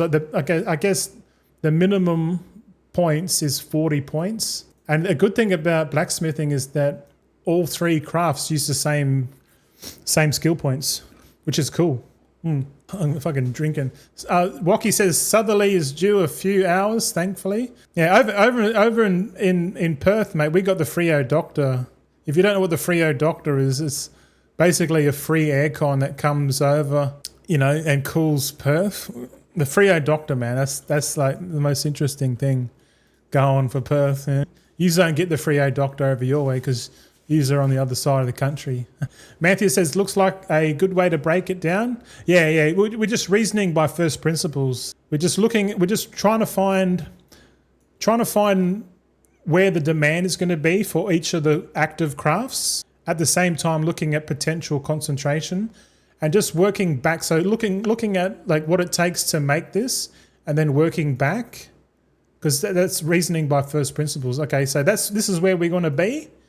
Up here, 165. There's no point putting points in before that because you can buy the Sunglass Vial off the vendor, so that's why we blacked it off. But with these other ones here, man, fuck. It's gonna be fun, man. So the plan is to every 4th day we do stream on Wednesday and Saturday, and we're just gonna literally be like adding this list. This list is gonna get big, man. And we're just gonna go through each of the professions, and then once we've done all of our professions, then we're going to order those in order of like difficulty and demand, and then we can just sort of we can step back and have a look at all right, the demand is going to hit here for these items. Okay, so how do we prepare ourselves to take advantage of that demand when the demand comes? Because that's what I'm thinking, and I think a lot of people are thinking this way as well. But I think it's really good to talk about it. And because like if I talk about it and someone says, I don't know about that one, it makes me think, okay, maybe I'm missing something here. Maybe, I don't know. Chosen says -12 here. You fucking legend. -12, bro. I wouldn't. My fingers would be freezing, bro. I'll be like, Prism will be a decent gold maker, I reckon, man. But where were we? We were doing sterling alloy, weren't we? So sterling alloy is definitely going to be a candidate build as well. But we can green this. We can green this up too, because it's the same knowledge points. And if anything's the same, the gloaming alloy is going to be exactly the same. But let's have a look at gloaming alloy over on what do you call it? Wowhead. I need to get the hyperlink, and we'll add it. We'll add it here. Also, I'll get the link. I'll get the Wowhead link in here as well. Because if I build this list, I might make this spreadsheet public, just to if people want to get a copy of it, I guess they can have a look. Gloaming alloy. Here we go. All right. So reagent for 50. Okay. So 50 crafts. I already know we're going to green this one, but we'll go through it. We'll go through it. Oops. Reagent for 50. So okay, so a lot of this is going to be, we've already covered it because the crafted weapons use both alloys, and we worked out it was like something like 200 to 300. It's going to take 200 to 300 high quality refulgent copper ore to make one fucking weapon at rank 5, which is insane. Which makes me think that concentration alt armies for blacksmith might be a thing, bro. Because I know for a fact that just jewel crafting alone, prospecting is going to suck up a lot of the high quality, like the copper ore stuff. So already I can see the price of high quality copper ore staying high, because as it comes out in the market, people are going to be buying it because it goes. And right now, it looks like it goes mostly into these alloy crafts here. Because think about it, like you only need like 100 points, bro. Like 100 points. We already went through it, but like minimum 100 points to make these high quality. And obviously you need 100 skill and all the tools and shit, multi-craft, everything. But 100 skill points, we're going to get 100 skill before the demand kicks in, which is kind of makes sense. Because in the War Within, to get guaranteed, alloys, you needed like double the amount of fucking points, man. I swear to God, you needed way more because you had the ever burning forge required a shitload of points in there, and then you had to spec into alloys as well. Like it was like 180 points or something at the end of the day. It was kind of crazy, man. So like from the war within, we went from like 160, 180 points to like 100. We're going to get to 100 pretty quick. And that's good, man. I reckon that's good. So what else we got here? Enchant tool, ingenuity. Ooh, there you go. This one, the enchant tool, ingenuity is pretty much dead, eh? This is dead on arrival for concentration, man. I don't see concentration alts using this enchant at all. There's no concentration craft at the moment that I see benefits from ingenuity at all. The one that there's two professions that give you return, 100% return on concentration through ingenious breakthrough. You get, and that's jewel crafting and inscription. You get 100% back. But the thing with jewel crafting and inscription is most of the crafts have multi-craft on it. So multi-craft trumps ingenuity any day of the week. So this enchant tool, Rendora, ingenuity, dead on arrival. And I kind of want to see where this recipe comes from. If this is off like a renowned vendor or something like that, that's, yeah, where does it come from? Doesn't say anything, does it? Yeah, but either way, dead on arrival, man, 100%. I had high hopes for ingenuity, but after watching you and going through it now, I'm on the same page. I reckon this is fucking dead, straight up. But continuing on, yeah, a bunch of decor. The decor uses, oh, look at this. This decor uses all 3 alloys and Thalassian lumber. Look at this. Gilded Silver Moon Anvil. Let's have it. I'm just curious. I just want to see if this decor looks half decent. Can we have a look? Can we look at it or what? Eh? Or maybe not yet. Oh well, fuck it. Crafted decor at midnight might be a sleeper, eh? Might be a sleeper. I wouldn't mind going into the decor markets over here on the NA servers, because like looking at these, like people are probably going to buy these items because they're new, you know, and like we can just get like one crafter to make like the alloys. So we if we do go down the decor crafting route for blacksmithing, I guess yeah, it's going to take a bit more because yeah, look how many decor crafts are there? 1, 2, 3, 4, 5, 6. 6 decor items for blacksmithing alone, and each decor takes 150 moxie, man. So that's like what? Fucking hell, like 900 moxie or something? Man, my brain's cooked. Too much death scrolling, bro. I can't even go 6 times 150. Sweetheart, what's 6 times 150? Fuck off. oh man, we're cooked. We're cooked as a generation. We're cooked. With too much reliance on computers. Yeah, but we're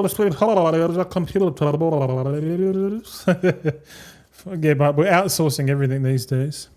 But I guess we outsource everything, and then that builds dependency, and that's how they get you. But yeah, anyway, decor. Okay, so I guess we've done enough research that these alloys are going to be worth crafting, man. 100%. 100%. We can green tick that shit. Okay, the next question is it going to be good for concentration? I reckon for this refulgent copper ingot, I reckon a hard no, bro. And if we go by anything, and we assume that alloys, because I like just so you know, I got 5 blacksmiths in the war within, and they all craft concentration on one alloy. One alloy over the other, because one alloy is used in more crafts overall than, you know, we can add it up, but I'm not going to do it here. But if we add up all of these crafts, like literally, if we write down, like we can probably do it now. Let's fuck. There's a lot. There's a lot. Oh fuck. There's actually a lot here. But just for the sake of science, let's just add every single recipe up. I'll use my spreadsheet here, including decor. No, not including decor. Okay. So we'll type in gloaming alloy and sterling alloy. Okay. Because this will tell us pretty much which one out of these has the most demand, you know what I mean? Just by a pure math number. Just building a spreadsheet here real quick, okay? Just 1 second. All right, what are we doing? We're doing sterling first. Okay. Let's start adding up, motherfuckers. All right, so we're gonna disregard the decor because you don't really need high quality for that. Just the recipes that require high quality, okay? So 6 5s are 30. So 30. You don't need high quality for the enchant tools, so we'll disregard those. So 13 there, another 13. Decor, you don't need high quality. These weapons here, probably the same. So what's that? 16, 22, 29, 35 there. Okay. And then we've got some daggers. Yeah, okay. 20 for the daggers. We will add in high quality for the profession gear and accessories. So that's, yeah, 10, 40, 50. So 50 for the rare tools and accessories. And these weapons here. Oh shit. Go back. So this is the crafted gear. Oh no, this is gear. So that's okay. Let's add it up on the go. 6, 8, 14, 24, 32, 44, 56, 66, 72, 82, 94, 106. Okay, 106. There we go. Fuck yeah. All right. And then the last ones would be the epic tools as well. Epic tools, yeah. So what's that? 5, 10, 25. Okay.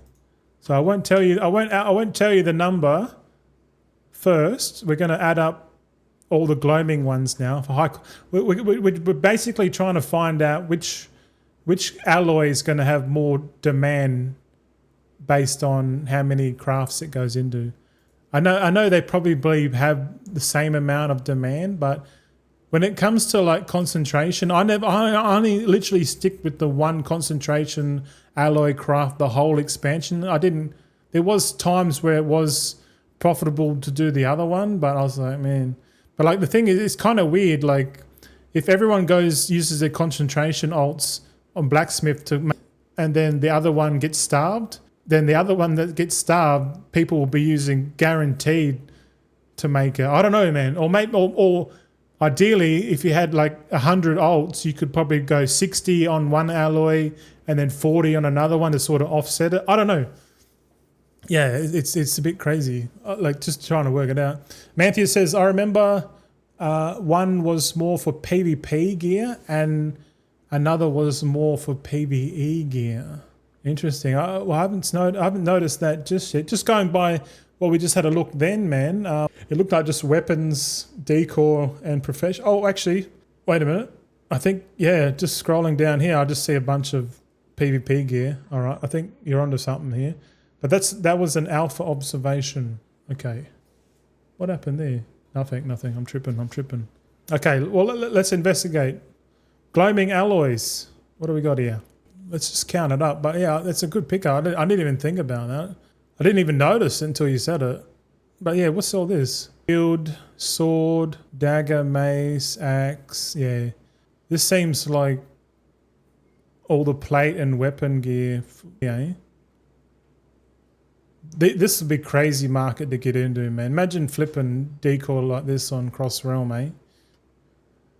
But I did a few crafts. Like if we go back to blacksmithing, like for example, this character's learnt all of those crafts, and this guy's like fully decked out, man. And I've just noticed, like if let's say we want to craft the shield, it's like guaranteed here, but that's using high quality. You have to use high quality fucking materials to guarantee it. Like if you use normal quality, you won't be able to guarantee it. And it's crazy because in the War Within, you didn't need high quality to craft this at rank 5. But some people said you don't even need high quality because it scale like it doesn't. Some say I don't know if you boys can help me out. Waki, you might know. Like, because if you look at the tooltip of these PvP crafted items, it says item level 272, but then the equip thing is that the item level increases to 302 in arenas and battlegrounds. And someone told me ages ago that like the rank doesn't matter. Like you can craft like a minimum rank, like rank 1, and it still scales up. But I'm not sure, man. I'm not exactly, yeah. Waki says it auto scales in PvP, so we don't care about rank. And Tulok chimed in and said rank is irrelevant. All right, so we're not crafting. We can exclude these as at high quality then as well. Well, that's good because then these will be even easier to make. The only downside is to figure out what missives the PvPers use, and I think the missives that PvPers use is probably haste verse. Eh? Is it haste verse or crit verse or something? Fungoichi knows it. Yeah. Greens are often bought at rank 5, but without work orders don't matter because of the scaling up. So if you're unbeknownst, if you're like a brand new PvP guy and you're just getting started, you go out and buy like the rank 5 shit, you know, because you're really only going to use this gear in PvP. Let's be honest. That's crazy, man. Imagine not knowing and just spending. That smells really good, sweetheart. I think we got chicken. We got roast chicken and marinated roast chicken, potato bacon, roast pumpkin, man. She's going hard in the kitchen today. Going hard, man. Appreciate that, sweetheart, for sure. Waki says, just use the cheapest mats for PvP gear, man. Yeah, righto. Trash Smart says, Sterling Alloy 47, Gloaming Alloy 40. What's this for? Is that recipes? We've got that number already. What we're doing is we're working out just the high quality. Where's the high quality alloys going? You know? Manthia says people sometimes buy the greens early max level, item level. People sometimes buy the greens as early max level item level sticks. It could be psychological too, you know, like oh, I want the best, you know, but like, and all the veterans are like, oh, you know, you don't need rank 5, eh? And you're like, oh shit, I just wasted like a few tokens. But unbeknownst to me, Blizzard made a few more dollars because you're buying the tokens, man. Like, let's be honest. But then again, if you're a PvPer, Waki's a PvPer, he pretty much, while he's waiting for the queues to pop, he's like gathering and shit. But if you're a hardcore PvPer, you got alchemy engineering, right? If you're hardcore PvP, you'll run an alchemy engineering for the bonuses. But I don't know, man. Oh, later, mamaya. Mamaya na means later on. Is that right? Mamaya na? If you say in Tagalog, mamaya na means mamaya na means eat later or afterwards. Yeah. Because last week we tried to eat on stream and it got cold and I was like, I didn't want to be an animal and eat. Yeah. But yeah, we had banh mi's this morning. That was good. Banh mi's and coffee. Vietnamese coffee, man. Fuck, that shit's strong, bro. I'm going to be up all night. Waki says verse a haste mastery or verse with haste or verse with mastery, I think is safe. Yeah, well, yeah. Ian was saying that he's going into missives like early on, and I reckon missives, especially for the PvP gear, is because you don't want to be crafting this PvP gear and it comes out with the wrong stats. It's not going to sell, man. Like people like the way I see it, people are going to log in and go, oh well. And they're just going to see, oh, shit. Oh, yeah, they're good stats, yeah. Oh, they're like, it's twice as much. Oh, fuck it, I want it. You know what I mean? Like getting an inscription guy set up to make missives or better, buy the missives off the auction house and let someone else make the missives. And then you can make these fucking, you know, but to do this whole operation, you need like a leather worker, you need a blacksmither. Fuck, man. You need like two blacksmiths, one's to craft this and one, you know, it's going to be crazy, bro.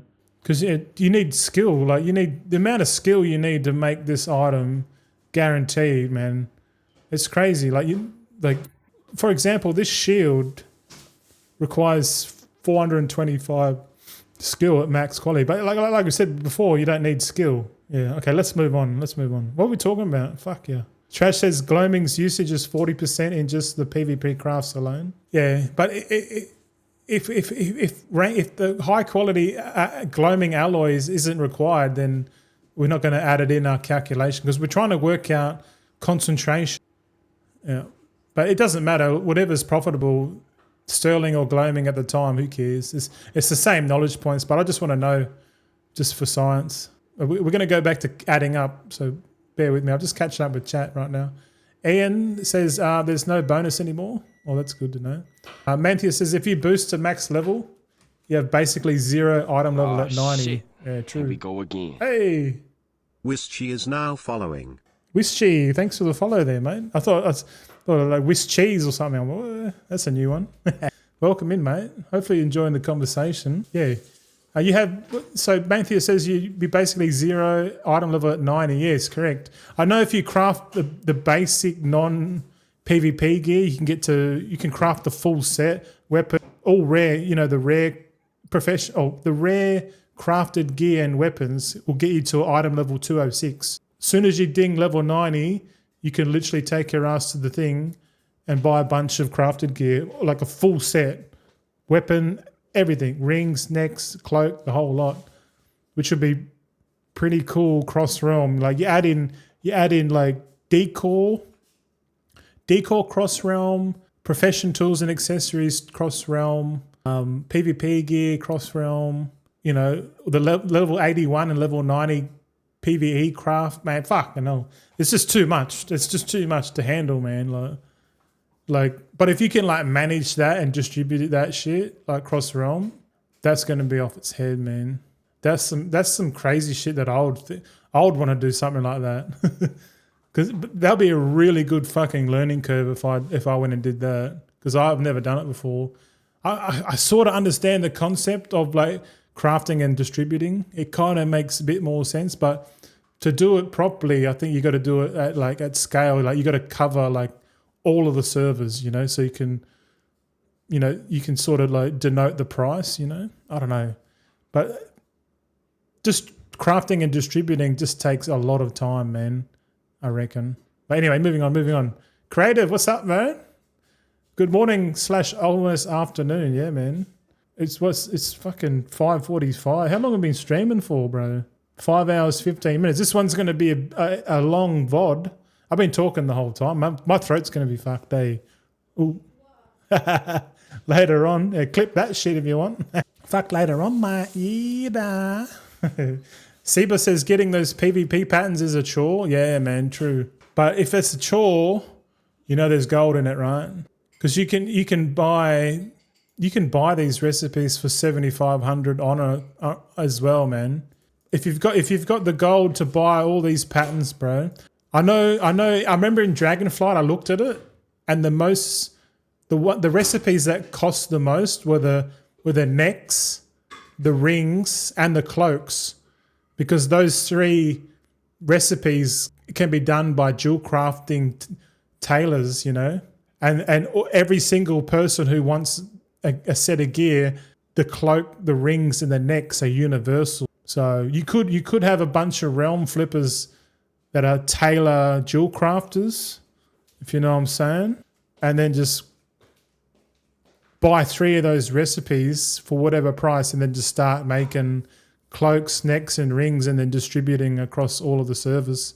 Because people are going to come in, they're going to be like, oh yeah, I want a cloak, bro. Yeah, cloak, yep.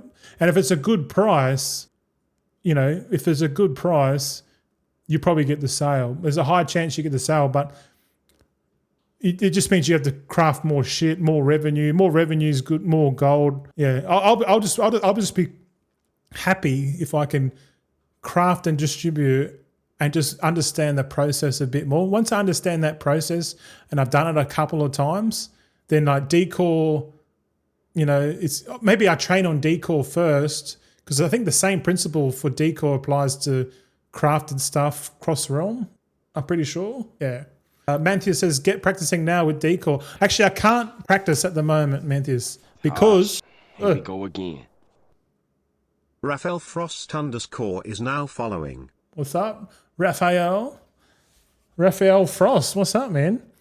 Yeah, I can't do it. I can't do it yet because Legion Remix is still on, and my character thing, the convert, because I leveled up a realm, I leveled up 70 characters on Legion Remix, and they're all on different servers. And I didn't cover all of the servers on NA. I didn't have enough characters, which is a bit of a shame. There's 83 connected realms on NA region, and I just copied the top population in terms of population, and connected realms. I just went for, okay, how can I sell to the most broad amount of people without going, on all servers? Because I think 70 characters.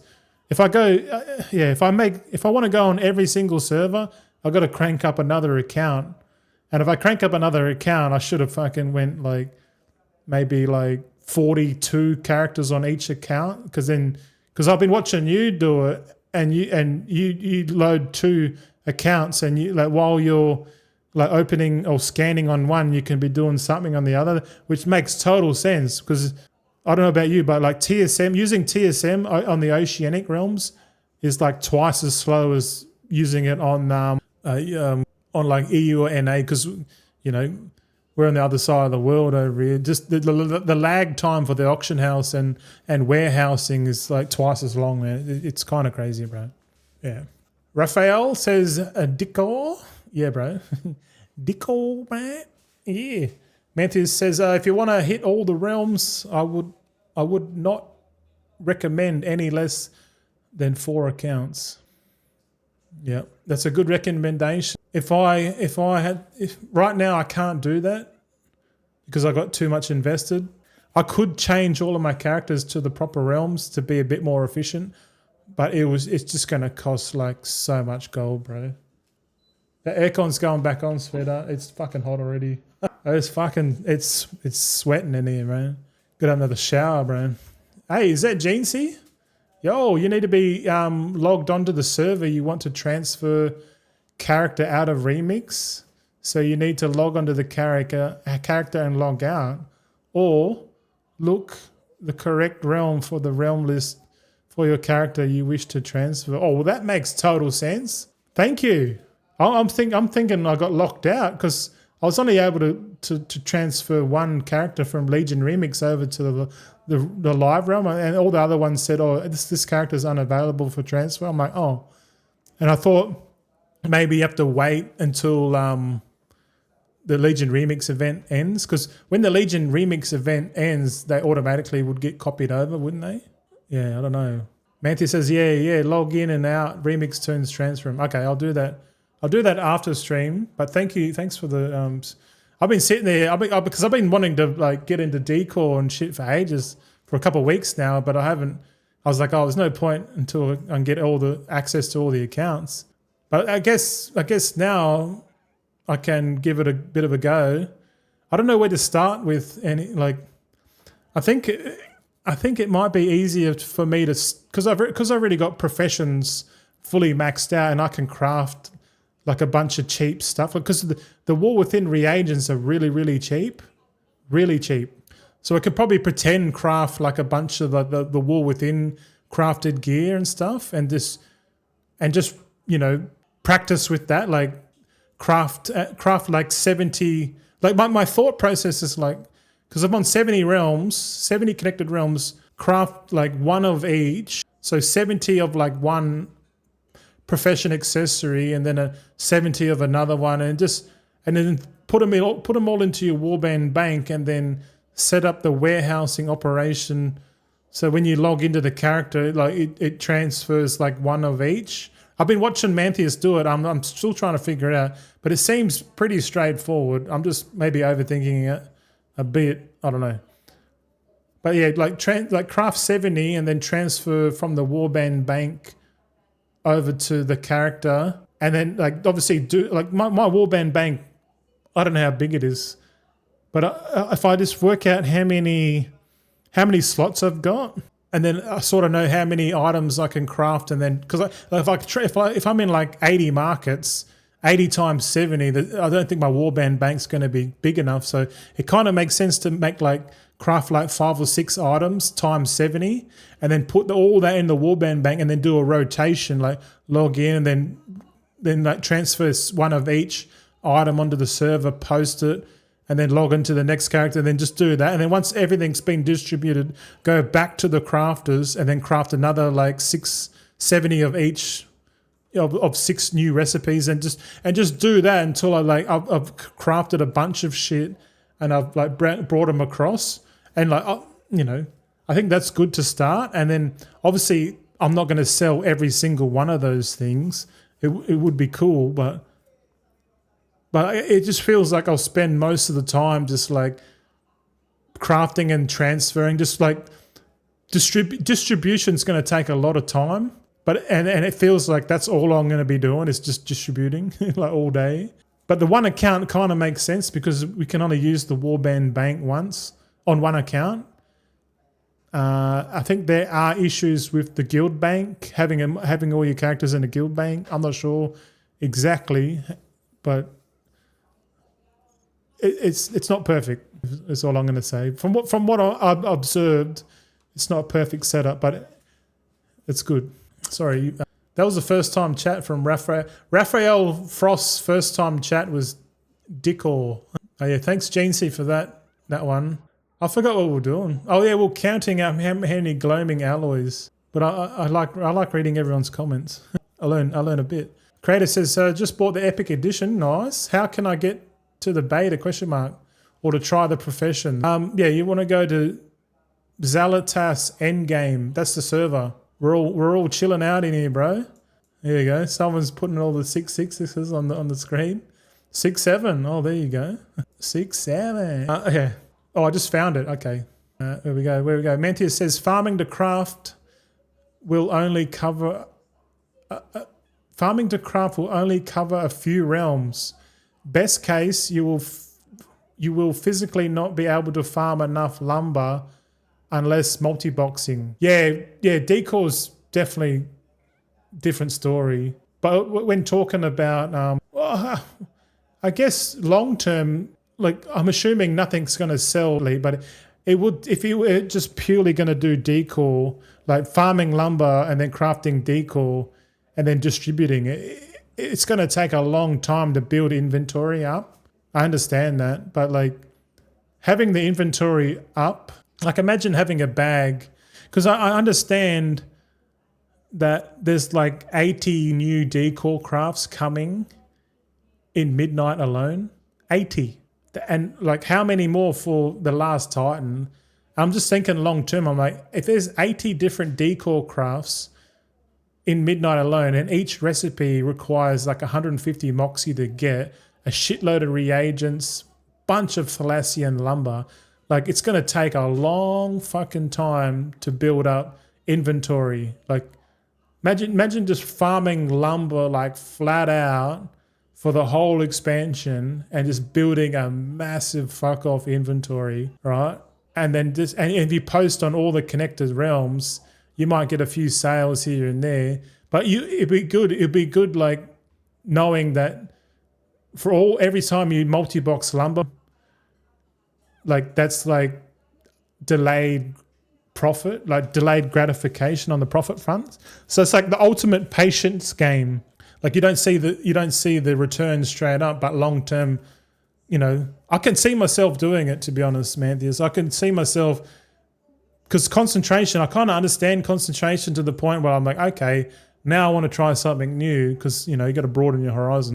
But who knows, man? We might do a bit of both. We might do decor farming, realm distribution. So I reckon decor farming makes sense for me. 5 account multi-box, and then concentration on 5 accounts. Yeah, and that's gonna be fucking job and a half, man. That's for sure. Lucky I'm full time doing this shit until we run out of cash, mate. That's it. Manti says I'm gonna do 80. I'm doing 80, but 80% is flipping. Yeah. The flipping, I don't know if I'll do the flipping route, but like I haven't stepped my foot into that yet. But I know I'll be tempted for sure. I was tempted the other day. There was like 36 Dornagal bookcases on Frostmourne, and they were like for 6,000 gold each, and they used like 50 lumber each, and they were selling for 6,000. I was looking at it, I'm like, if I had the infrastructure, I could buy that and distribute that and just double the price or triple the price on. Because obviously someone went around and farmed a shitload of Dornagal lumber and then went to go and craft whatever. I think the Dornagal bookcase had used the most amount of lumber, so they just went and mass made like 50 of them. and then try to sell it on the one server, not knowing to like distribute your fucking wares. It was a game of patience. So I'm usually against flipping, but someone told me, it's like, okay, hypothetically speaking, or metaphorically speaking, they said, like if you were walking down the road and you saw like $50 on the ground or something, just sitting there, you'd be like, would you just let it go, or would you pick it up and go, oh, some cunt dropped $50. Cool. I got $50 now. So it's like your loss is my gain, but like, I don't know. I just think about, like, if I saw $50 on the ground and no one was around, I'd be like, that's fucking mine. That's mine, boy. We're going to dinner, sweetheart. Let's go. I did that a couple of years ago. We went for a walk, and there was $50 stuck between like this dude's plant and like a little, like one of those like fences that go around the plant to protect it. It was like $50 like stuck in there. I'm like, that's $50. My missus she looked back and she's like, what the fuck? And I went back and grabbed it and I pulled it, and I was like looking around to see if anyone like was playing a trick. Because like, how often do you see $50 rolled up put in like a bit of mesh? I think there's like camera or something. And I pulled it out. I'm like looking around. I'm like, yeah, this is mine. I'm claiming this shit. Yeah, wild story, but yeah. Turlock says multi-box open world is risky AF. Is it? Oh well, I'll take the risk there, Turlock. I'll take the risk, because if my accounts get banned, then the simulation is going to set me free, because I'm not starting a World of Warcraft journey after that. No fucking way, man. If any of my accounts get banned now, I'm done, bro. We're going to Ashes of Creation. So I'm going to take that risk there, Turlock. There's a level of sunk cost fallacy, man. If that ever gets diminished at all, I'm just going to be like, I'm done with World of Warcraft. See ya. And I'll literally go and play Ashes of Creation, because I can just take my skills into another game and just apply the same shit there and just do content. Yeah. So I'm not worried about getting banned, but if you get banned doing multi-box open world and I think it's actually better to do it on a hive mind mount, because it's less, it's less like shit. There's 5 people in that mount, if you're following with 5 druids, it's a little bit like sus, because then you just mass report the person that they're following, but people will spite each other just purely because, Anyway, let's get back to fucking counting. All right, so we've determined that you do not need high quality alloys for the PvP gear, okay? So let's add this shit up. Gloaming alloy, okay? What do we got here? We got 10, 10, 10, 10, 48. So just relax on chat for a sec. We're going to go add this shit up. Enchanting tool, ingenuity. Nah, we're not using high quality for that. Fuck that. What do we got here? We got weapons, so that's 15. We're not doing decor. We're not adding in that. We're adding this. 5 items, so 20, 36 plus 7. Is that 40, 43? Yeah, 43 plus 20. Okay, no decor. What do we got here? Oh, here's the big one. So you got 16, 24, 32, 37, 42, 48, 58, 64, 69, 77 plus 8. 77 plus 8, quick, fucking hell. 85, fuck yeah. I knew what I was doing. All right.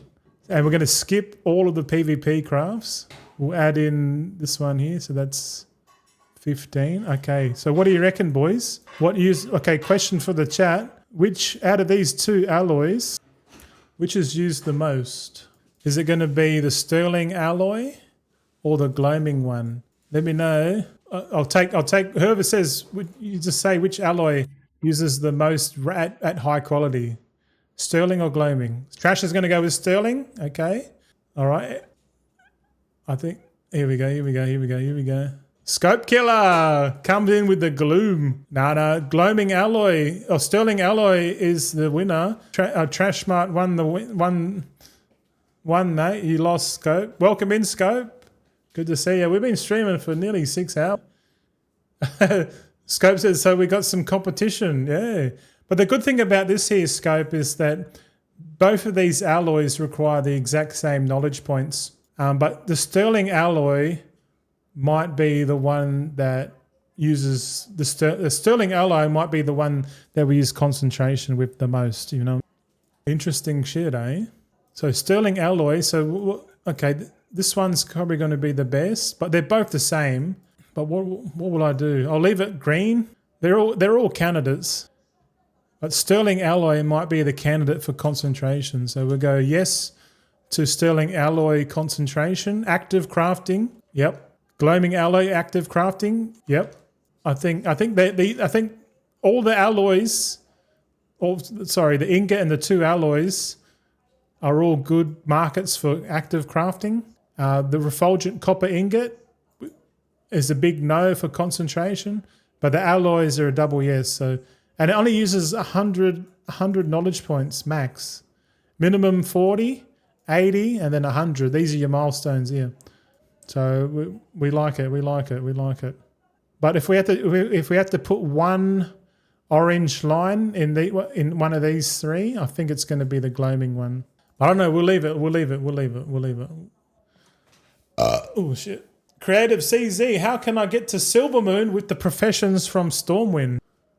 Portals or different realm? Are you on Xalatath's endgame, bro? You want to be on Xalatath's endgame. This is where all the professions are, bro.